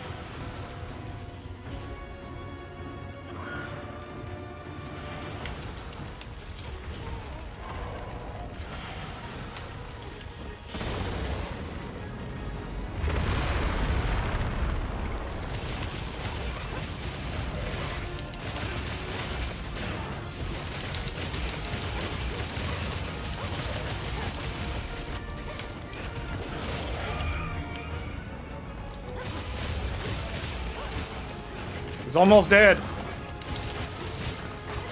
Keep wailing on him.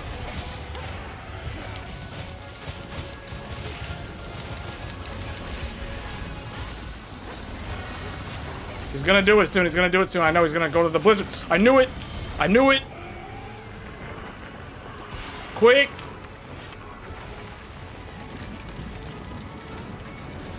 Those guys are out of position. What are you doing?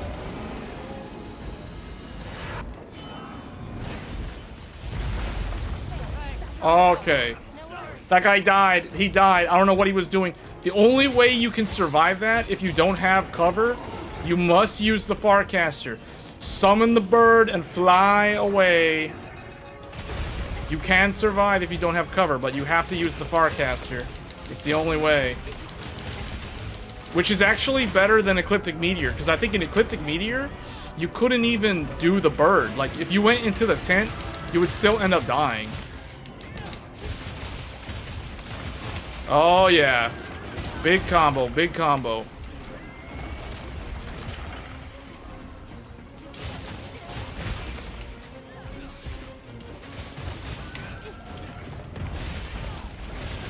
I can just hop on him.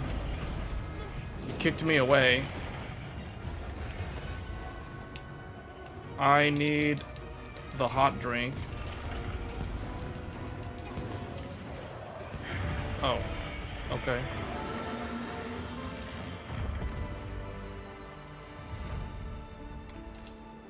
What was I doing? Oh, I was using the tranquilizer by mistake.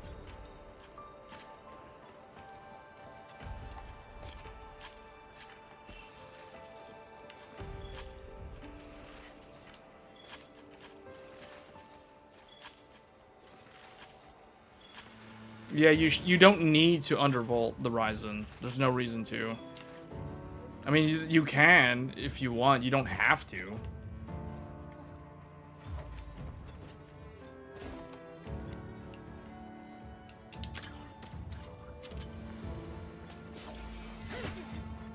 People are saying you need to do that for the Intel processor.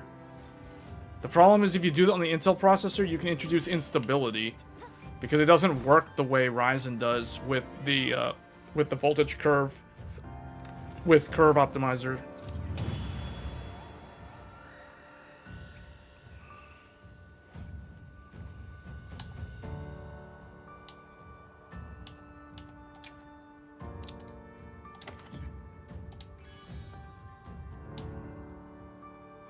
Ooh, I got another weakness exploit. That's really good. They did change the way gems work in this. Doesn't seem like it's that hard to get the attack up. It probably still is.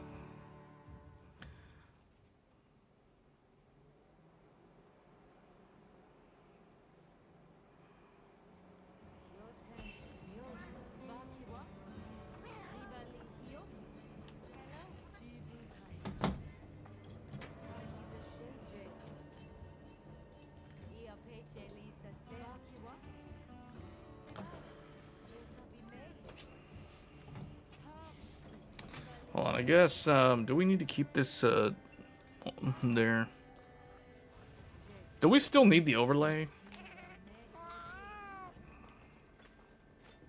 I heard from the others. Yes.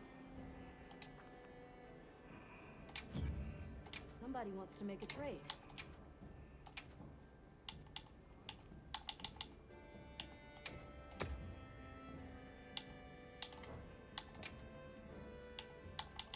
What's this? Wyvern scale base. Wait, what was the other thing he had? Festival shares? You cannot do this right now? Goodbye.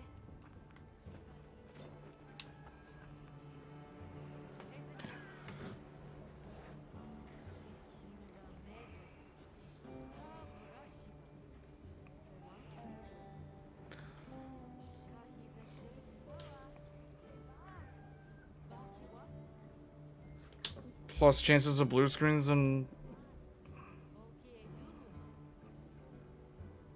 Well, undervolting is not going to cause degradation. Overvolting can cause degradation. Undervolting can cause instability, though. Like blue screens and crashes.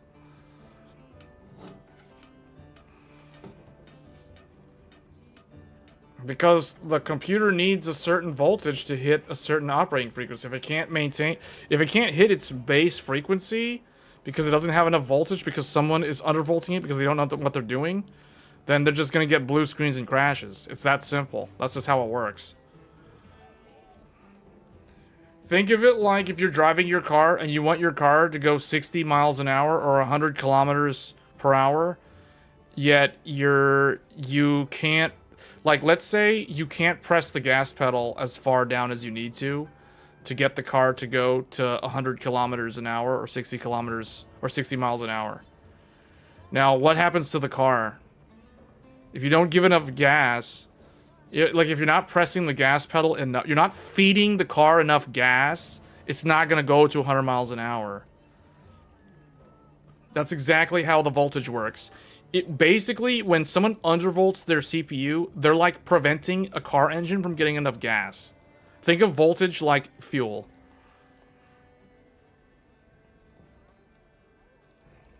So when it's, so like if, think of it like, I guess, octane in the fuel mix. So if you undervolt your car, you're not giving it enough octane for the rated engine. So the engine cannot combust properly. So you get engine knocking and bad timing, and, you know, that's not good for the engine. Hence the reason why the CPU, if it doesn't have enough voltage to operate, it will not work. It'll crash. It's unstable. So I'm not a big fan of undervolting. Like, I don't typically recommend undervolting. That's the reason why in my overclocking guides, I don't do a lot of undervolting. Like, the latest one that I did using B clock or base clock to overclock the CPU, this particular CPU, the method I use does not rely on undervolting. In fact, we actually overvolt on the max frequency and the high frequency for better single thread performance. We only undervolt slightly at the medium frequency for higher boosting for all thread, aka Cinebench and multi-thread rendering. So that's what I do. So I don't really believe the whole, like, I understand the premise of undervolting. I just think that it's very overrated and it's misleading to a lot of people who are not really that experienced with overclocking. Anyway, I gotta take a quick break, but I'll be back. We'll be doing more Monster Hunter hunts here in a little bit.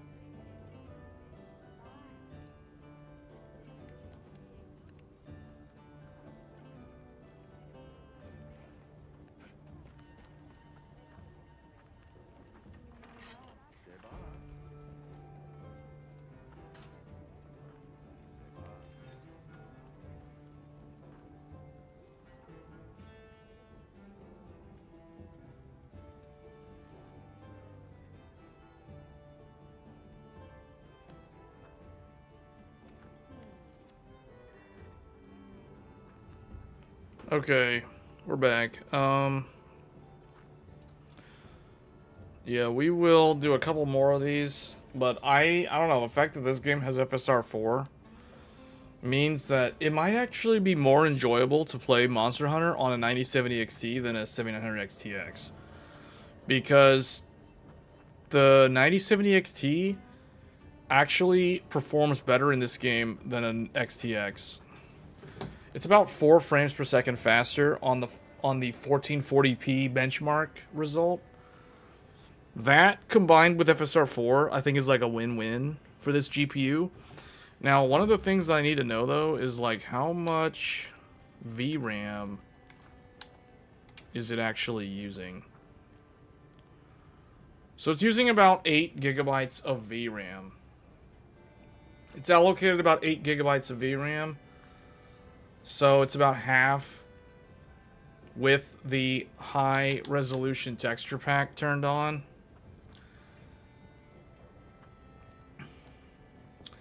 I really do like that it actually says FSR4 though. That is amazing, man. Capcom is just doing good things.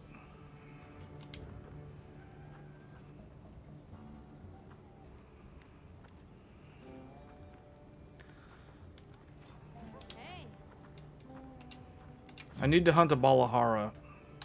Anything catch your eye?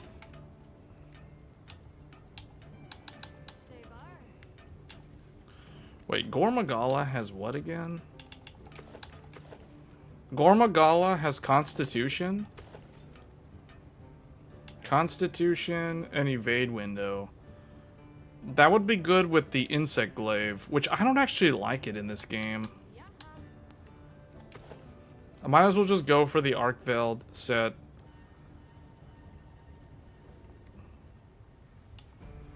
Let's see, can I craft the whole thing? No, I can't craft this. I need an Arkveld gem to keep hunting the Arkveld.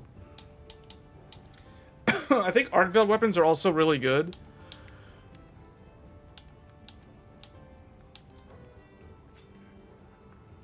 Does it have good dragon resist? Or is it weak to dragon? It's weak to dragon. He's weak to his own element. It only has like decent fire resist or okay fire resist. Try FSR performance mode.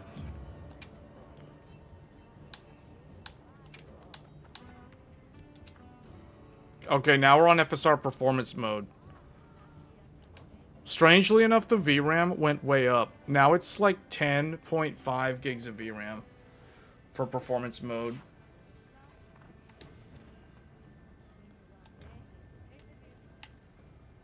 Wait a minute. Is this better looking?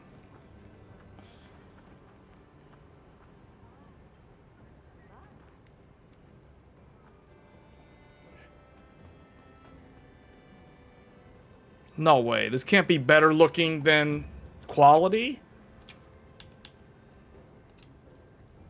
It certainly is easier to run, though.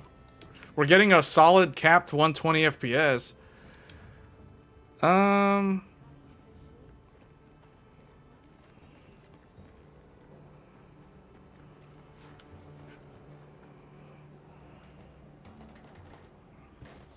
Man.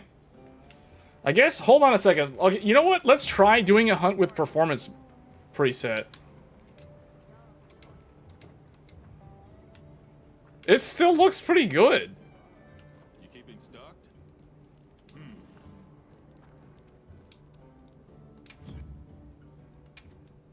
So, what you need today?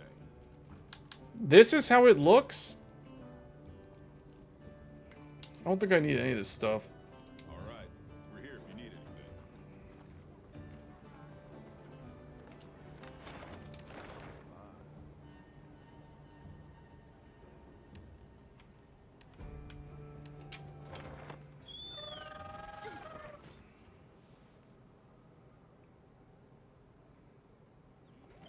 Man, performance mode looks pretty good. Okay, I came over here. Let's see how the grass looks.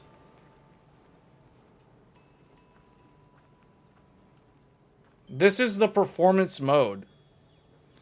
It is. I capped it to one. Actually, I capped it to 60, but because of frame gen, it goes to 120.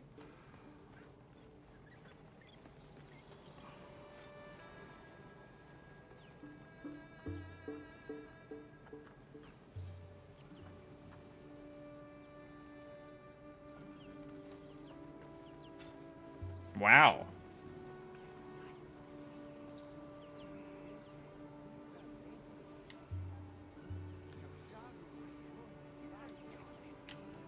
Okay, there's like a quest or something.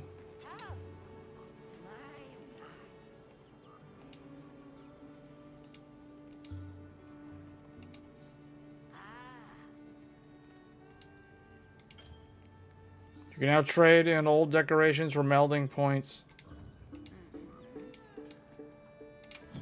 I really want to... No, not this. I want to get a... Can I meld a relic? No. Oh. Really? The problem is, only these have enough points.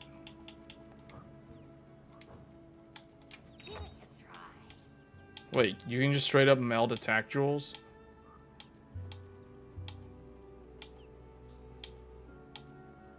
No. Huh, I guess they changed the way HP works in this game. Seems like you can't go to 200 HP. Seems like it caps at 150 in this game.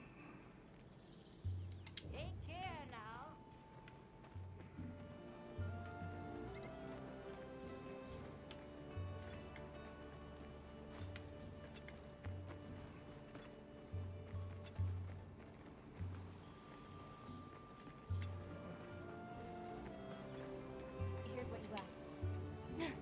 Oh, it's you, Hunter. My apologies. You seem pretty on edge. Has something happened? Monsters have been coming closer to the village lately, so I've been on alert. Monsters here? Why would they suddenly come so close? The Allharkin said some monsters at the Ice Shard Cliffs have been raging recently. This looks pretty good for 1080p upscaling to 4K. And now we're seeing the results of that here. I see. That's concerning. If the need arises, we can fortify the gate and weather it. The Keepers, though. Right. And considering the cause, this is a problem that could worsen before it gets better. Will you allow us to look into the matter? Yes. I would be very grateful. And rest assured, Do you use the dynamic OC switcher? No, I don't.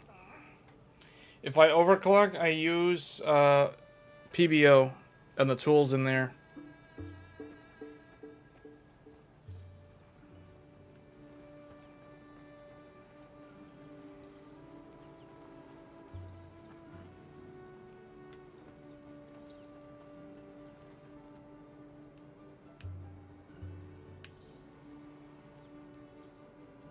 Okay, this is actually a good scene to compare the image. So I'm looking at the trees, the foliage. This is performance upscaled to 4K. So let's get a screenshot. Oh wow, now it just changed the lighting, so that messes up everything. Because now dawn is rising. So let's see here. Actually, we get a screenshot first. Oh wait, that's gonna mess up the afterburner. Okay, now, well, the problem is the sunlight is changing, so it's gonna mess up the.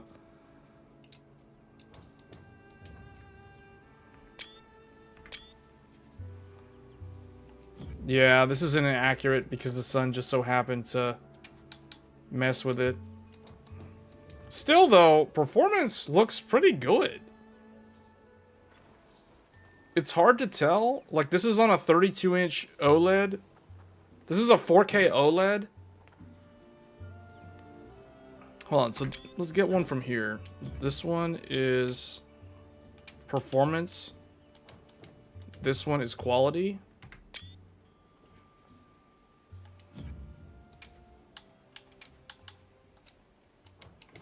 So let me see, like, let me look at these side by side real quick. Where's the... Okay. So now I've got a... This one is quality. This one is performance.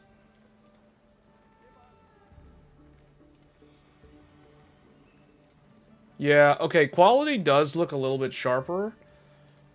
In particular, objects in the background. Yeah, although, man, because this game has such low-res looking mountains and rocks and things, performance looks almost identical to quality. Now, if I... Okay. Yeah, it's...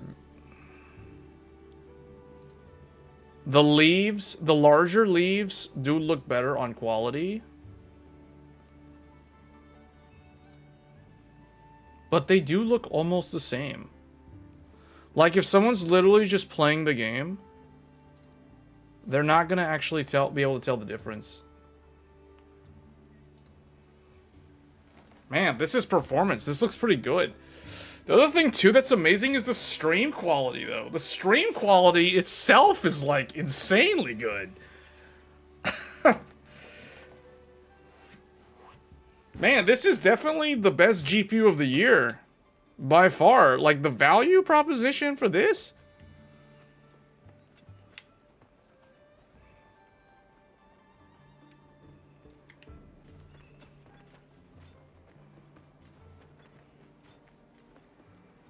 Also, like, when running, the leaves and stuff, they're stable. There's a lot more stability in the foliage. Like the tree leaves.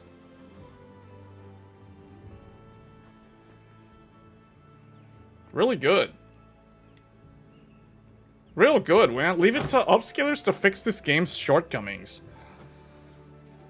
The game actually looks pretty good now.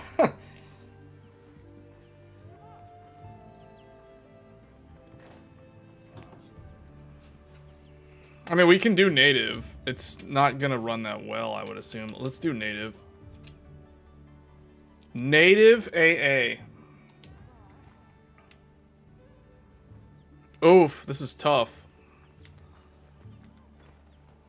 Because remember, FSR4, like DLSS, the newer DLSS, FSR4 does have a...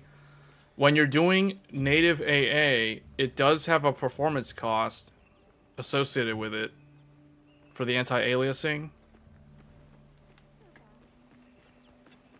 So you can't... Oh, actually, what's the VRAM? The VRAM didn't really change. But now you can see that this graphics card...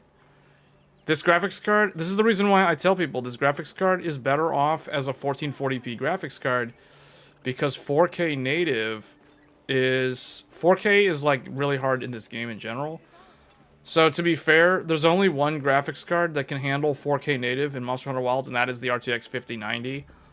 So, which is impossible to get. So, yeah, okay, this does look... Let me see if I can find the same spot where I was. I think it was standing here. Okay, this is 4K native. Now, the time of day has changed a little bit.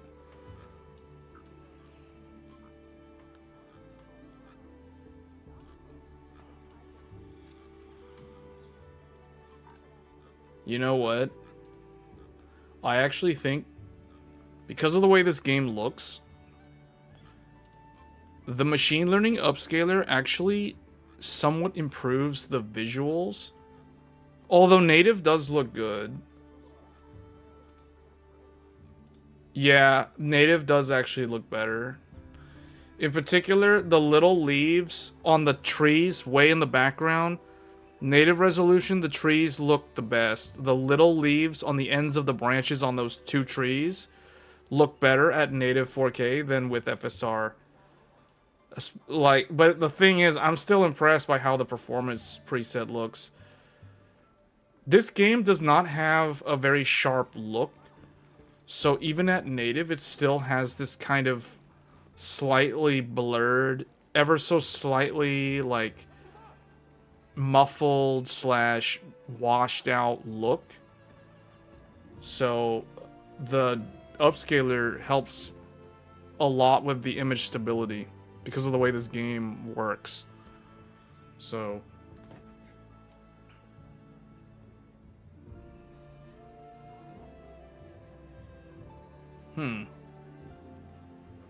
I definitely wouldn't play this game like this. Let me try doing a hunt at performance preset.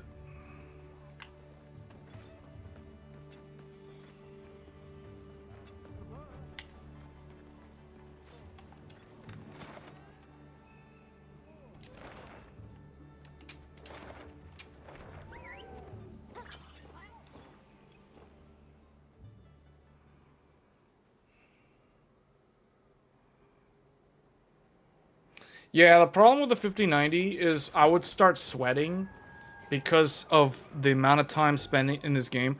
Like, we've literally been streaming for 4.5 hours. I can't imagine sitting next to this computer with 550 watts of waste heat dumping out constantly for over 4 hours. Like, that's the only problem with the 5090, man. The 5090 is so impractical. You have to live in a really cold climate and never use the heater.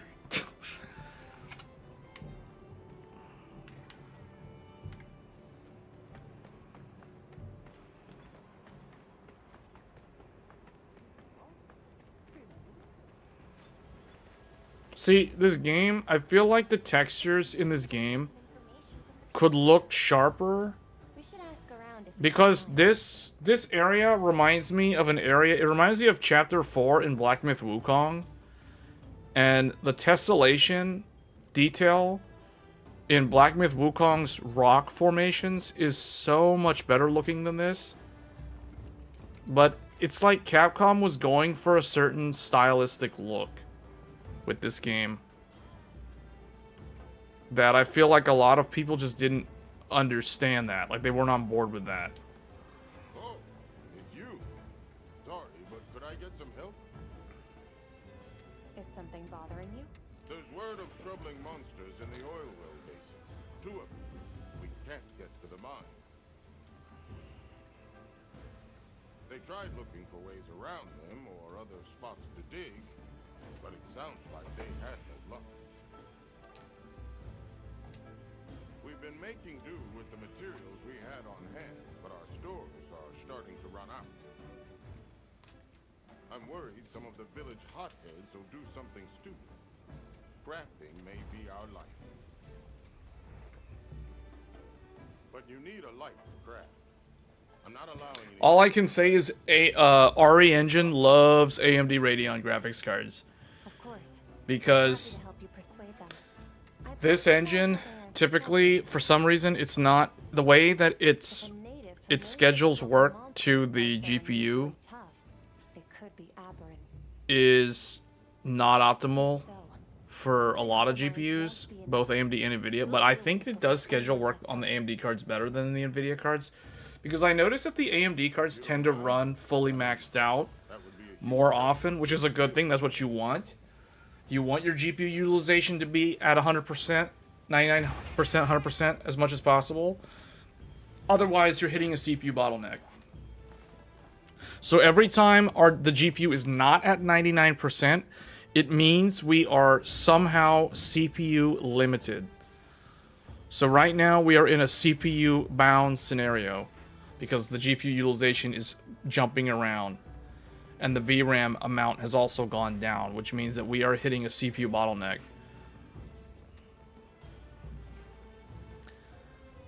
Capcom develops first for consoles and well, yeah, but the thing is, even though and there is some commonality there, but the reality is the driver stack for Windows for DirectX and AMD's driver stack is completely different from the way the Sony and the Xbox work, because those things are unified memory architectures, which are very, very different from the way the PC schedules the workers on the GPU. So it's, even though it is similar, I like to think of it like think of it like the PlayStation and the Xbox are distant cousins of Radeon. They're not like blood relatives, you know, they're like very, very distant, probably like second cousin or like very distant cousins. So they are somewhat related. They're like distant blood relatives, but they're not like direct family members or anything. So there is some commonality, but they don't know each other that well. So like the PlayStation and Xbox do not associate with Radeon. It's just like a distant cousin to them. So it's somewhat similar, but it's very different still. So I don't put a lot of like weight into, oh, it's like the consoles, so that, because the driver stack for the consoles is completely different. It's structured completely different. And that's the reason why they get so much mileage out of the consoles. Because of that unified memory architecture. That's the reason why Strix Halo is so fantastic. And my next laptop is probably going to be a Strix Halo.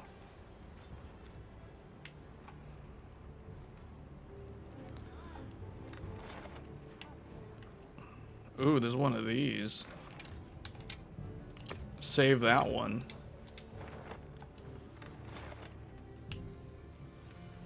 There's two of them? This one has higher rarity, but this one has like more stuff.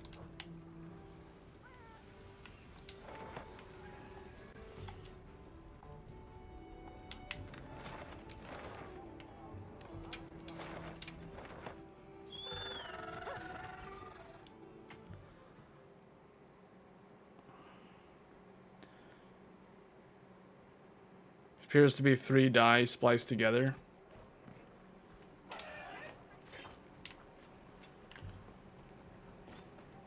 Where is there's someone who has a quest.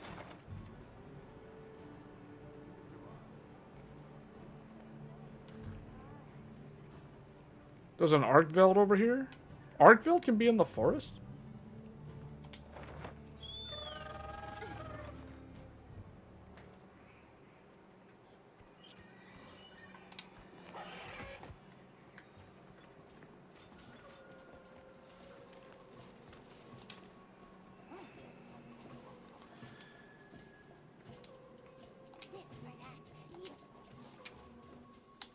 This is a new character for trading.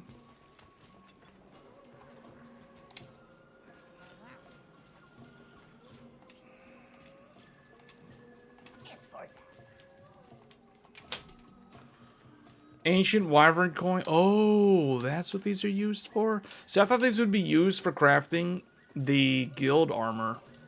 But I guess not.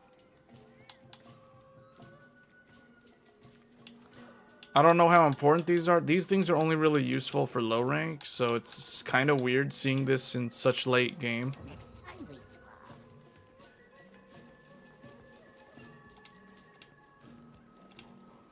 You will make with the listenings. The forest has changed, different from before. Strong, lush. The pink fur too grows strong and lush, different from before. Its texture surely more silkiness. Man, the fur looks good. The fur on the character, the fur on this, what is this thing called again? I forgot what they're called. The wood? The wood? Uptaking pleases me. The fluffy fur will please me more. Go!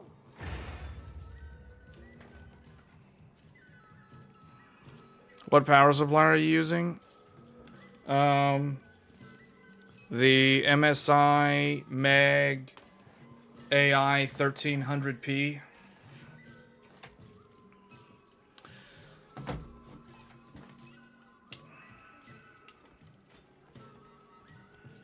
The game runs super good, man, on performance preset. But think about this, though. We're literally using a 9070 XT to play this game at 1080p. So that's why. And we're on like a super high-end CPU. So. Actually, aren't the system specs in the live stream description? Maybe they're not. Oh, they're not. I need to fix that. For some reason, I still have all those motherboards in the stream description. I should probably just put the computer specs in there. Because occasionally people ask me what power supply. Power supply is Meg MSI Meg AI 1300p. This is a 1300 watt power supply.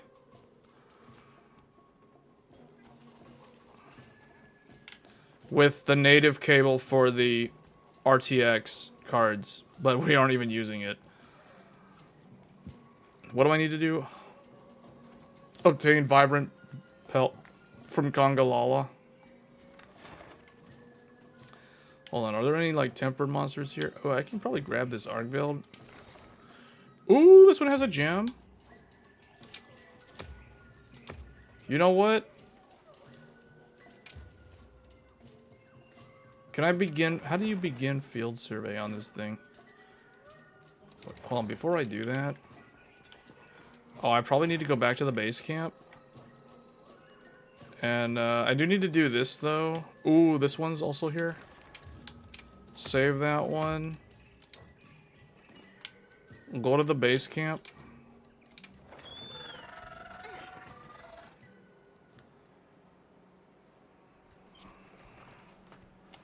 I mean, you can see right now, you can tell when we are going in CPU bound land. Every time the 9800 X3D has to go to 100 watts of electricity. Look at that. The 9800 X3D is using 100 watts of electricity. That shows you we are hitting CPU bottleneck. It's getting stressed out. What do I want to do? Oh, I need to check my... What's the timer on the food?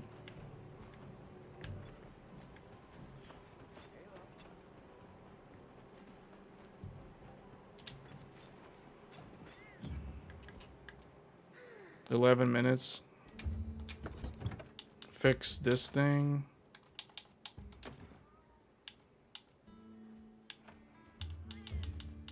Or just load the loadout.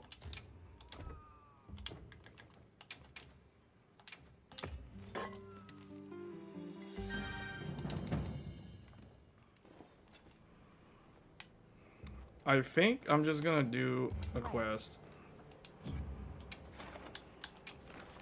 We have some optionals. I need to do this. I need to do that. Wait, I got troublemakers? I got the troublemaker quest apparently. The Chains of Life. That is not in the forest. I would rather just do the field survey. Argveld investigation. I think, you know what I'm gonna do? Let's go hunt Kongalala or the other guy. The Argveld, if he's still here. Oh yes, he's still here. Let's go. He dropped. There's a gem. There is a gem. We are getting that gem.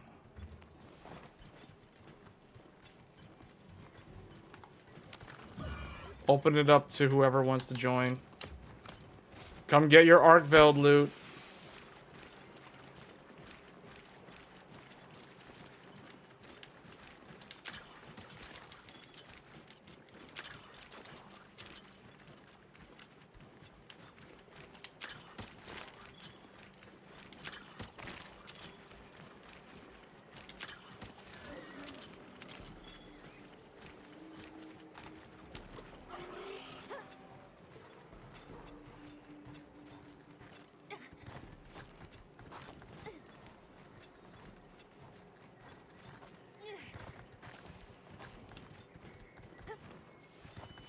I was shocked so many people bought the 9070 XT on launch day though. At the Micro Center, there were so many people.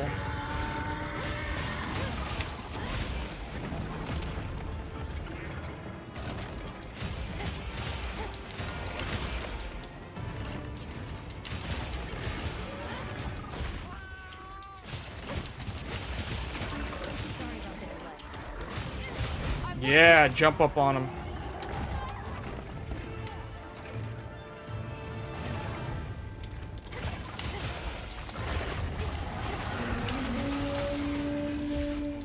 He's mad.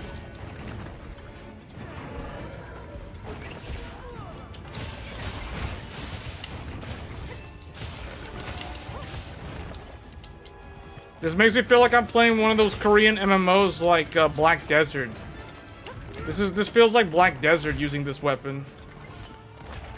Because you're doing the cool moves.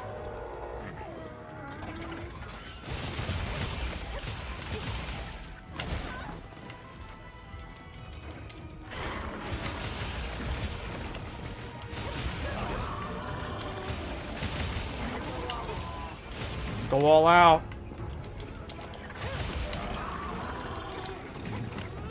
Does he have any?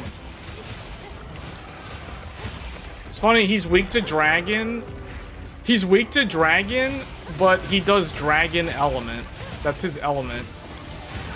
It's kind of interesting.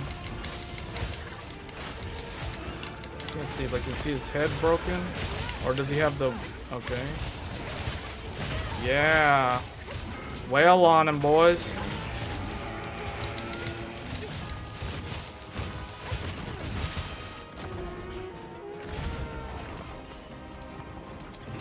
Whoa, there's some stutter lag. Someone joining the session?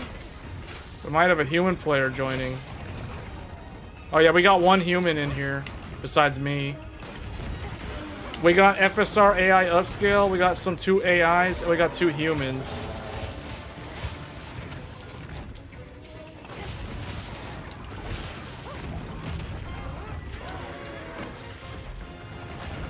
Nope.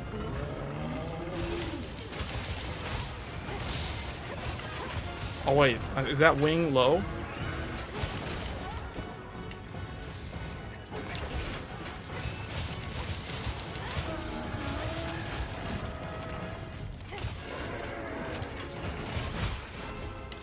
We're dipping below 60 right now.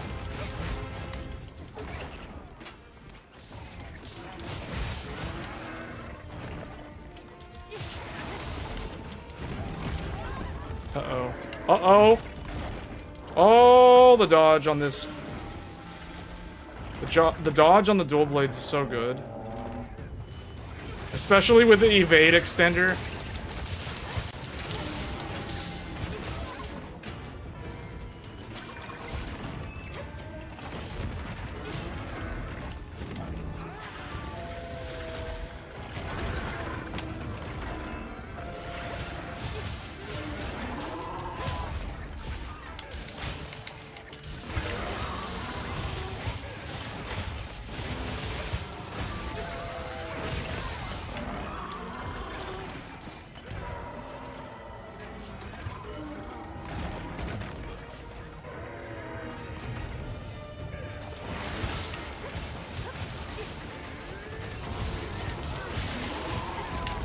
Watch out.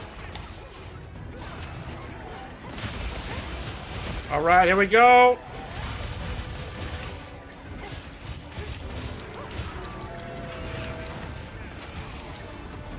Oh boy, oh boy, oh boy, he's gonna do a big explosion.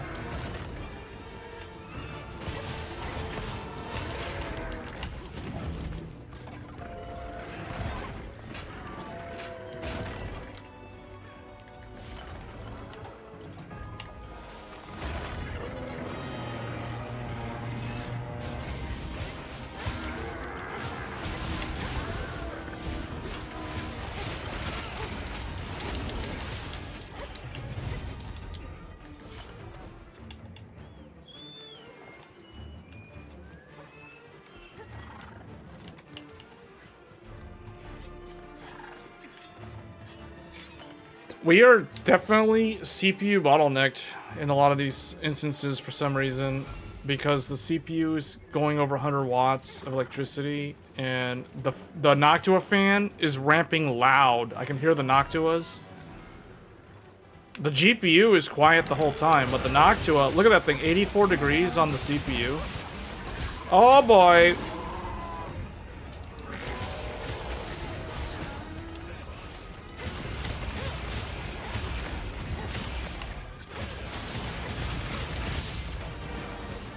Yeah, we will definitely be upgrading to the 9950X 3D because this game can scale beyond 8 cores. And I think we're running into a CPU bottleneck because the 7950X 3D performs better in this game than the 9800X 3D, and that's because it has more cores. Now, I need to test at some point the 7800X3D. That would be interesting to do. But it won't really matter because soon I'll be able to confirm this with the 9950X3D.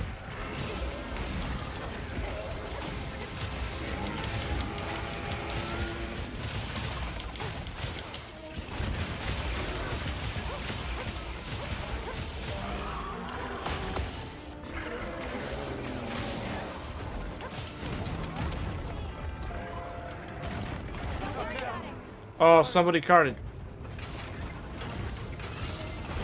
Don't worry about it. As long as we get the clear, just nobody needs to die. That's why I want to build a support build with wide range, so I can keep people alive.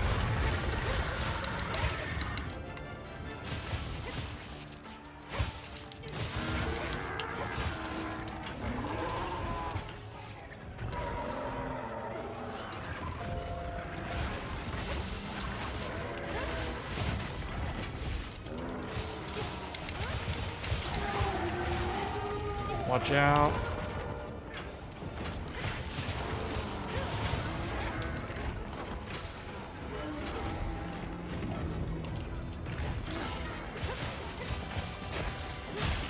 Oh, yes.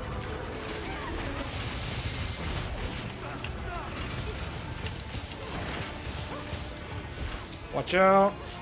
He's poisoned. He's mad. Oh, I dodged it. Oh, someone else died. Oh no, we only can allow one more person to die. And if someone else dies, it's game over. Oh boy, don't die anymore. Don't die anymore, people. Quit dying, please don't die. I need the gem. I need the gem. If I knew these guys were just gonna die, I would have just, like, soloed this thing. Or I would have just used AI.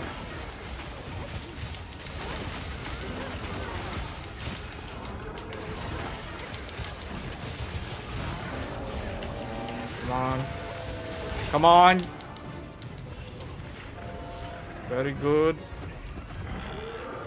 Man, the CPU is struggling right now.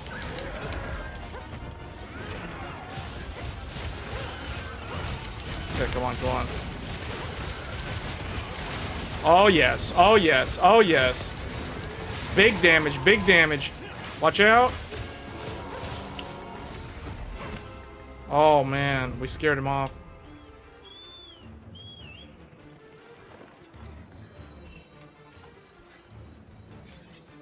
Did he drop anything? Wait, what's this? A colossal bone.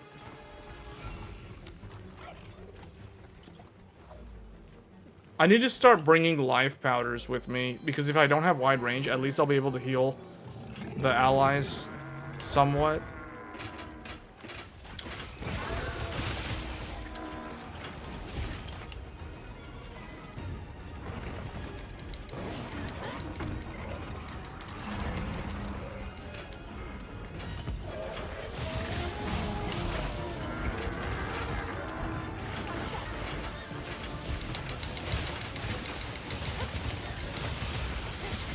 Freeze him in place.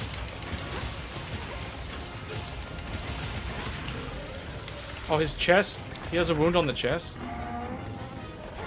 Oh, yes. Oh, yes.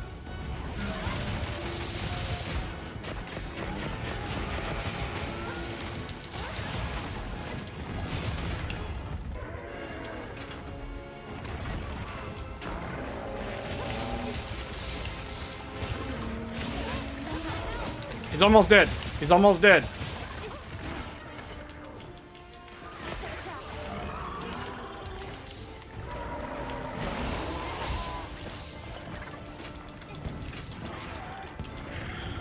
There.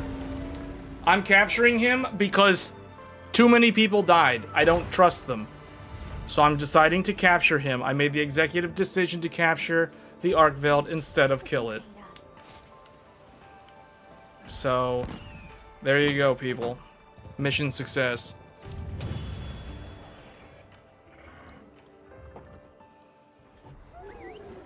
Did I get my gem? Excellent work. That's another quest complete. Oh, yes, I got the gem I needed. And I also got this thing. Very good.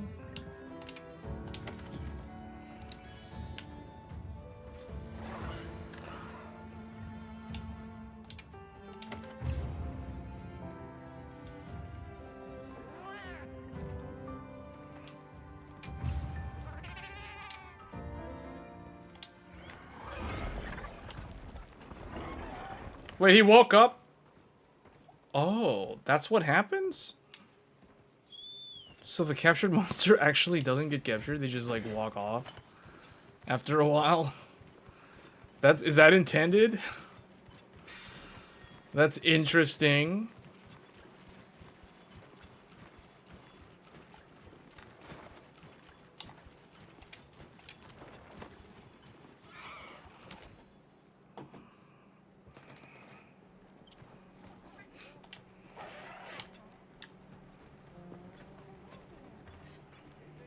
We get a sail on. Need anything?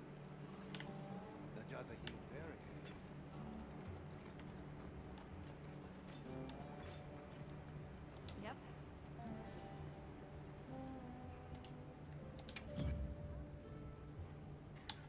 Anything catch your eye? Alright, how many pieces of this can I actually craft now? Because this set... The Arkveld set has... What is this? What is the skill info? It has the ability... Arkveld's Hunger. Regenerates your health as you continually attack a monster. Recovery varies by weapon. Increases... And Fortify also. Increases attack and defense after fainting during a request.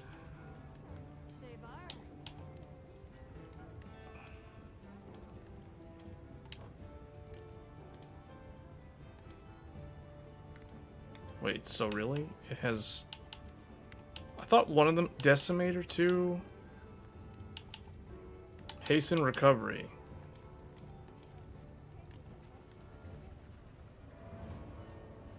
Okay. So can I craft the whole thing? Hold on. So this does not have... This has Elemental Absorption, Convert Element. I guess the alpha pieces do not have the really good gem slots, though, but I guess it doesn't really matter. This one has the weakness exploit. Yeah, I guess we'll just do this. Just craft the entire set.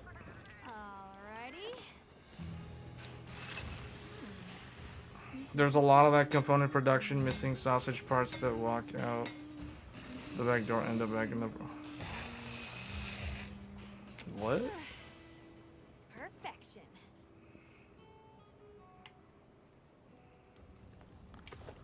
Okay. Hold on. Elemental absorption. I guess... What does elemental absorption do? While active, slightly increases elemental attack and resistance to element taken by activation by 4. Because the beta piece doesn't have that. I guess the alpha piece is really good for farming. So it's unlikely to buy 9070 XT. Why is it unlikely to buy it? You can't, because it's sold out? 7900 XT, or wait, you can get the XTX? Why don't you just get the XTX then? From a 3080 to an XTX is a massive upgrade.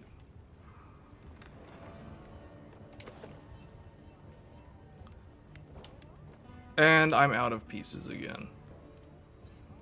But I only really need... Oh, wow. This is going to require farming the wings. So with the 2-piece... Look good? I thought I had enough. Apparently I need the wings. Perfection.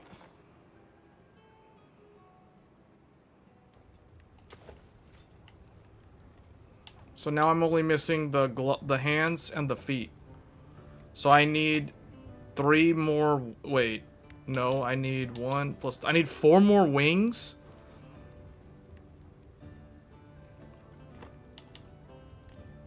Yeah, I need 4 more wings. Well, we're not done farming this thing.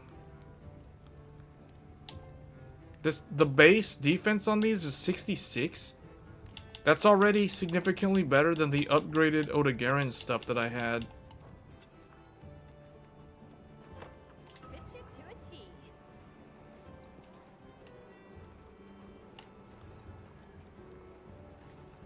Hey. I need to craft the friend thing. The friend talisman for wide range. Whichever one has wide range. Because I need to heal my allies so they don't die and cause a failure. Oh, I'm gonna need earplugs too. That's gonna require a Rathalos wing.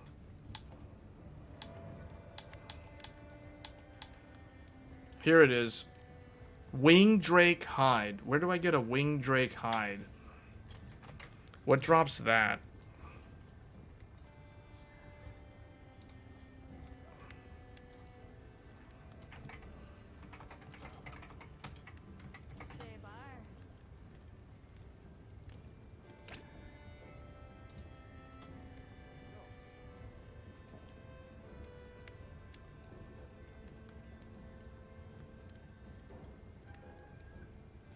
Low rank. Monsters that drop Winged Drake hide. The Banos and the Harpios. Where are these? Scarlet Forest, Orwell Basin. The Windward Plains. I gotta go find this thing now. Wait, hold up.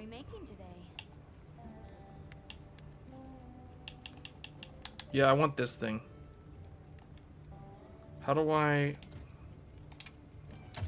add to wish list? Also, the earplugs one.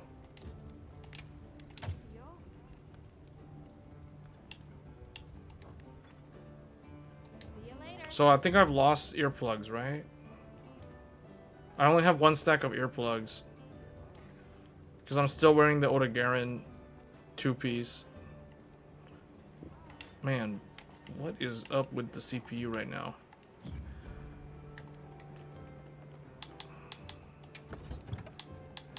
Odegaran. Odegaran's set had burst boost. Odegaran's power extends the duration of the burst skill and grants protect +3 while burst is active. Guardian's protection reduces elemental and unique damage while in the ruins of Wyveria. No, that's something else. Odegaran's power.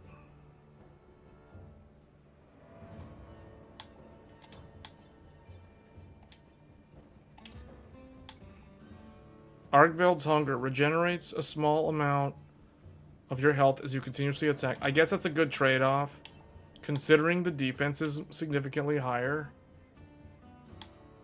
This is 66. This is like, I just spent resources to upgrade the Odegaran stuff. This thing at level 1 is already better than that, because it's rarity. It's 2 tiers higher in rarity. Well, what can I do for you?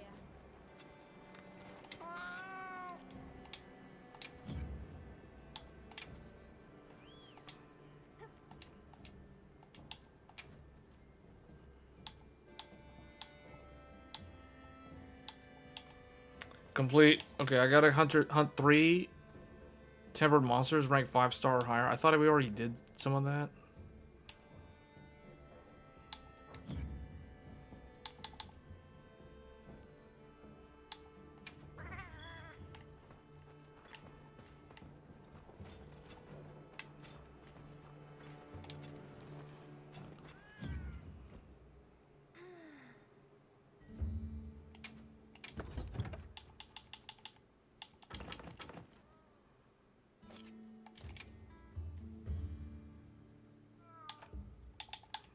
This is the thing.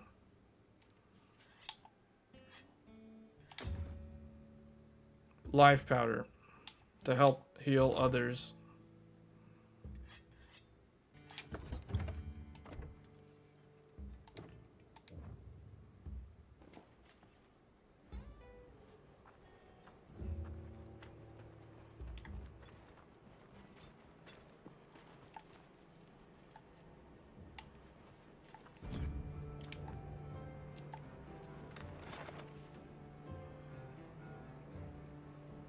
I do need to hunt a Rathalos. Ooh, this one has a gem.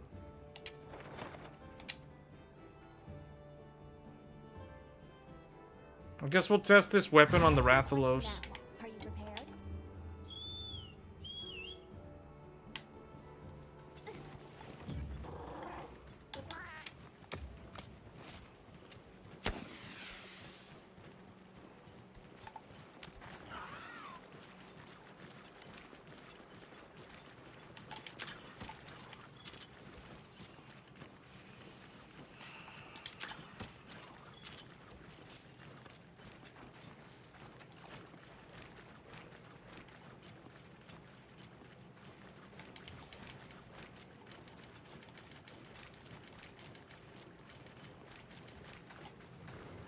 Spotted. Rathalos is weak to lightning, and he's weak to... He's also weak to dragon.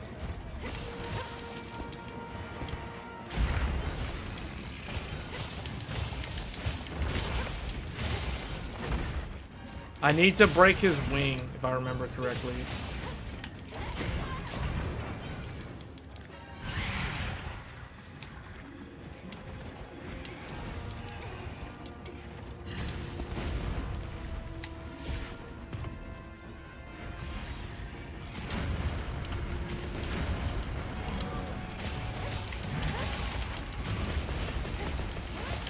This set has decent fire resist,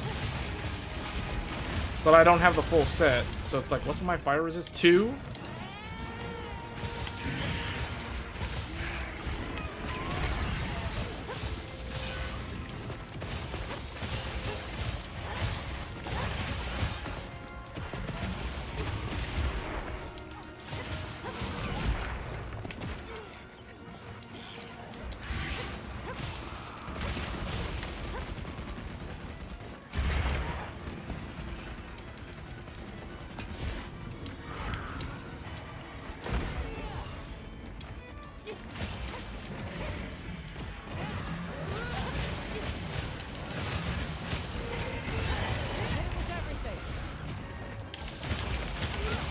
Need to break the wings.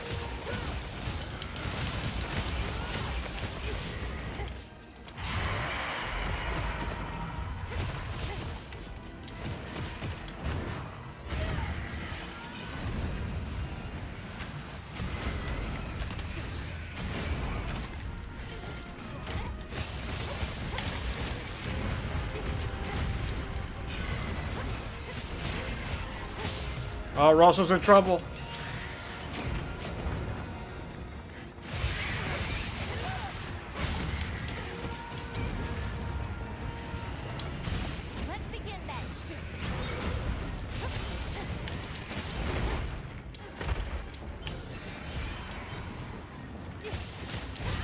Come on.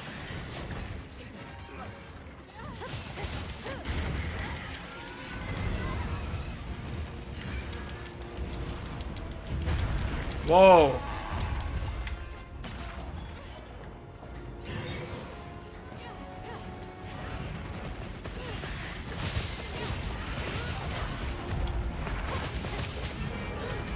I need to break the wing.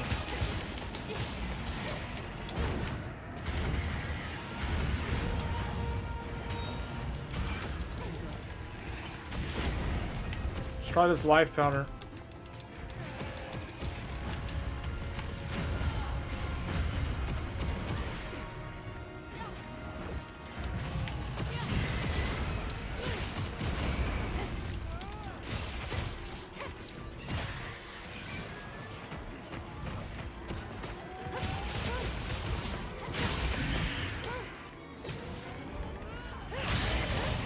There.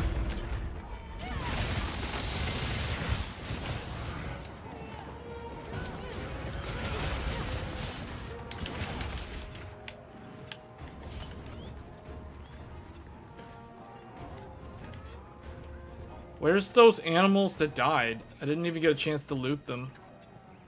There's a bunch of them that... Oh, wait. Is this it?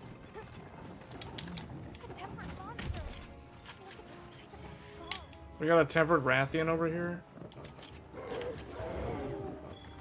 Oh, these things don't even literally drop anything.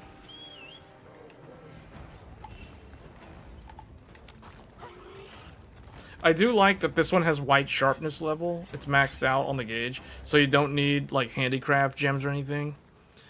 All right, Mike. Yeah, thanks for stopping by.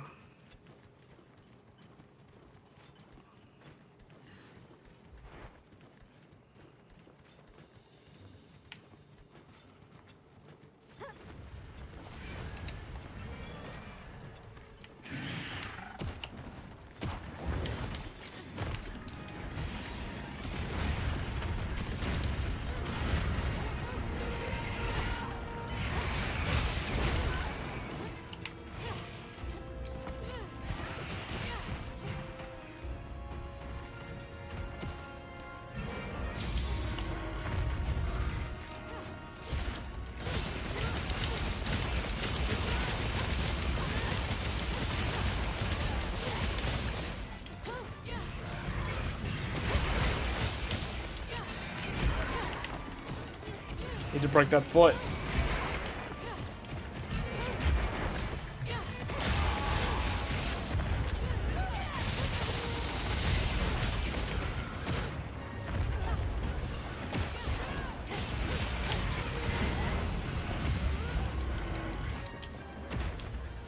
Come on, you're better than this.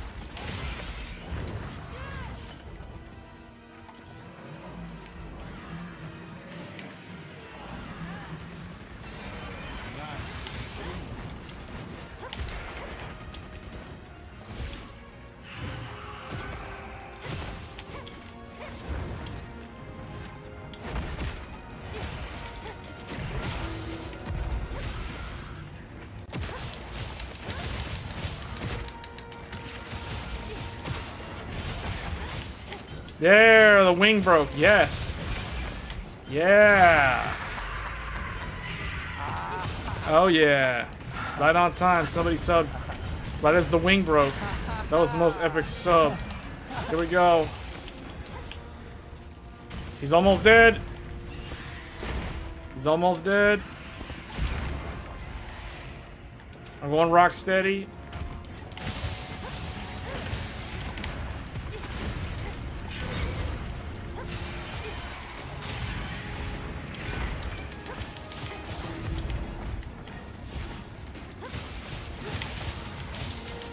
Okay, here we go. Here we go. Oh, yes. Watch out.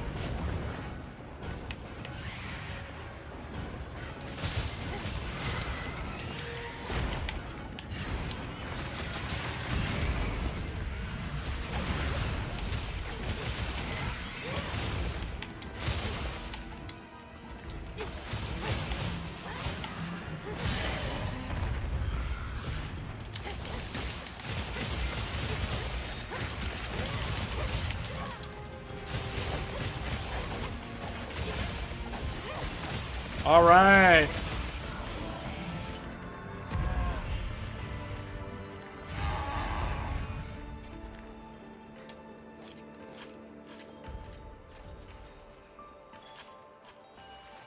I think I got the wing that I needed. Got a lot of Rathlos tails.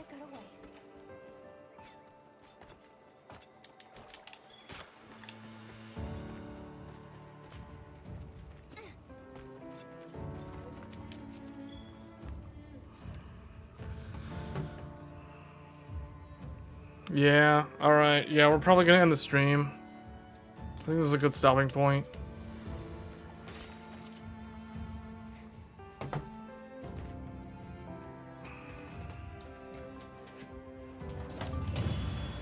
Oh, I should be getting this stuff.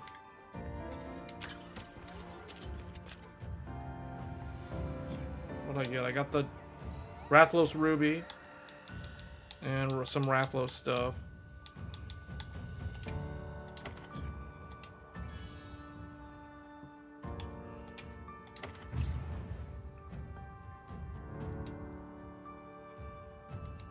Hunter rank 54.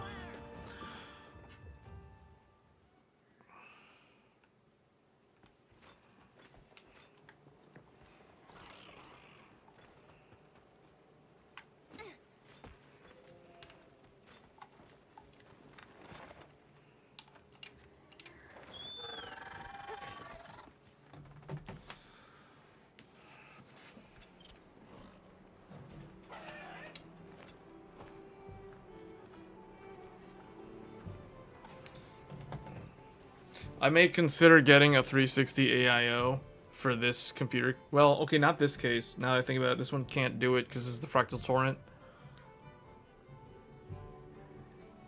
So never mind, actually. I don't think I need to get one. Just because it would make it easier to swap it would make it easier to swap RAM, for one thing. Because the Noctua air cooler gets in the way of the fan, or it gets in the way of the RAM when I try to swap RAM to test different memory kits and things like that. The other thing that a liquid cooler helps with is it makes it easier to get at the, well, it makes it easier when swapping CPUs. That's right. Swapping CPUs and swapping memory is much easier with an AIO than with an air cooler. Because with the AIO, I don't have to remove the graphics card to get at the fan on the Noctua. So this is FSR4 quality preset upscaled to 4K. Actually, no, that's not right. This is performance. Yeah, this is performance. Although quality, I think there is actually... Why is the game running like that all of a sudden? Whoa. I think the game has like a memory leak.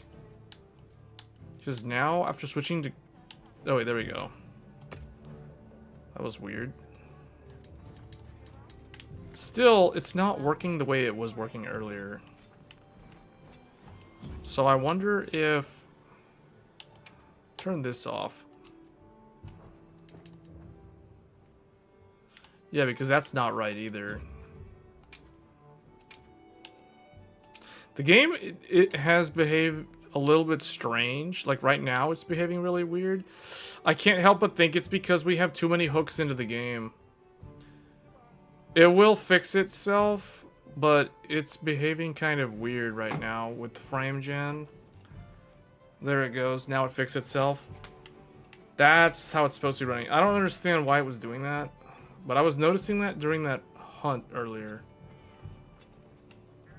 This is basically ultra settings with FSR4.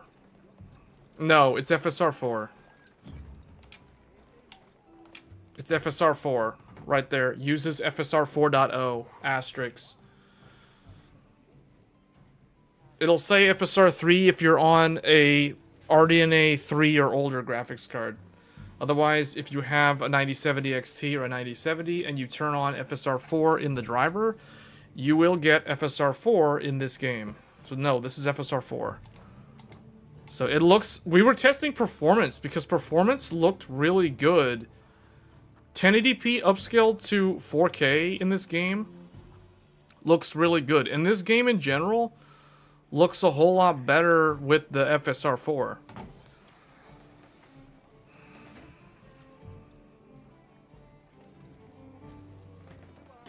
And the stream quality looks fantastic.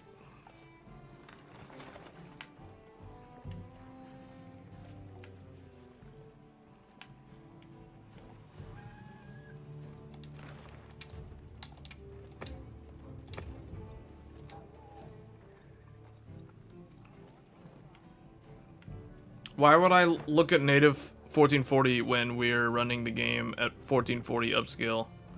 The whole point of this stream is to test FSR4. If I turn off FSR4, then it defeats the purpose. Although, more than anything, we are encountering... Every time we go to the camp, we hit a CPU bottleneck. So, because we are CPU bound a lot in this game. That's why I cannot wait until 9950X3D. Now, I gotta wait a couple more days before I can finally upgrade this 9800X3D to a 9950X3D. Because this game needs 12 cores. This game scales up to 12 cores. We saw this with Threadripper. That was the reason why Threadripper had no hitching. The 1% lows on Threadripper were very, very good. Like, they were the best in class on that CPU. And it's no joke, or it's no excuse, or what's the word I'm looking for? It's no surprise that Threadripper performed so good in this game, because this game is so CPU bound.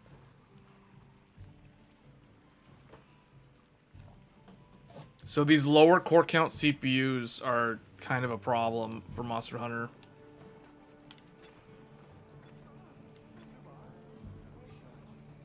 But I don't know how much of this is because of, like, all these other things running in the background. Man, that's the reason why, because, like, where's my task manager? Yeah, the fact that this game, like, forces the CPU to be at, like, high utilization all the time is a very bad sign for the 9800X3D. Like, this is not good. Anytime the CPU utilization is over 20%, it's super bad, because the game is so... Well, okay, why is it behaving nicely now? But CPU utilization, the CPU is 116 watts. When does an X3D need 116 watts? That's how you know this game is incredibly CPU demanding. And it needs more than 8 cores. 8 cores is not enough for this game. So that's the reason why... This is the reason why the 7950X3D beats the 9800X3D in this game. It's straight up better than this CPU for this game. For real. There's weird inconsistent behavior with this game, like with lower core count CPUs like this. So, I don't know. We're going to have to test more CPUs. That's why I want to get a liquid cooler for this. But the thing is, this case is not good for or for liquid coolers, because this is the Fractal Torrent case.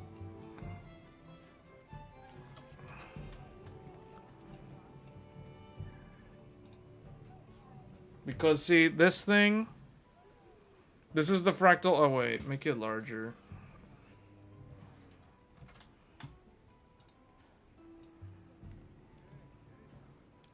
This is the computer that we're streaming on.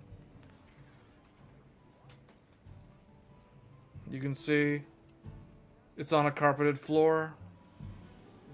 Fractal Torrent case. There it is. There it is. The XFX 9070 XT in all its glory, with the Radeon logo right there. Noctua Chromax Black NHD 15. DDR5 48 gigabytes at 8000 speed.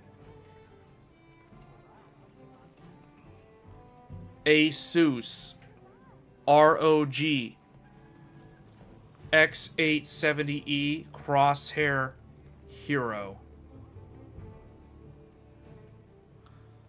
So that is the computer. Oh, also the power supply. Those that are curious about the power supply,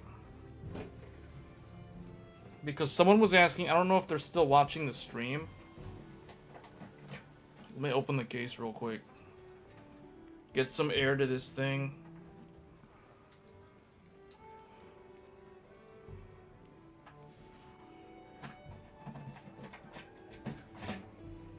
Alright, I'm taking off the lid. I took off the lid of the Fractal Torrent, so now I've disassembled the case. Where's my...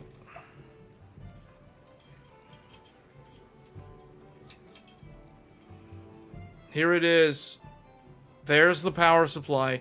This is the reason why we don't use a liquid cooler with this case. Because the power supply is sitting on top. Oh man, that's hot. The power supply is hot to the touch. This is gonna burn my hand. There is a lot of hot air coming out of that power supply. Because all the heat, the bad thing about the fractal torrent is all the heat is flowing up into the power supply, and then the power supply is forced to exhaust the heat out the back because of the top-mounted power supply. Thankfully, this power supply is very powerful. It is a MSI Mag AI 1300 watt 80 plus platinum. 80 plus platinum. All the hot air is going into the power supply.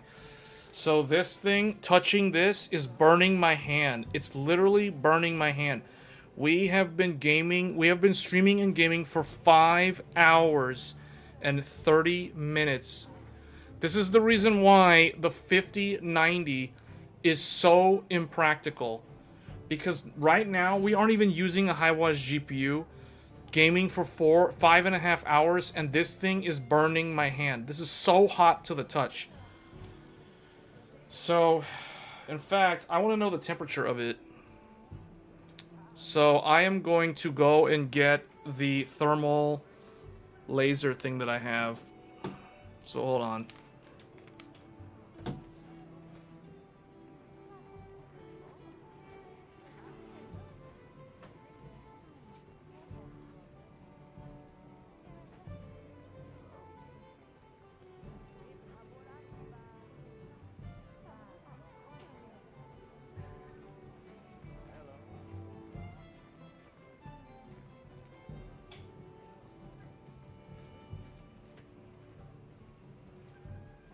Okay.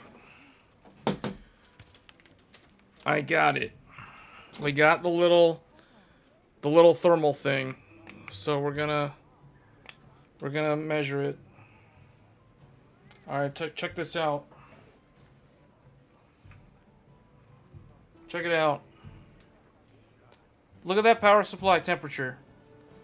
Look at that power supply. The surface of the back of the power supply, 47 degrees.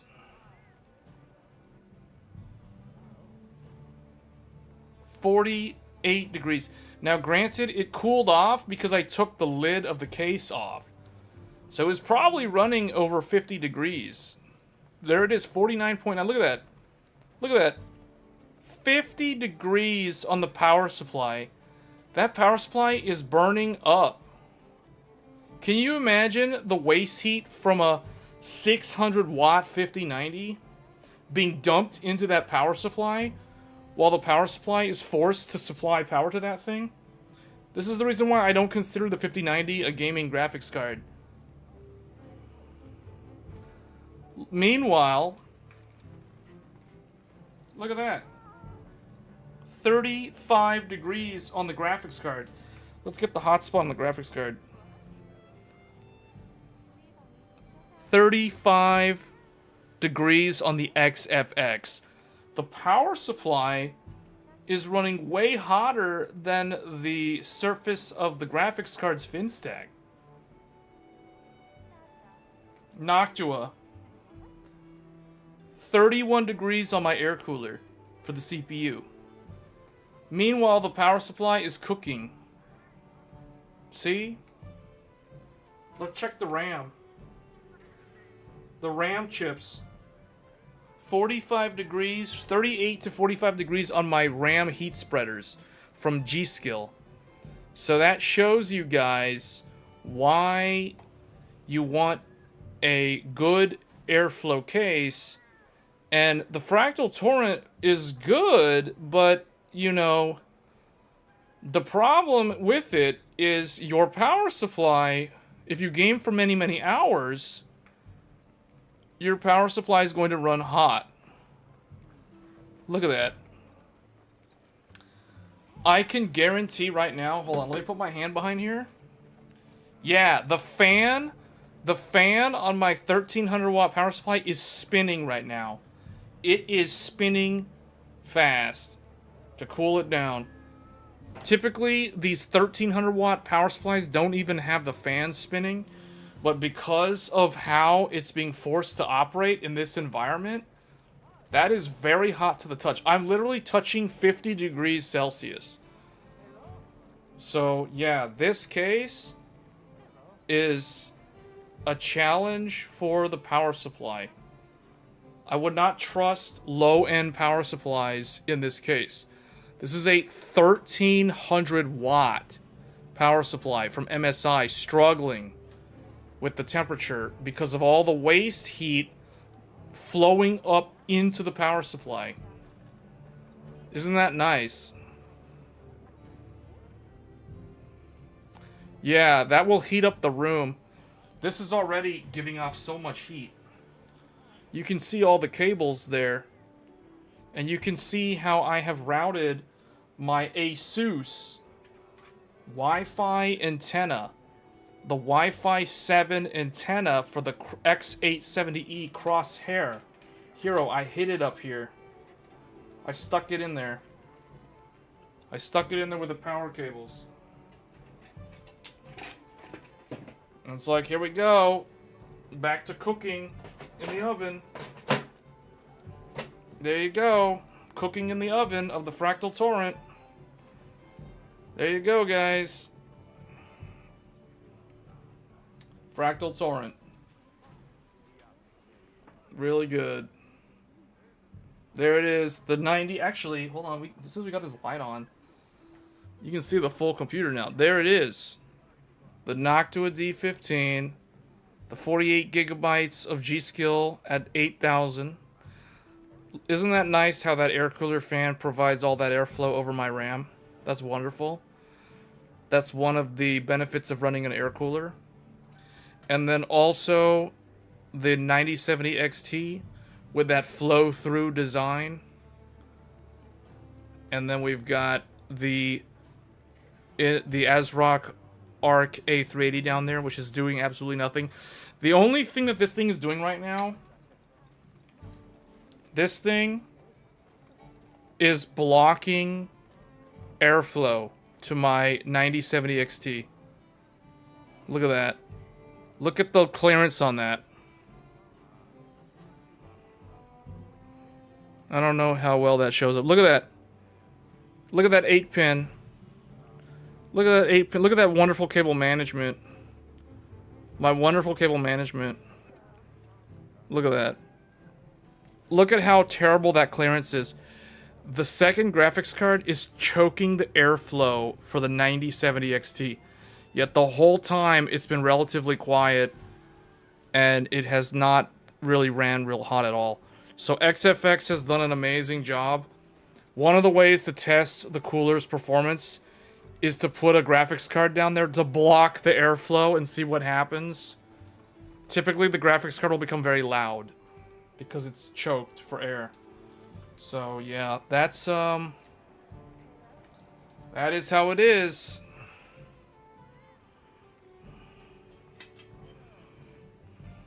You know what I had to do that?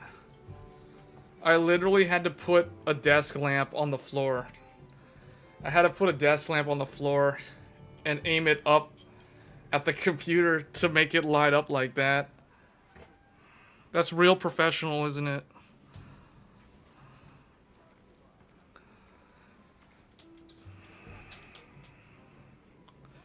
Yeah, that is, man, I can only imagine all the hot air. Look at that. Hold on.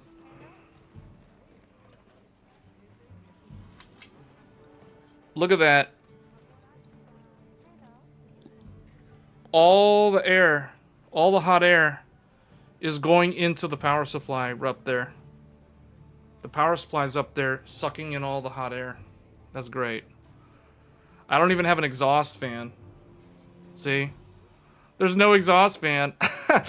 You don't really need one because the Noctua fans push the air out there anyway.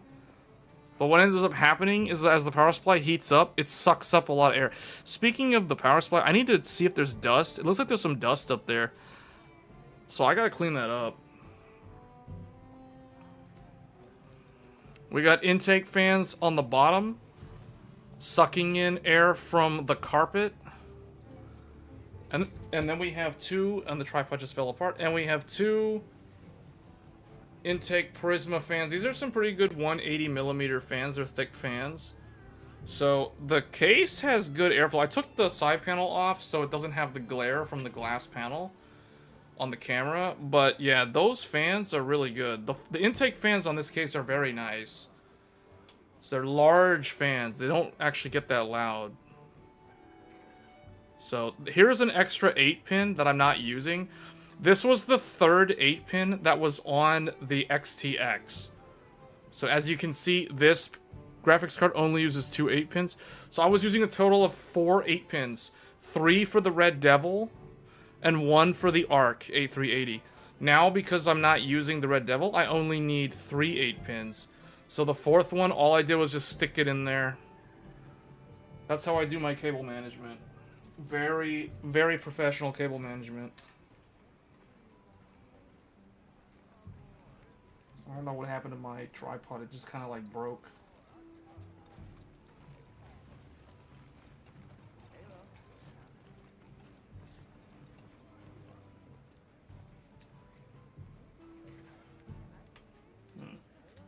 Actually not sure what happened to this tripod. It actually just completely like broke or something.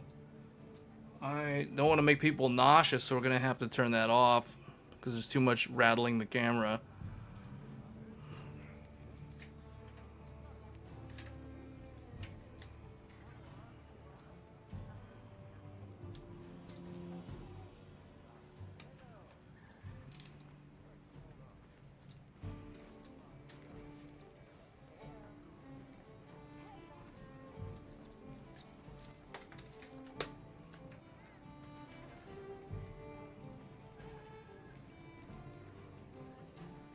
I'm not sure what happened to the tripod. I'm going to have to fix that off stream. But anyway, we're close to the end of the stream, so I'll just put that off to the side for now.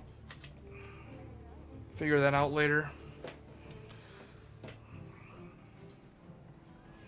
Anyway, guys, this game is incredibly CPU bound, so I will definitely be upgrading to a 9950X 3D. As soon as possible. It's probably going to go on this computer. I'm probably going to keep using the 9950X in the Godlike. I see no reason to change from that one. So I will be changing from 9800X 3D over to the 9950X 3D. And see how the game improves. Because this has got a lot of like weird CPU bound behavior. And the CPU utilization is insane in this game.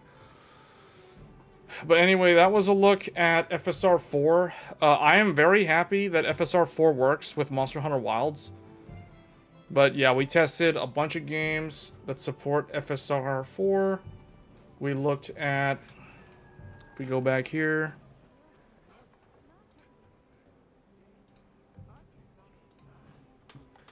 we looked at, for those of you that are tuning in at the end, we started with Dynasty Warriors, Horizon Forbidden West.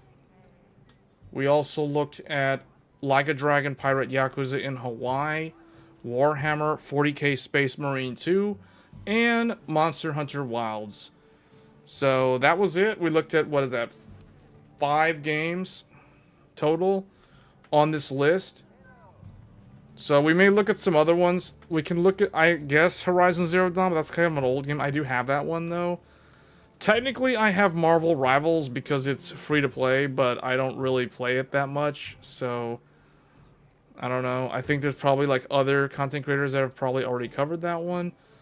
But yeah, that's going to be it. We'll be streaming more Monster Hunter Wilds. We'll be doing GPU comparisons at some point, and then the 9950X 3D is going to become the focus of this channel for the next several videos, I guess. So stay tuned for that. I think that's going to be the best CPU of the year, besides like Strix Halo for mobile. Anyway, guys, thanks for tuning in, and I will see you guys next time. If you're new to the channel, do get subscribed. We do the weekly Tech Thursdays live streams every Thursday. And then sometimes we also do these weekend live streams focusing on gaming performance for specific PC hardware. So stay tuned for that. And I will see you guys on Tech Thursdays. So until then, take care, and I'll see you then. Thanks.